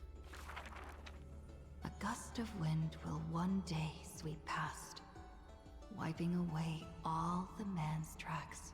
Nearly every footprint was stamped full of the fury that filled him. That humble youth faded away with the flames into yesterday. The first ray of light to pierce the long night was brought by the burning man. But the body that bore the weight of the world was forged by the fires of wrath. Rage is a crafty emotion. It changes its face, concealing itself within the man's life. His friend fought blood-soaked battles, so their people would need fight no longer. But every victory in battle he gained left him neither satisfied nor proud, only with the indifference of emptiness. You must be careful. Duty does not drive you to wield your blade, but hate. His teacher kindly reminded him thus. And behind that hatred, you seem to desire the destruction of the self. But what about his joy? Was that too merely a phony disguise? He who once laughed amidst the crowd, day after day, as though it were second nature. No. Even though he knew not the meaning of love, that happy past was not a lie someone wove. But now, even those memories have melted into fury. His hatred is such that he cannot hold on to what he cherishes, though all is precious to him. Fueled with lone courage, he attempted to resist fate. But the burning sun that shines upon all creatures, once fallen, will incinerate the land, becoming golden death. But what of his sorrow? Indeed, the man could shed no tears, but at the moment the cycle manifested, when all that was familiar was now remote, the world collapsed, becoming empty in an instant. But the stabbing pain in the man's heart, was it but the residual warmth of his wraths? The truth no longer important. The man simply took another step forward. He wasn't willing to believe it, but was willing to acknowledge it. There is no need to question your heart. No need to crave victory. If I am born to be a vessel of sin, then I shall roar at evil, and together with it burn. In the endless cycles, there were some moments when the man felt everything dissolve like a dream. In that dream, he would awaken again, and become once more the boy who loved to laugh. But were he to open his eyes, the fury would cast a shadow. He saw the creators choke his throat, gurgling and gasping. And in that boundless dream, he mistook them for his own jest. But their true forms were violent hatred. Towards the creators, towards himself. A roaring inferno. The prophecy departed. Amphorius was unable to usher in the dawn. What rises in the distance is not the morning sun, but a ball of all-devouring fire, setting the universe in conflagration, searing till the end of time. I mean, yeah, considering that Finan's, for all intents and purposes, his online name is literally just the word for hatred.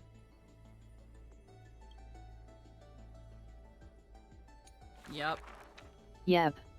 It's really, again, it really reiterates how tragic Finan is, where he was this boy that grew up with such wonder and love. And then seeing everything fall apart, seeing his friends die, and then seeing Cyrene, who is called Love, sacrifice herself to essentially create these cycles that Finan then has to preserve to ensure that Aranova doesn't arrive. That as he goes through more, the further he goes from when he lost Cyrene, from when he lost Love, the more he falls into hatred while trying to stay to this duty. Like, you're doing this duty out of hatred. You're doing it out of, like, because there's nothing else, but you hate it. You hate everything about this. And yep. Yeah, it comes back to because he lost Cyrene. That's why it all goes back to Cyrene. It's also why I kind of low-key ship Finan and Cyrene.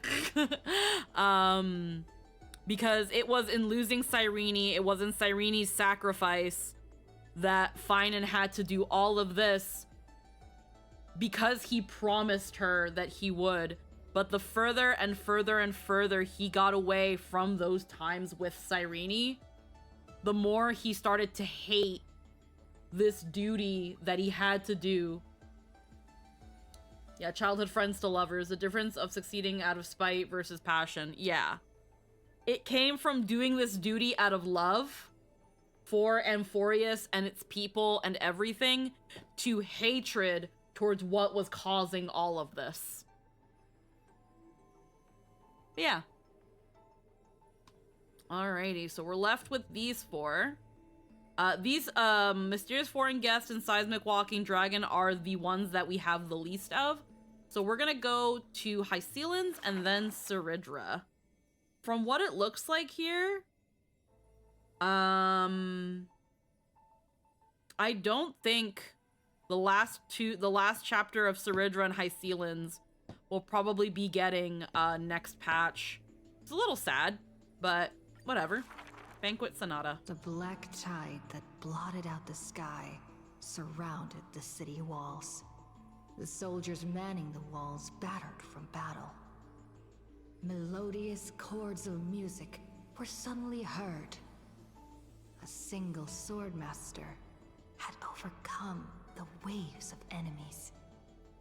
The song flowed from betwixt And that's the scepter blades, trying to further plunge itself into destruction through writing tales of tragedy for heroes, because a hero will go far farther than a villain, with the right motivation. Beast finally fell, shattered into pieces amidst the sword's dance. The Frostblade bore no trace of blood. The legions of heroes under my command are as vast as the sea, yet lack a formidable sword banner. The commander extended a hand, inviting the musician to join.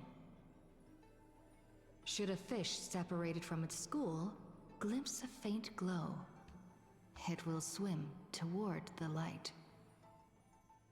The swordmaster clasped the commander's hand, as though gently grasping the hilt of a keen blade. When the spray of her waves extinguished the fires of war from the holy city, a golden name was engraved upon the stone pillars. The former commander burned the crown to become king. Hycelans, brave in battle, triumphant in command, I grant you the title Dux Gladiorum. Let us all forge ahead together. During the banquet after the battle, the weaver tailored for her a splendid dress, and the commander poured her honey brew. Her golden-blooded comrades gathered about her, chanting her new name, urging her to play that splendid music. The candlelight danced and mingled with flowing drink, swords and song ringing out in unison. Yet none knew that was once a lonely melody from the deep sea. The music of revelry continued for a long time, until the whispers of conspiracies were buried in the songs, until the roars of lethal struggle shattered the music. Legend holds that they who bear the weight of a pillar shall one day return to where it stands. Those who tug at the earth shall end amongst the mountains. Those who sow dawn and dusk shall remain eternal in the sky, and she would once again return to the pitch-black sea. and she would once again sing her music alone. The bountiful ocean, with the banquets of bygone days, stir as futile bubbles at the bottom of a glass. Many years later, the song once played by that sword master was played by future generations in the Holy City. The people knew the demigod of the seas was still a noble captain. She possessed peerless swordsmanship and a song that is passed down through the ages. It was just that she had long since vanished. Guests at the banquet sometimes spoke of her, but it was only a prayer between their cups. High ceilings, melody of the waves, bless our night that we may drink deep and dance till dawn.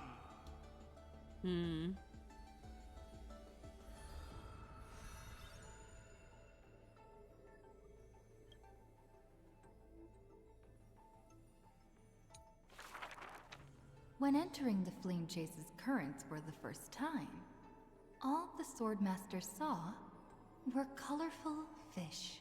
She had already experienced the Imperator's dangerous games. She had long grown used to the giant beast's silent face. Carminum's charms and Helcalith's gentleness warmed her like a spring breeze. But as Fragoris missed his throne, and Bromalis debated with joy, she was sometimes at a loss. Occasionally, the Swordmaster would sink into hesitation, and even that messenger of fate could not get her to laugh.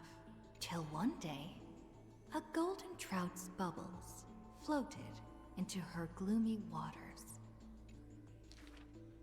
In that holy city where golden figs grew, the messenger of fate led to her a maiden dressed in glamorous gowns. What kind of clothes are you even wearing?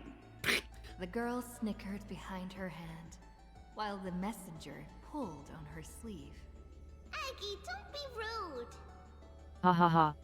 Such hubris, delicate fish. Are you not aware that there's food on your face? You've got rice on your messenger's face. eyes opened wide. Aggie, you've been snacking behind my back again! Exposing me like this. I'll get my revenge. The girl ran away in a fit.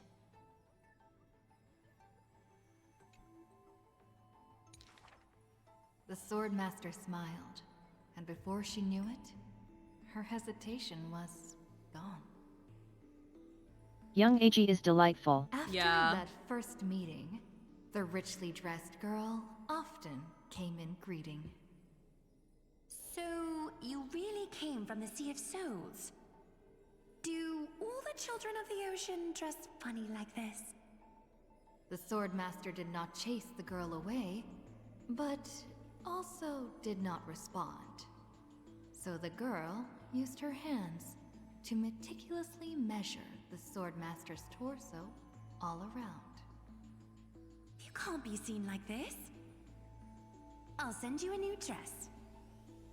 Some days later, the Swordmaster appeared in finery at a ball. All were awed by her splendor, with only the Imperator thinking in wonder. How rare to see you like this. Oh, so lonely, Gladius. The Swordmaster's wardrobe grew full, and people praised Akima's Goldweaver for her cheerfulness and splendid skill. But only the Swordmaster noticed that the smile on the girl's face gradually faded as the flame chase progressed. The calamity of lands asunder added to the girl's weariness.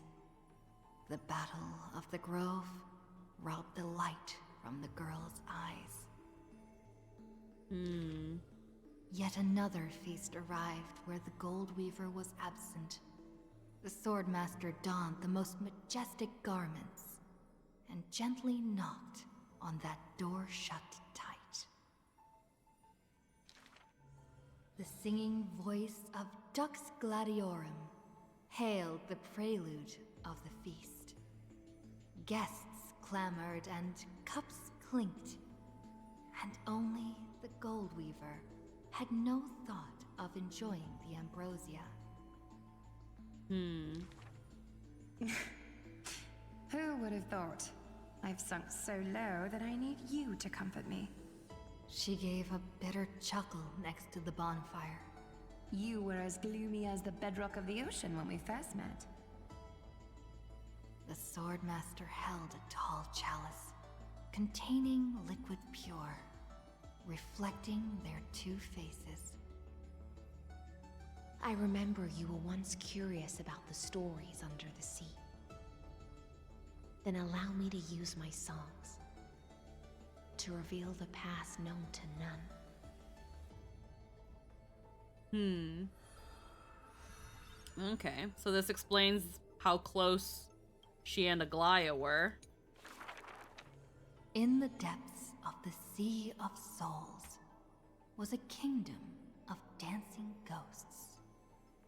Its residents all had melodious voices, and music enveloped every ocean current, for the queen loved her people deeply, thus drowning out all sorrows and leaving only feasts and twirls. Only one rocky castle was silent, one belonging to the princess of the ocean, a princess named Electra.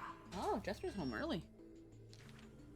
Were Hello. a monster of the depths to invade, the You're home early? princess would raise her sword to engage. Oh dear. The people always rang her triumphs before she returned, for her swordsmanship was superb. Oh dear. I'm making spook Never today. suffering defeat. Princess! Come enjoy the feast with us.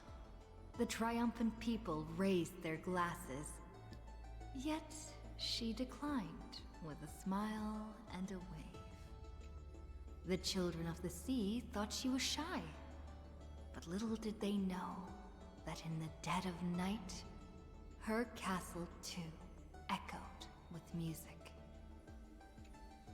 Though that music was loud, twisted, and invoked spite. Before a song even finished, the princess was already biting her lips, and the sea foam brushed away her tears. You can turn off the air conditioner if you want. All of your people sing and dance with skill. So why do I alone lack a good singing voice? The princess wept, her face on the queen's knees. The ocean's favorite child can control the waves and is invincible in battle. In exchange, Talantin took away your singing voice. The queen consoled the princess, caressing the other's hair bun. Finally, she relented and took a chalice. If you're truly troubled, then imbibe the honey brew in this blessed chalice and throw yourself into the feast at ease.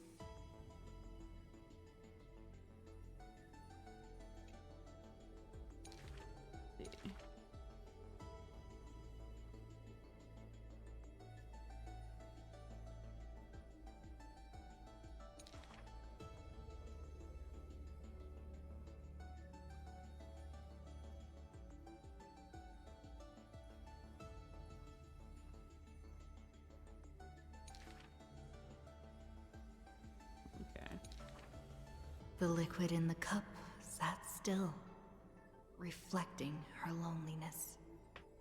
Princess, come sing with us! The people outside her window invited her warmly still. She finally ceased to hesitate, drinking down all the honey brew in one swallow, and leaped into the crowds. She played music and sang, smiling and dreaming. When her song was over, it felt as if waking from a dream. And the people But it's not alcohol, to guys. raise their glasses. It's not alcohol, guys.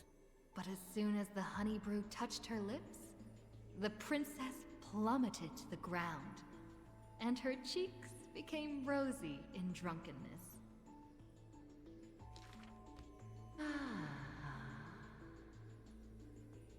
So you've regained your melodious voice. The whispers of the ocean filled You can no her longer ears enjoy a feast while as sober. the princess fell drunk again and again at the prelude of a feast.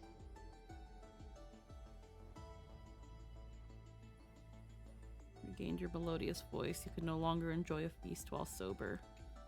Seems like you still have not been able to get rid of that curse. The gold weaver softly took the cup away from her hand. If you want to enjoy yourself to the fullest, then leave this honey brew till the very end. She smiled, then tilted the cup towards the gold weaver's lips. Even if one is burdened with imperfections, I beg you to remember not to refuse that sip filled with fantasy and dreams.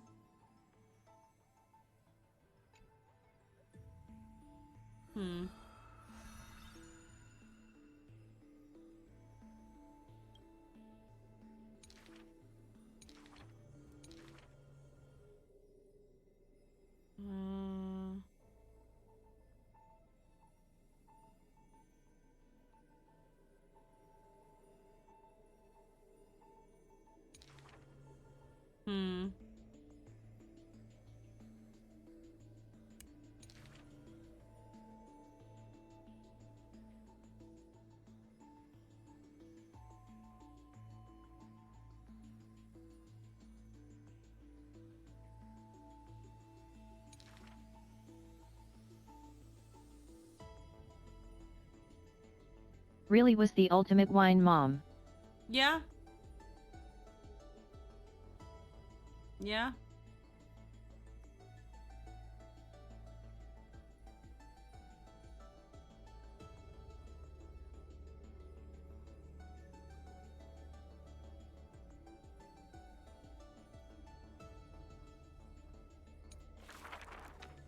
She returned home after many years. The princess of the ocean stood alone with her sword drawn, stepping over the blooming blood of her peers. Before her, the creator of the sea sirens and the mother goddess of feasts was already sinking into the drunkenness of imminent death. Pour for me, Electra. Whether it's crystal clear honey brew or that heretical calamity. And the blood pact of the law won over the ocean's core flame.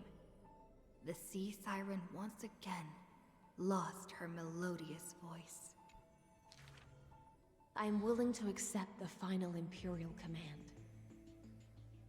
But it is a pity that our feast was ultimately a mirage. The deep sea became a silent place of dwelling. Hugging her knees, Electra locked herself in. Savage and fearsome monsters swam past her, but none dared to interrupt her tragic dream. Till one day, a golden trout's bubbles floated into her gloomy waters. Long time no see, Gladius. Icylands. Now you have truly become the ocean's bedrock. Old friends met again, and new friends came in greeting.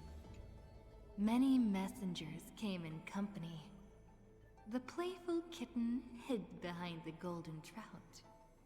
The butterfly of the deadly shadow fluttered in courtesy. If you don't mind, the resplendent pearl sparkled.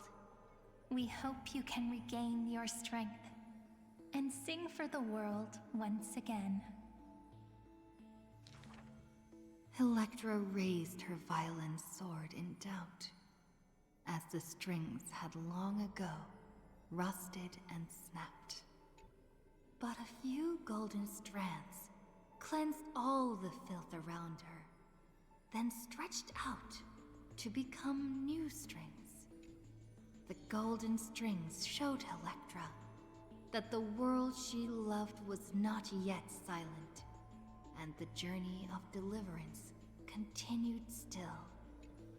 Yet the path to the Sea of Stars would not be a carefree feast. The golden trout never met with her again, and the waves brought endless news of sorrow. Amidst the long wait, she remained bound by decree. All the flames had died out, extinguished until this world fell into eternal silence. And the wordless enemies in the deep sea were the audience of this rite, the Theros. You already know that the world is just an illusion. The sea siren gazed out beyond the heavens, and once more raised her glass to fill it with honey brew. Since the mirage of pleasures can only disappear like foam, when you return, will you save some ocean spray for me? This was a city of festivities, where never-ceasing songs eternally filled the air. Chrysos heirs, demigods, and mortals all came to feast from the four corners of the world. It was beautiful and radiant, performing the sea siren's drama amidst the revelry. The siren once longed for the banquet to never end, yet she witnessed the music fade and the guests disperse. Excuse me. As a fish, she was destined to drift with the waves, whether amidst the surging tides of evil or immersed in the currents of the starry sea. Until a millennium later, when the fish from beyond the sky finally took their seat. I enjoy banquets. How about you, little gray fry?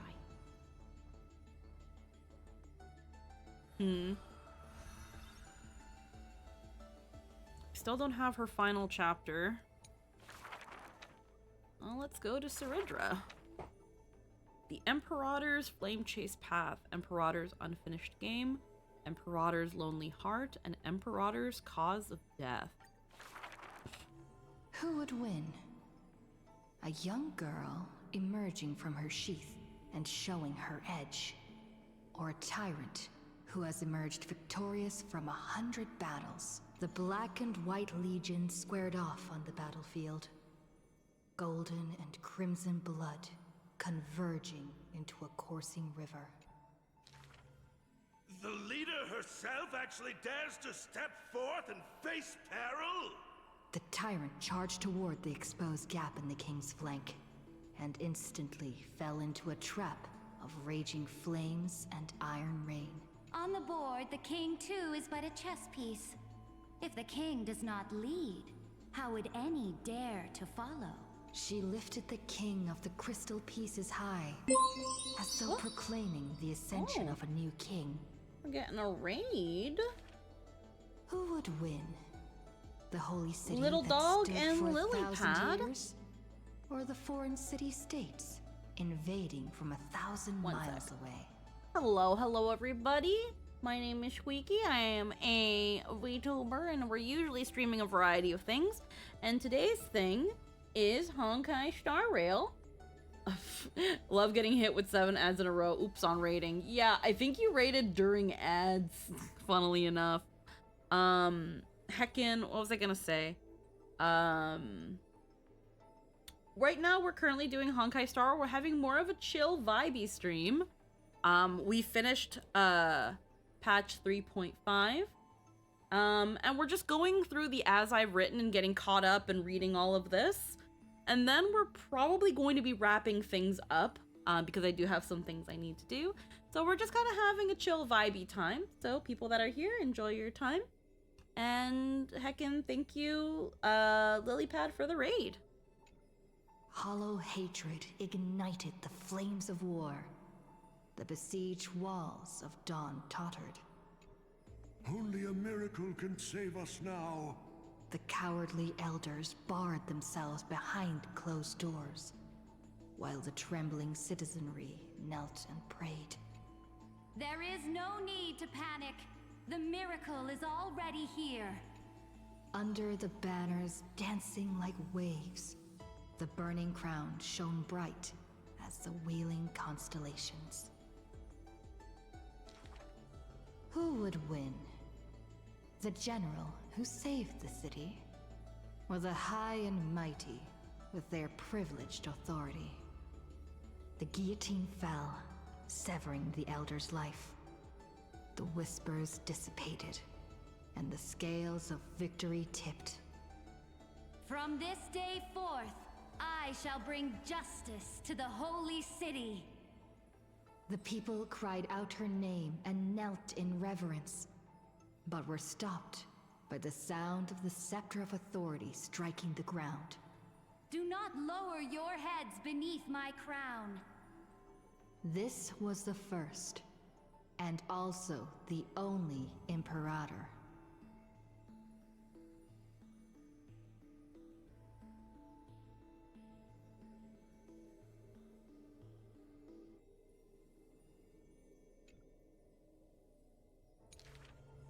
Who would win?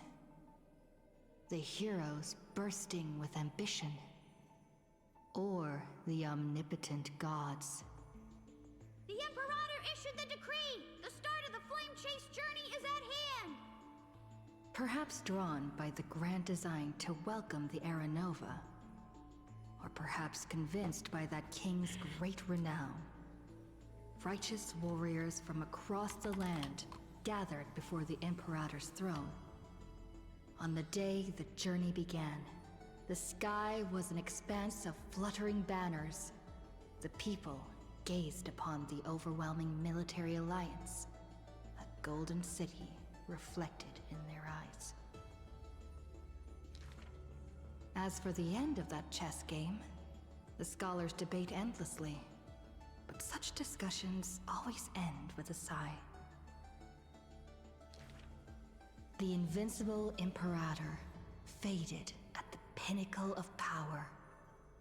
The crown's flames extinguished in the lake.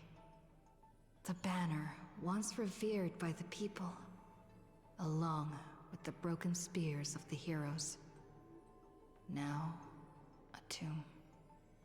The people said, "Even the sovereign that conquers all before her is no match for fate." Yet she said, In a war with fate, has there ever been any justice?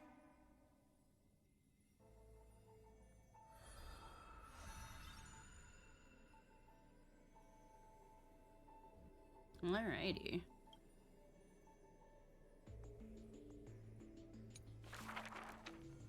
back then, the tides of the Chrysos War had Oh not yeah, hello. yet Yes, engulfed this we are. city We're having a really chill vibey stream. We're just going through the as I've written, and then we'll probably be wrapping things up because it's getting. We've been here for a while. without worries.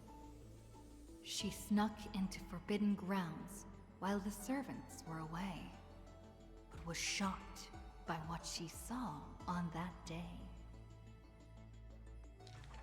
Not to mention, my partner chessboard, just came back and stack of from work early, and he's and a sick, so I want to strange kind of woman. tend to him and make sure he's okay. The board dissected by daylight and shadow, the pieces polished from rough stones uneven. Fancy a game? If you are my match, then I'll call you my friend. The stranger's voice was husky and coarse. If you can beat me, then I'll call you my teacher. Despite the probably bravado, retorted. the princess had never touched chess. The defeat made her study in earnest, acknowledging the other as a teacher. First, she learned the knights, bishops, rooks and queen. Then, how to defend, attack, capture, and checkmate. Fuck. But she still recalled what the stranger said. My origins bring dark omens. So never tell others where your teacher is from. I have learned all there is to learn. Barely out of childhood, the princess raced into games of chess. Those who looked down on her faced many losses. Those who glorified themselves forfeited in a mess. At her prime, none could rival her at all. Never tell others where your teacher is from. Then the waves of the Chrysos War washed over the world. The Akamans welcomed a ruler. She was deemed Imperator and loved to play chess with herself. She regarded all things as pieces, whether Chrysos heirs or Titan's magnificent. Before every god-slaying campaign, she thought of the stranger from her childhood, as if that woman had always lived in her mind. Isn't it lonely to play chess against yourself? The princess did not understand at the time. But now, she who bore the crown finally realized. The flame chase's beginning was like fuel being tossed onto the fire. And in the unending road of marching banners and war cries, she finally had time to meditate. There were often jesters behind the king, curious about her past in her old city, lost to time.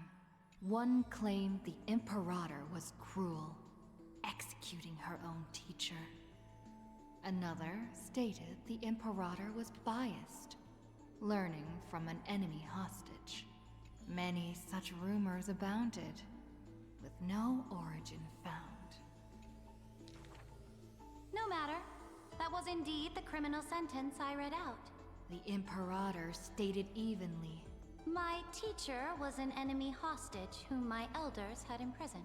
Her state betrayed our alliance and must be executed according to law. But she taught me chess. So why can't I chisel the word teacher on her tombstone now? When the princess personally cleaned up the possessions of the dead, she caught sight of an incomplete game on the ground. The stranger's hoarse chuckle still echoed in her ear, laughing at the eternal fate of imprisonment, and at how the one facing her was the princess of the enemy. Is this your final game for me, my teacher? The princess imagined the endgame over and over. Even when she took the imperial crown, she still dreamt of the black and white board. The concealed truths suddenly dawned on her during a more difficult contest in the future.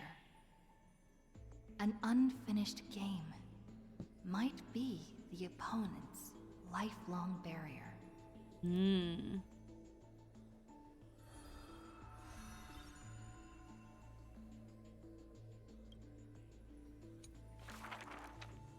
The Imperator's armies stormed into the northern states for the first time, passing through city gates scorched by war.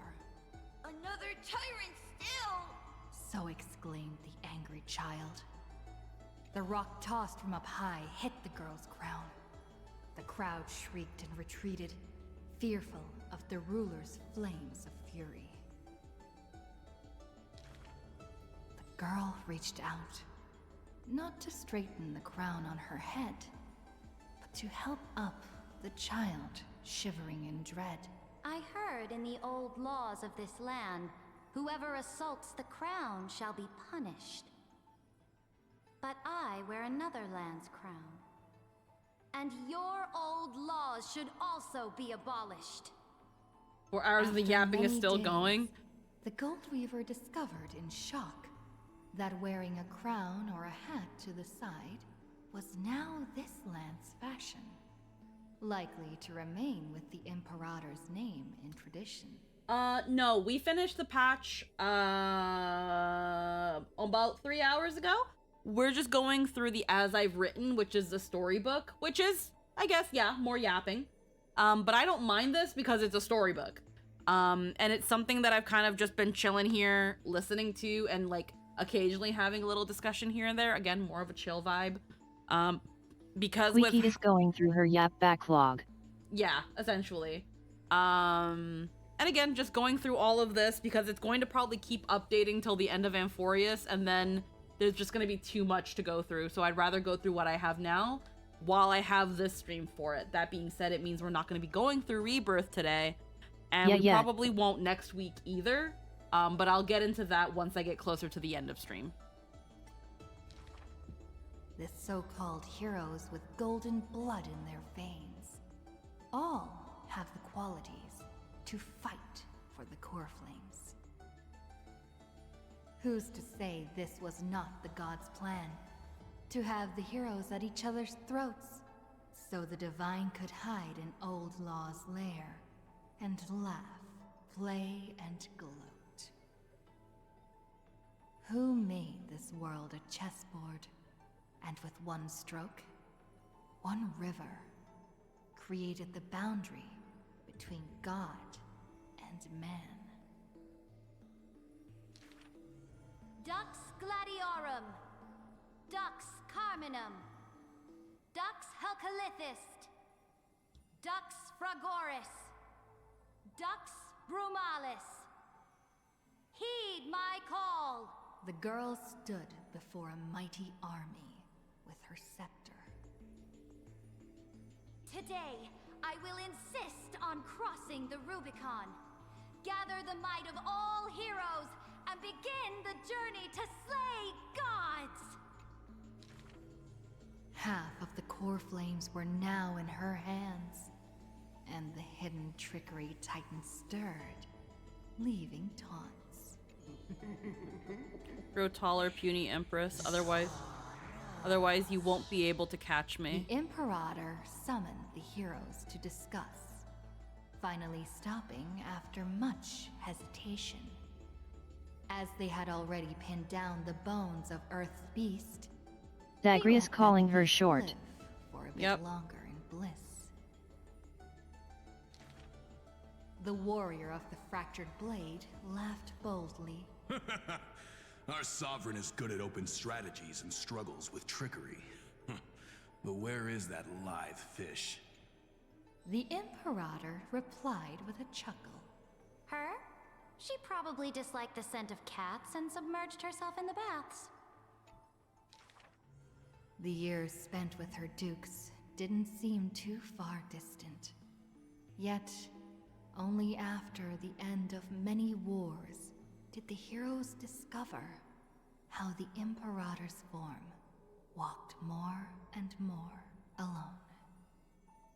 When all others had departed in intoxication, the two of them gazed into each other's eyes, towards torrents deeper than their I accidentally fates, skipped a thing again. I'm clicking too fast. to profound silence. The road of the ruler is a lonely one. One day we'll only be able to see her retreating form. The Swordmaster of Singing Waves was worried too. When all others had departed in intoxication, the two of them gazed into each other's eyes. Drink one more cup with me, my dear follower. In the end, the Imperator first broke the silence. When compared to the taste of salt and blood, I sometimes miss your ambrosia. Also, it's so striking how different some of his lens performances are. It's almost hard to recognize the voice at the end compared to the beginning. Yeah, at times.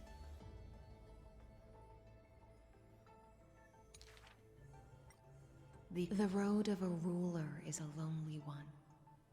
One day, we'll only be able to see her retreating form. The Swordmaster. Very different.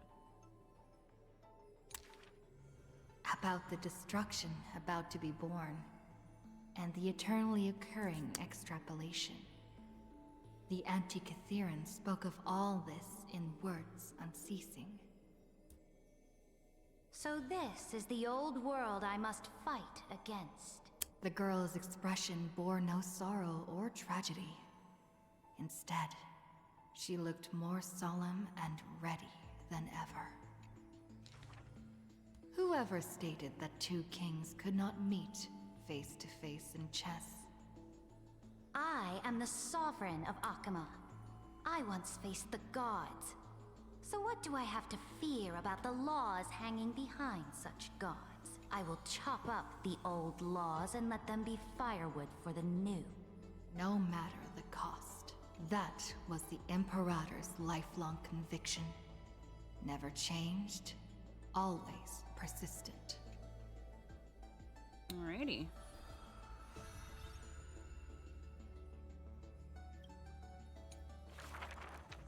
I dreamed that the Imperator's statue stood before the world-wearing altar, her gaze level with that of the gods. Then, blood gushed out from the statue's orifices, and the people, in cheers and elation, washed their hands in that golden blood. The tyrant's life will end with violent death. None will weep, and all will cheer as her statue topples. She will die before the dawn comes. A vengeful aristocrat, one whose title was stripped by the Imperator, thus spoke. We cannot agree with your excessive deeds. You have imprisoned Trebios' split selves, demanding that divine authority regress into the ruler's mouthpiece. We will reveal your future with the prophecy. And tell in truth, your crusade will indeed be a smooth path.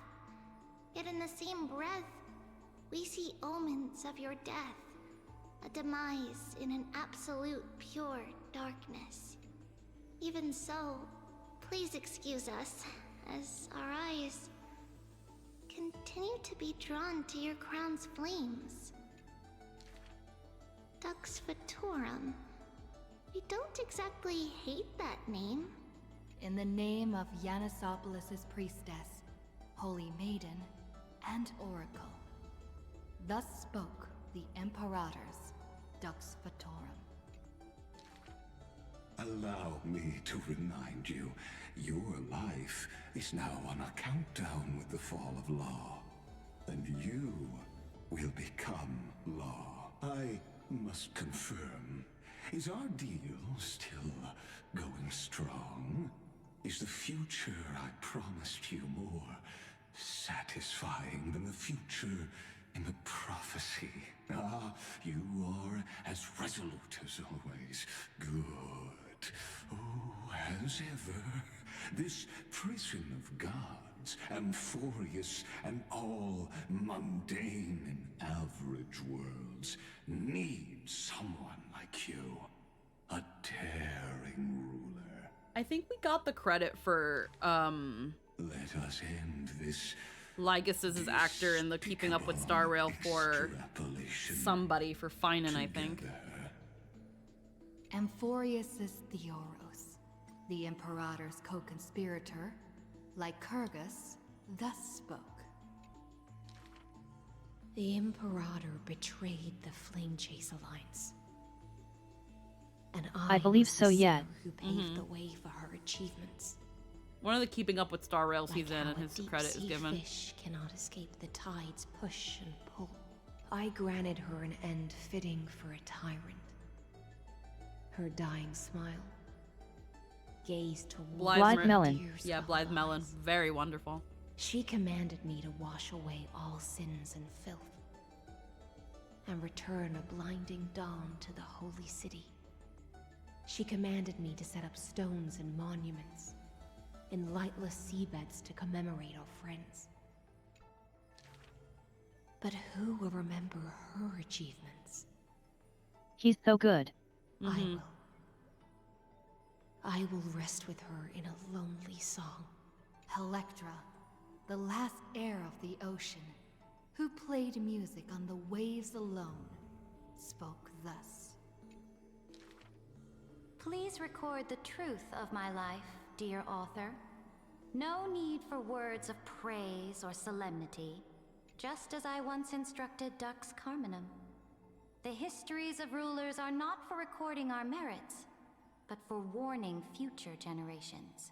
As for why the Imperator died, and what reproach she would face in life and death, those should be left for the new world to judge. Now I have personally entered my end, a self-flagellation. Let the boiling gold covering The way he holy manages city to effortlessly be flow stamped with between my emotions name. and tones as he monologues is very impressive.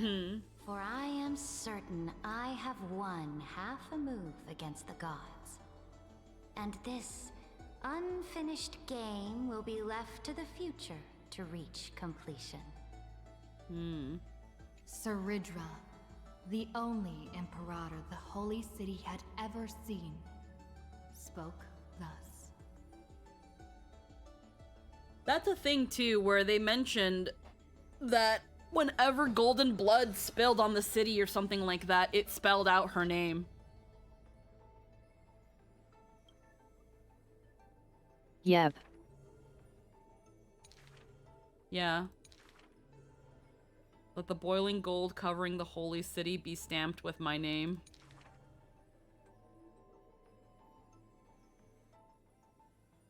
Alrighty. Alrighty, last two are very short. And then we will wrap things up. Give me a moment. I do need to use the bathroom. It'll just be a quick second. All that tea.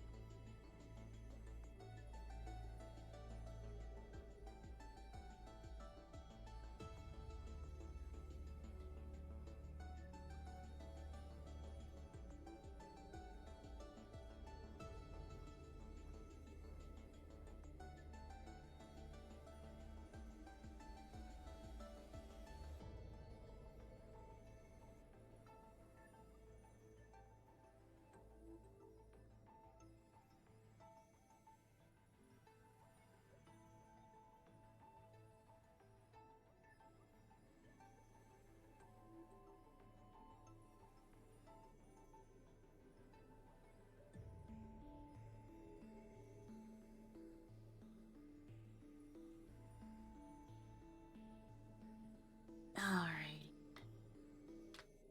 Legs never shuts up even when he's not on screen. Yup. Alrighty. Seismic walking dragon. Beast of the desolate ancient land and earth-mending dragon. The ancient chaos was shrouded in silence and shadow.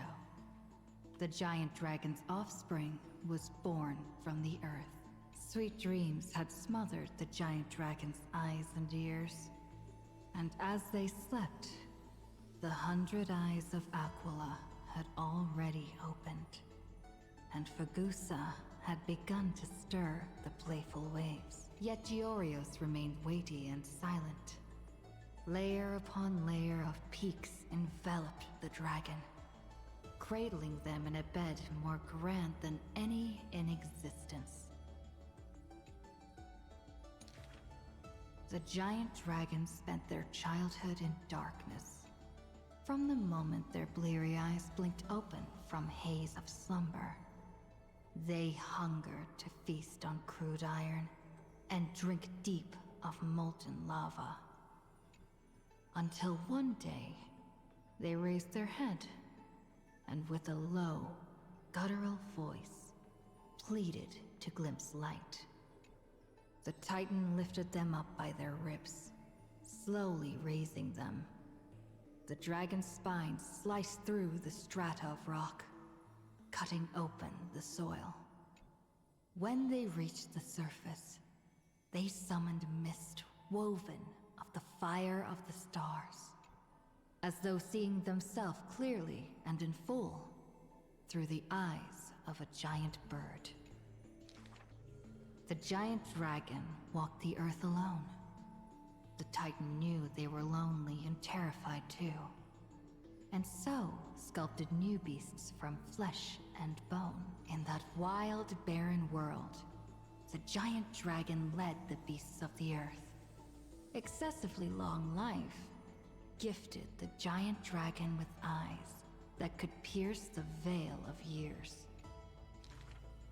They witnessed the separation of day and night, as well as the entanglement of reason and romance.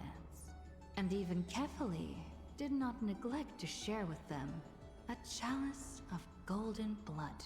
The ocean teased, saying, even should the earth sink utterly, they would not rot. Ever since they opened their eyes, the giant dragon rarely returned to slumber, and thusly, that mesmerizing dream that occasionally burst forth at night etched a trace on their memory.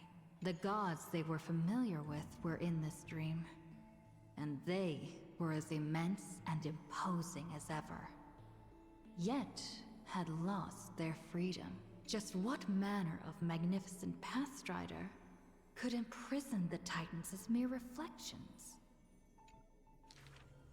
The giant dragon dreamed also of their own path, that great breath from the heavens, or perhaps from beyond even the heavens. They dreamed of silver shards amongst the stars, reflecting the form of another giant dragon.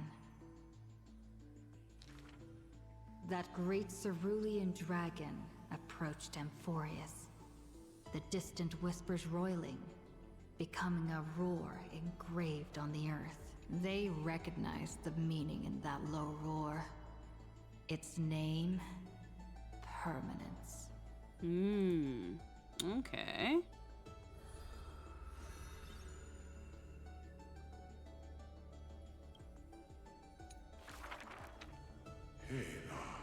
Yep.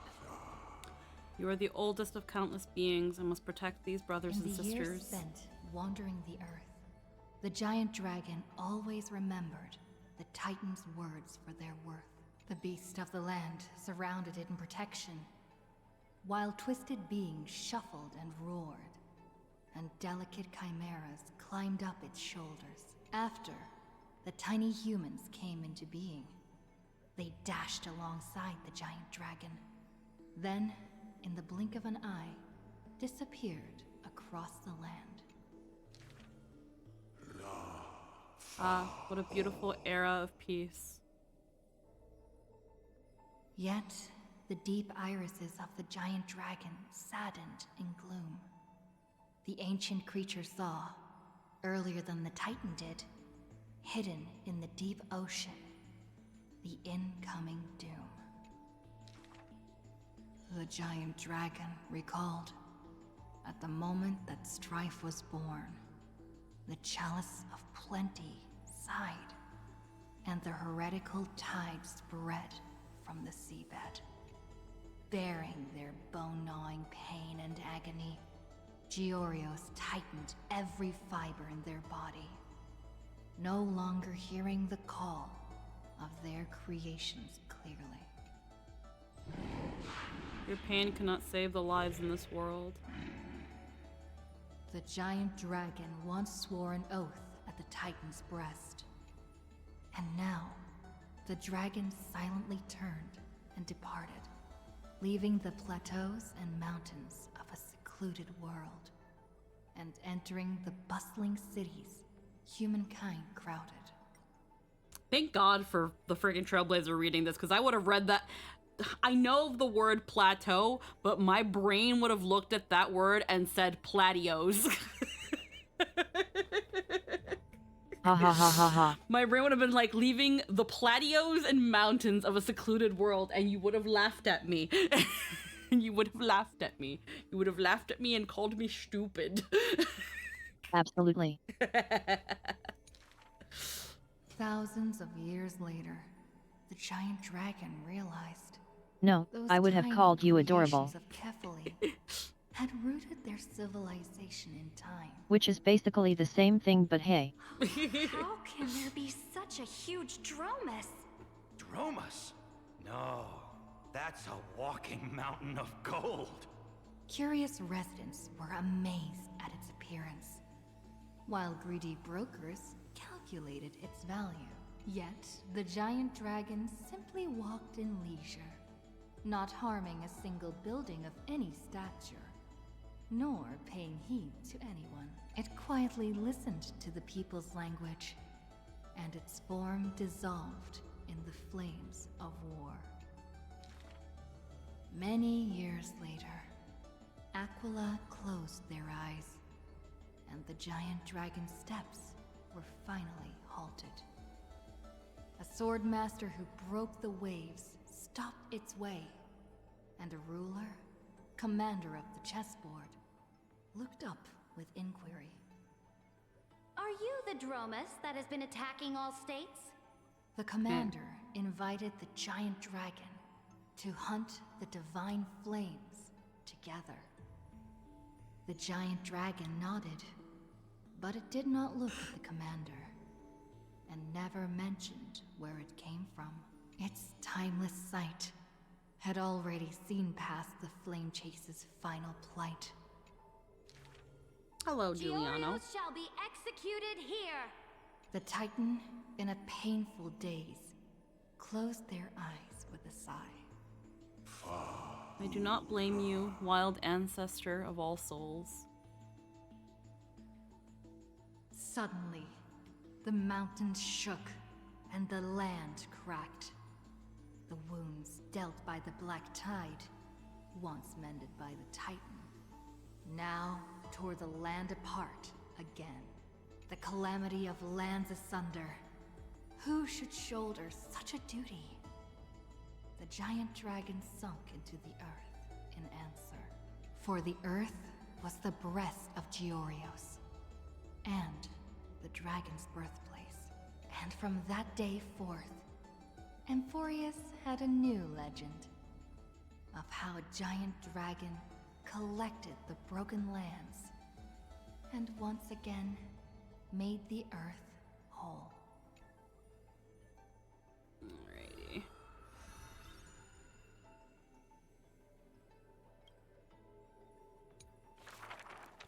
Alrighty, and the last one, foreign mysterious guest. Okay, so I just have to say. Bae.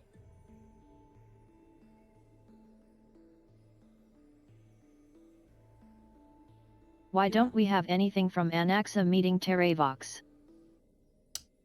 Maybe not yet. Because if they each have 5 chapters, maybe the one of the last 3 chapters have something. I don't know.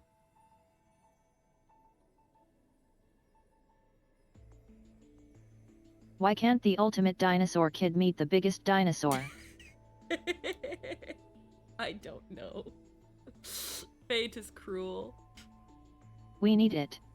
When I called you mother.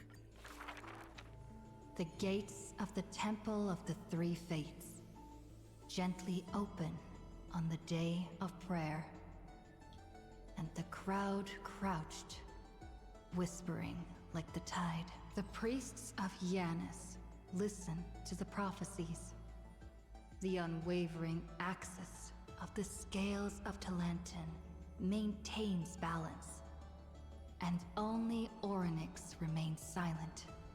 Is that why Anaxa is so grumpy? Maybe. He never got to meet the biggest Dromus? Teach me how to answer prayers. The Titan tasked with time is as perplexed as a child. Don't be scared. Please don't be afraid. A familiar voice rings out. Listen carefully. The future they want is in the past. like the first light of the morning star. Really? In the past? That's why he hates the The child Titans. sank They took the into a world's peaceful greatest majesty slumber from of him. recollection, whispering revelations in their sleep. Until the masses crying out amidst the flames of war were swept away by the sounds of sharp swords locking. The fires of ambition incinerating the law. Mother. Usurper. Assassinate the divine body. Memories are tightly entangled by nightmares, with nowhere to run. Don't be scared. Please don't be afraid. An unfamiliar voice rings out. Go to sleep.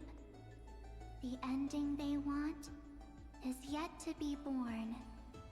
Like the warm glow of the setting sun. Really? Not here yet? The child continues to sleep, waiting for the next waking dream. And when they opened their eyes, 2 of the 3 fates who once received offerings had already faded from the pages of history. Mother! I'm already all alone. The child let out a helpless cry. Don't be scared. Please don't be afraid. A familiar voice rings out in the mirror. Just wait. The stars that illuminate the night will visit in the end. Like gentle moonlight. The gates of the Temple of the 3 Fates now close tight. People no longer pray to a titan who cannot touch the world. Within the inescapable dreamscape, the flower stems nourished by the black tide serve as a swaddling embrace, drowning the young child's soul. Mother, help me leave this place. But this time, they didn't receive a response. Only long years of yearning and pain. Like the silence of the Evernight. Days and nights passed. The years turned.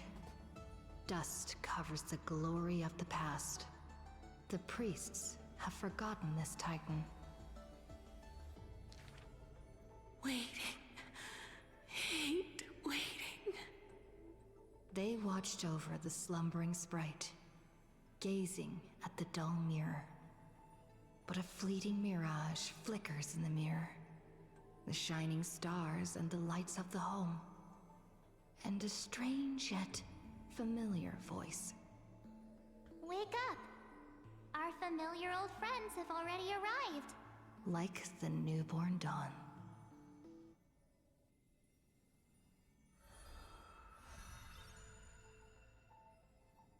Mysterious foreign guest, Evernight. My friend, have you heard of the Rosy Celestial Maiden? Whether in a corner of the archives, or in the depths of a cave, you can always find legends about her.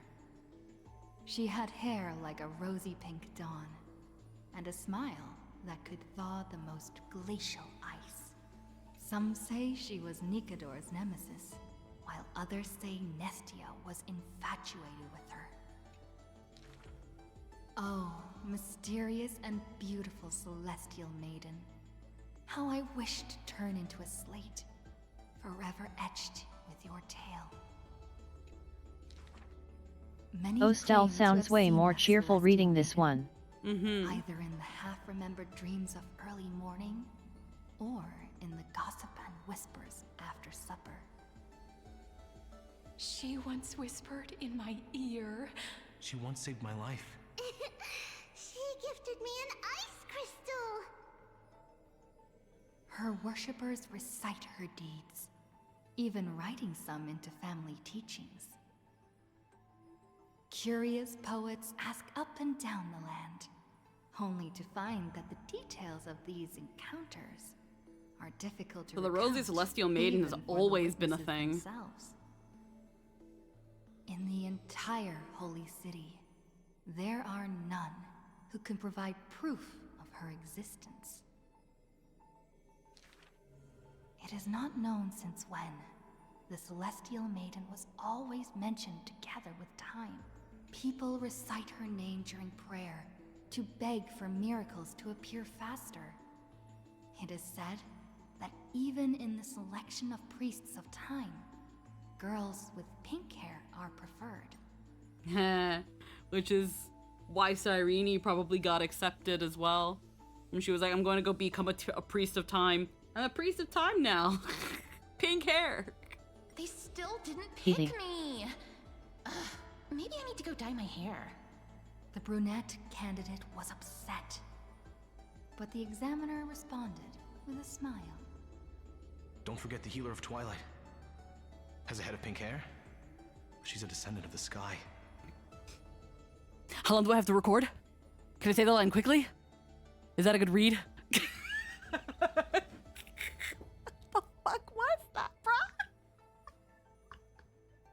Haha, yeah, that was very funny. What the fuck?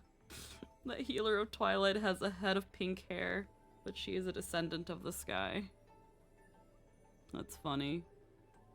Beg for miracles. It is said that even in the selection of priests of time, girls with pink hair are preferred. Scholars and poets discuss at length the origins of the Rosy Celestial Maiden. But all mothers tell the same tale. That princess came from beyond the sky.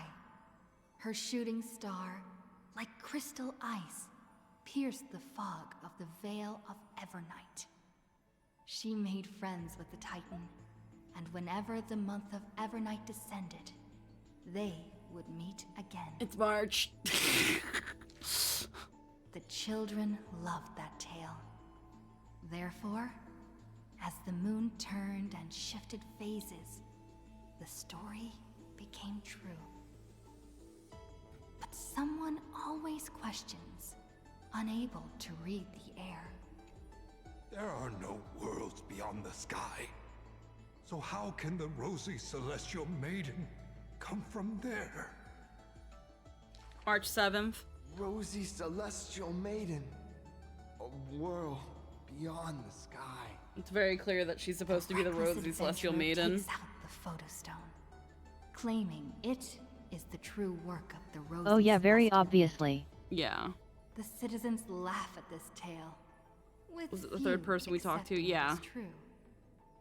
After all, long before the guests beyond the sky arrived, the legend of the Rosy Celestial The Rosy Celestial Maiden took off when people went through March's camera. But it's always been a thing. My friend, have you really heard Maybe. of the Rosy Celestial Maiden? It literally just said here, after all, long before the guests beyond the sky arrived, the legend of the Rosy Celestial Maiden had already covered the world. Now, this could be a matter of, could March have, like, could it have been a thing that we started a long time ago and it's because we're already fucking with timey-wimey shit? Maybe. But... Oh, I know, but this is as we've written. Yeah.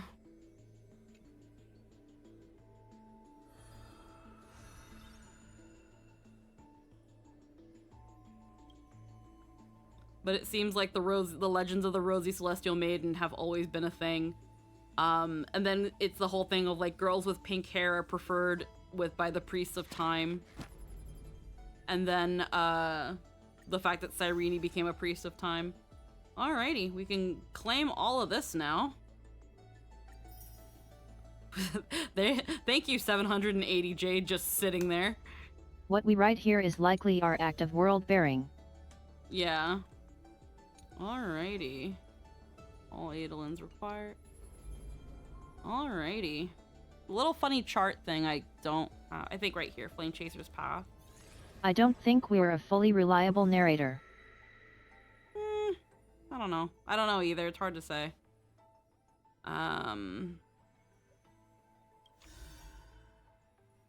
Paths lit, leaving only echoing music and sings for none.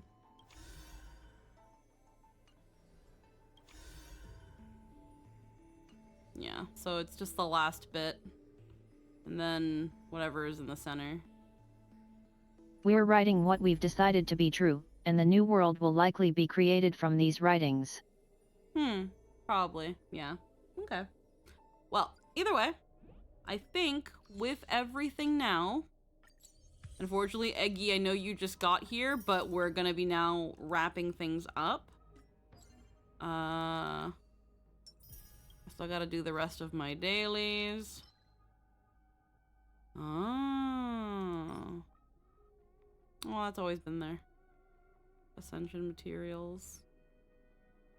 Ice. I guess I probably should start grabbing that. If I'm gonna get either... I'm gonna get Cyrene at the very least.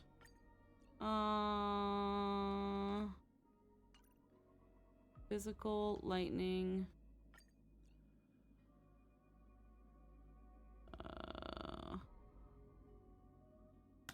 I'll use this person's Firefly for now.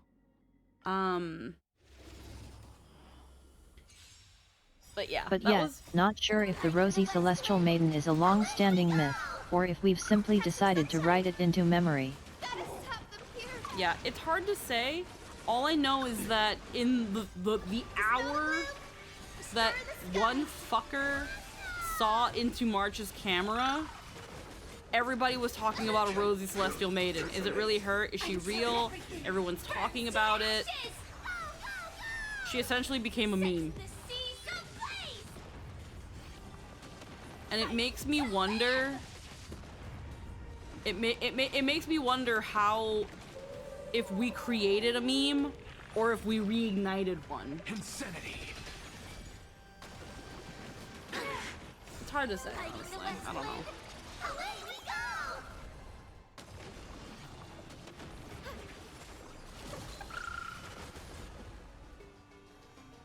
Yet it's hard to say how much time that was, but I'm sure there's writing on it, so I'll take a gander through things. Revelry comes to a halt. Do a couple of these. But yeah,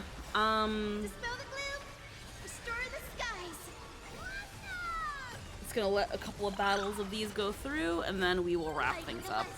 I mostly just want to finish up my dailies. With this divine power, I reforge all things. Because I could also do Apocalyptic Shadow and stuff.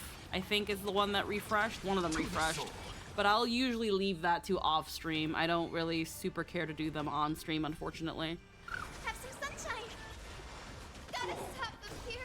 Dispel the gloom. We went through a lot of reading. But at least it's all caught up with now. I got a fuck ton of Jades. Which is also great. It's just been sitting there. Haha, yet. Until everything burns to ashes! Fight to live! With this divine power, I reforge all things.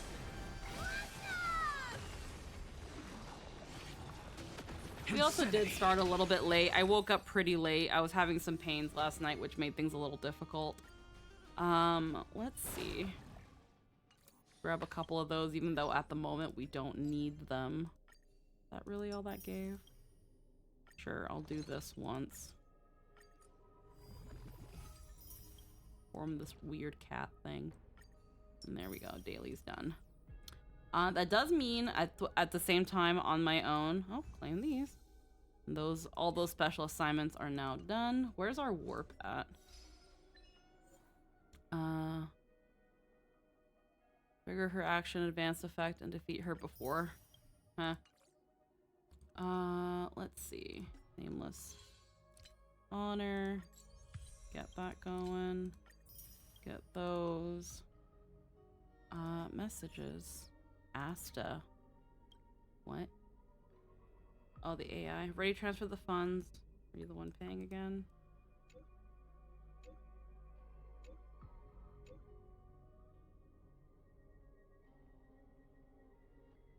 Okay. Name these. Delete red. Where are we at warp-wise? Okay. Not that I'm gonna pull, because I don't really feel the need to. Oh, I have freaking shards. Lol.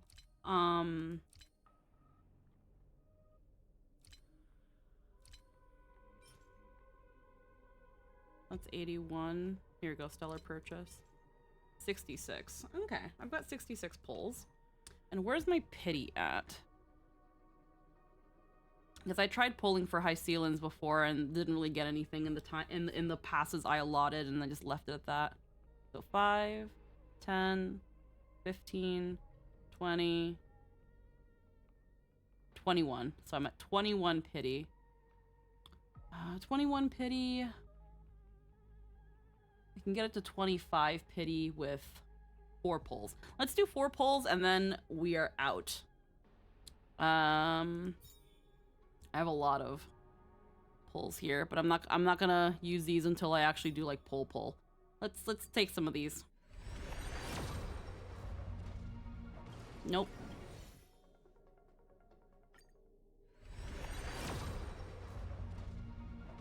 Nope. Nope. Ah, free pull. Reimbursed pull though. No. Nope. Alrighty, last pull. Last mulligan. Nope. No. Nope. Alright. Done. Alrighty. That brings me to an even 25 pity. So, I wasn't really super planning on getting high ceilings anyway, so that works out. We did get Kafka a while back, so if anything, I'm doing pretty good. When it comes to Evernight, when she comes out, I've got to see her kit. I've got to see how Patch is. I might not pull for her.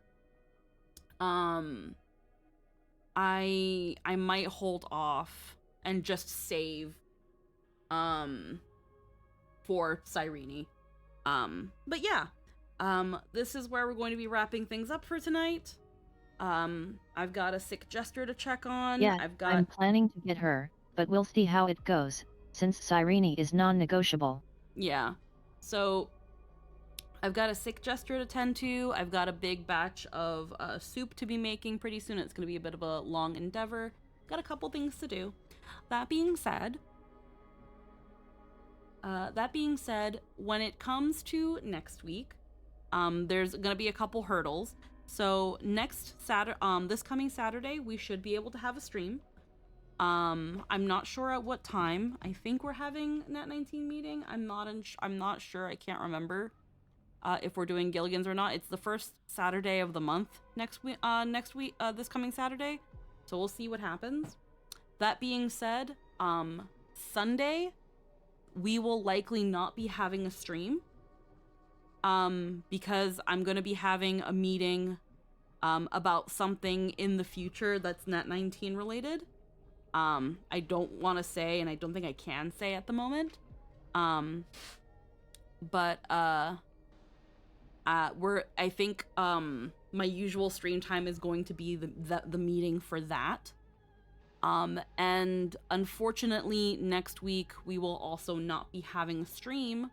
Because it is Labor Day, and I was asked if I wanted to work on that day. And while I normally say no to working on Mondays, Labor Day, as much as I don't like, I usually say no to working on Mondays.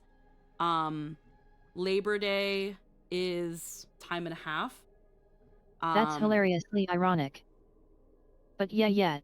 Yeah. So, it's not a long shift, but it's right during stream time. So, and having the extra money is very nice for, again, things I need to pay for. Things like that. There will come times where I will need to accept some shifts if it means getting some extra money, and I can't entirely say no to time and a half. So, that being said, unfortunately, that means we do have to delay the Elden Ring stream. That will probably happen, obviously not next Sunday, but probably the Sunday after. And then when it comes to Rebirth, it will have to also be the Monday after. Unfortunately, Rebirth has been getting a lot of delays. I mostly blame Star Rail for that, but it just is where the chips fall. I had considered maybe putting Rebirth on Saturday, but I don't really want to do that. I already said we'd be doing Kingdom Hearts and getting back to it, and we're so close to the end of Kingdom Hearts 2 that I don't want to delay that if I can. I've already delayed Kingdom Hearts by 2 weeks as well. So agreed. Now that we're pretty much all caught up with Star Rail, there's nothing that needs to be done on stream for Star Rail. We're caught up with 14. There's nothing really needed to do on 14 for stream. Now I can get some things moving. And as I get more things moving, as I start getting the status of certain things, I'll also be able to plan the 24-hour stream. I really want that to be the debut stream for the Squeaky Chibi model. It's not done yet. So once I get that, I can really start planning the 24-hour stream. As much as I would have liked it to be somewhere at the end of the summer, I did also say during the charity stream that if not the end of the summer, at least before the end of the year. So we're looking at maybe possibly a late September, October-ish date. It all really depends on where I get that bottle. But that's unfortunately where things are for next week. So we're only going to have one stream next week. And depending on what happens with Gilligan's, if we end up having it or not, which I'm pretty sure we shouldn't, it will be a nice long stream to hopefully wrap up Kingdom Hearts. But that all being said, we are going to head out now. So again, for those who really wanted to play to watch Rebirth, myself included, sorry that couldn't happen. For those who stuck with me regardless through a long storybook session, essentially, thank you so much for spending time with me. I think we are going to raid into Verendel, who is currently streaming. Right now they're having a just chatting stream, but I think I can check out what they're doing. But yeah, say hi, say The that bread is here! They're cute. Can you believe it? We were just about to throw all this away. Head out. What a We waste. just finished 3.5, a bunch of the As I've Written, and heckin' we've been having a time. But if you want to hang out with us a little bit later and heckin' yap with us about 3.5, if you finished it, I'm definitely down in our little corner. I think it already rated us out. Or I think, oh no, I already just pressed the thing. Okay, we haven't rated yet. All right, good. Okay, well, we're gonna be heading out. I will see you yap after our sesh. Hell yeah. Alrighty then. I will see you all later. All have a wonderful night. Bye-bye. Bye-bye. Mwah.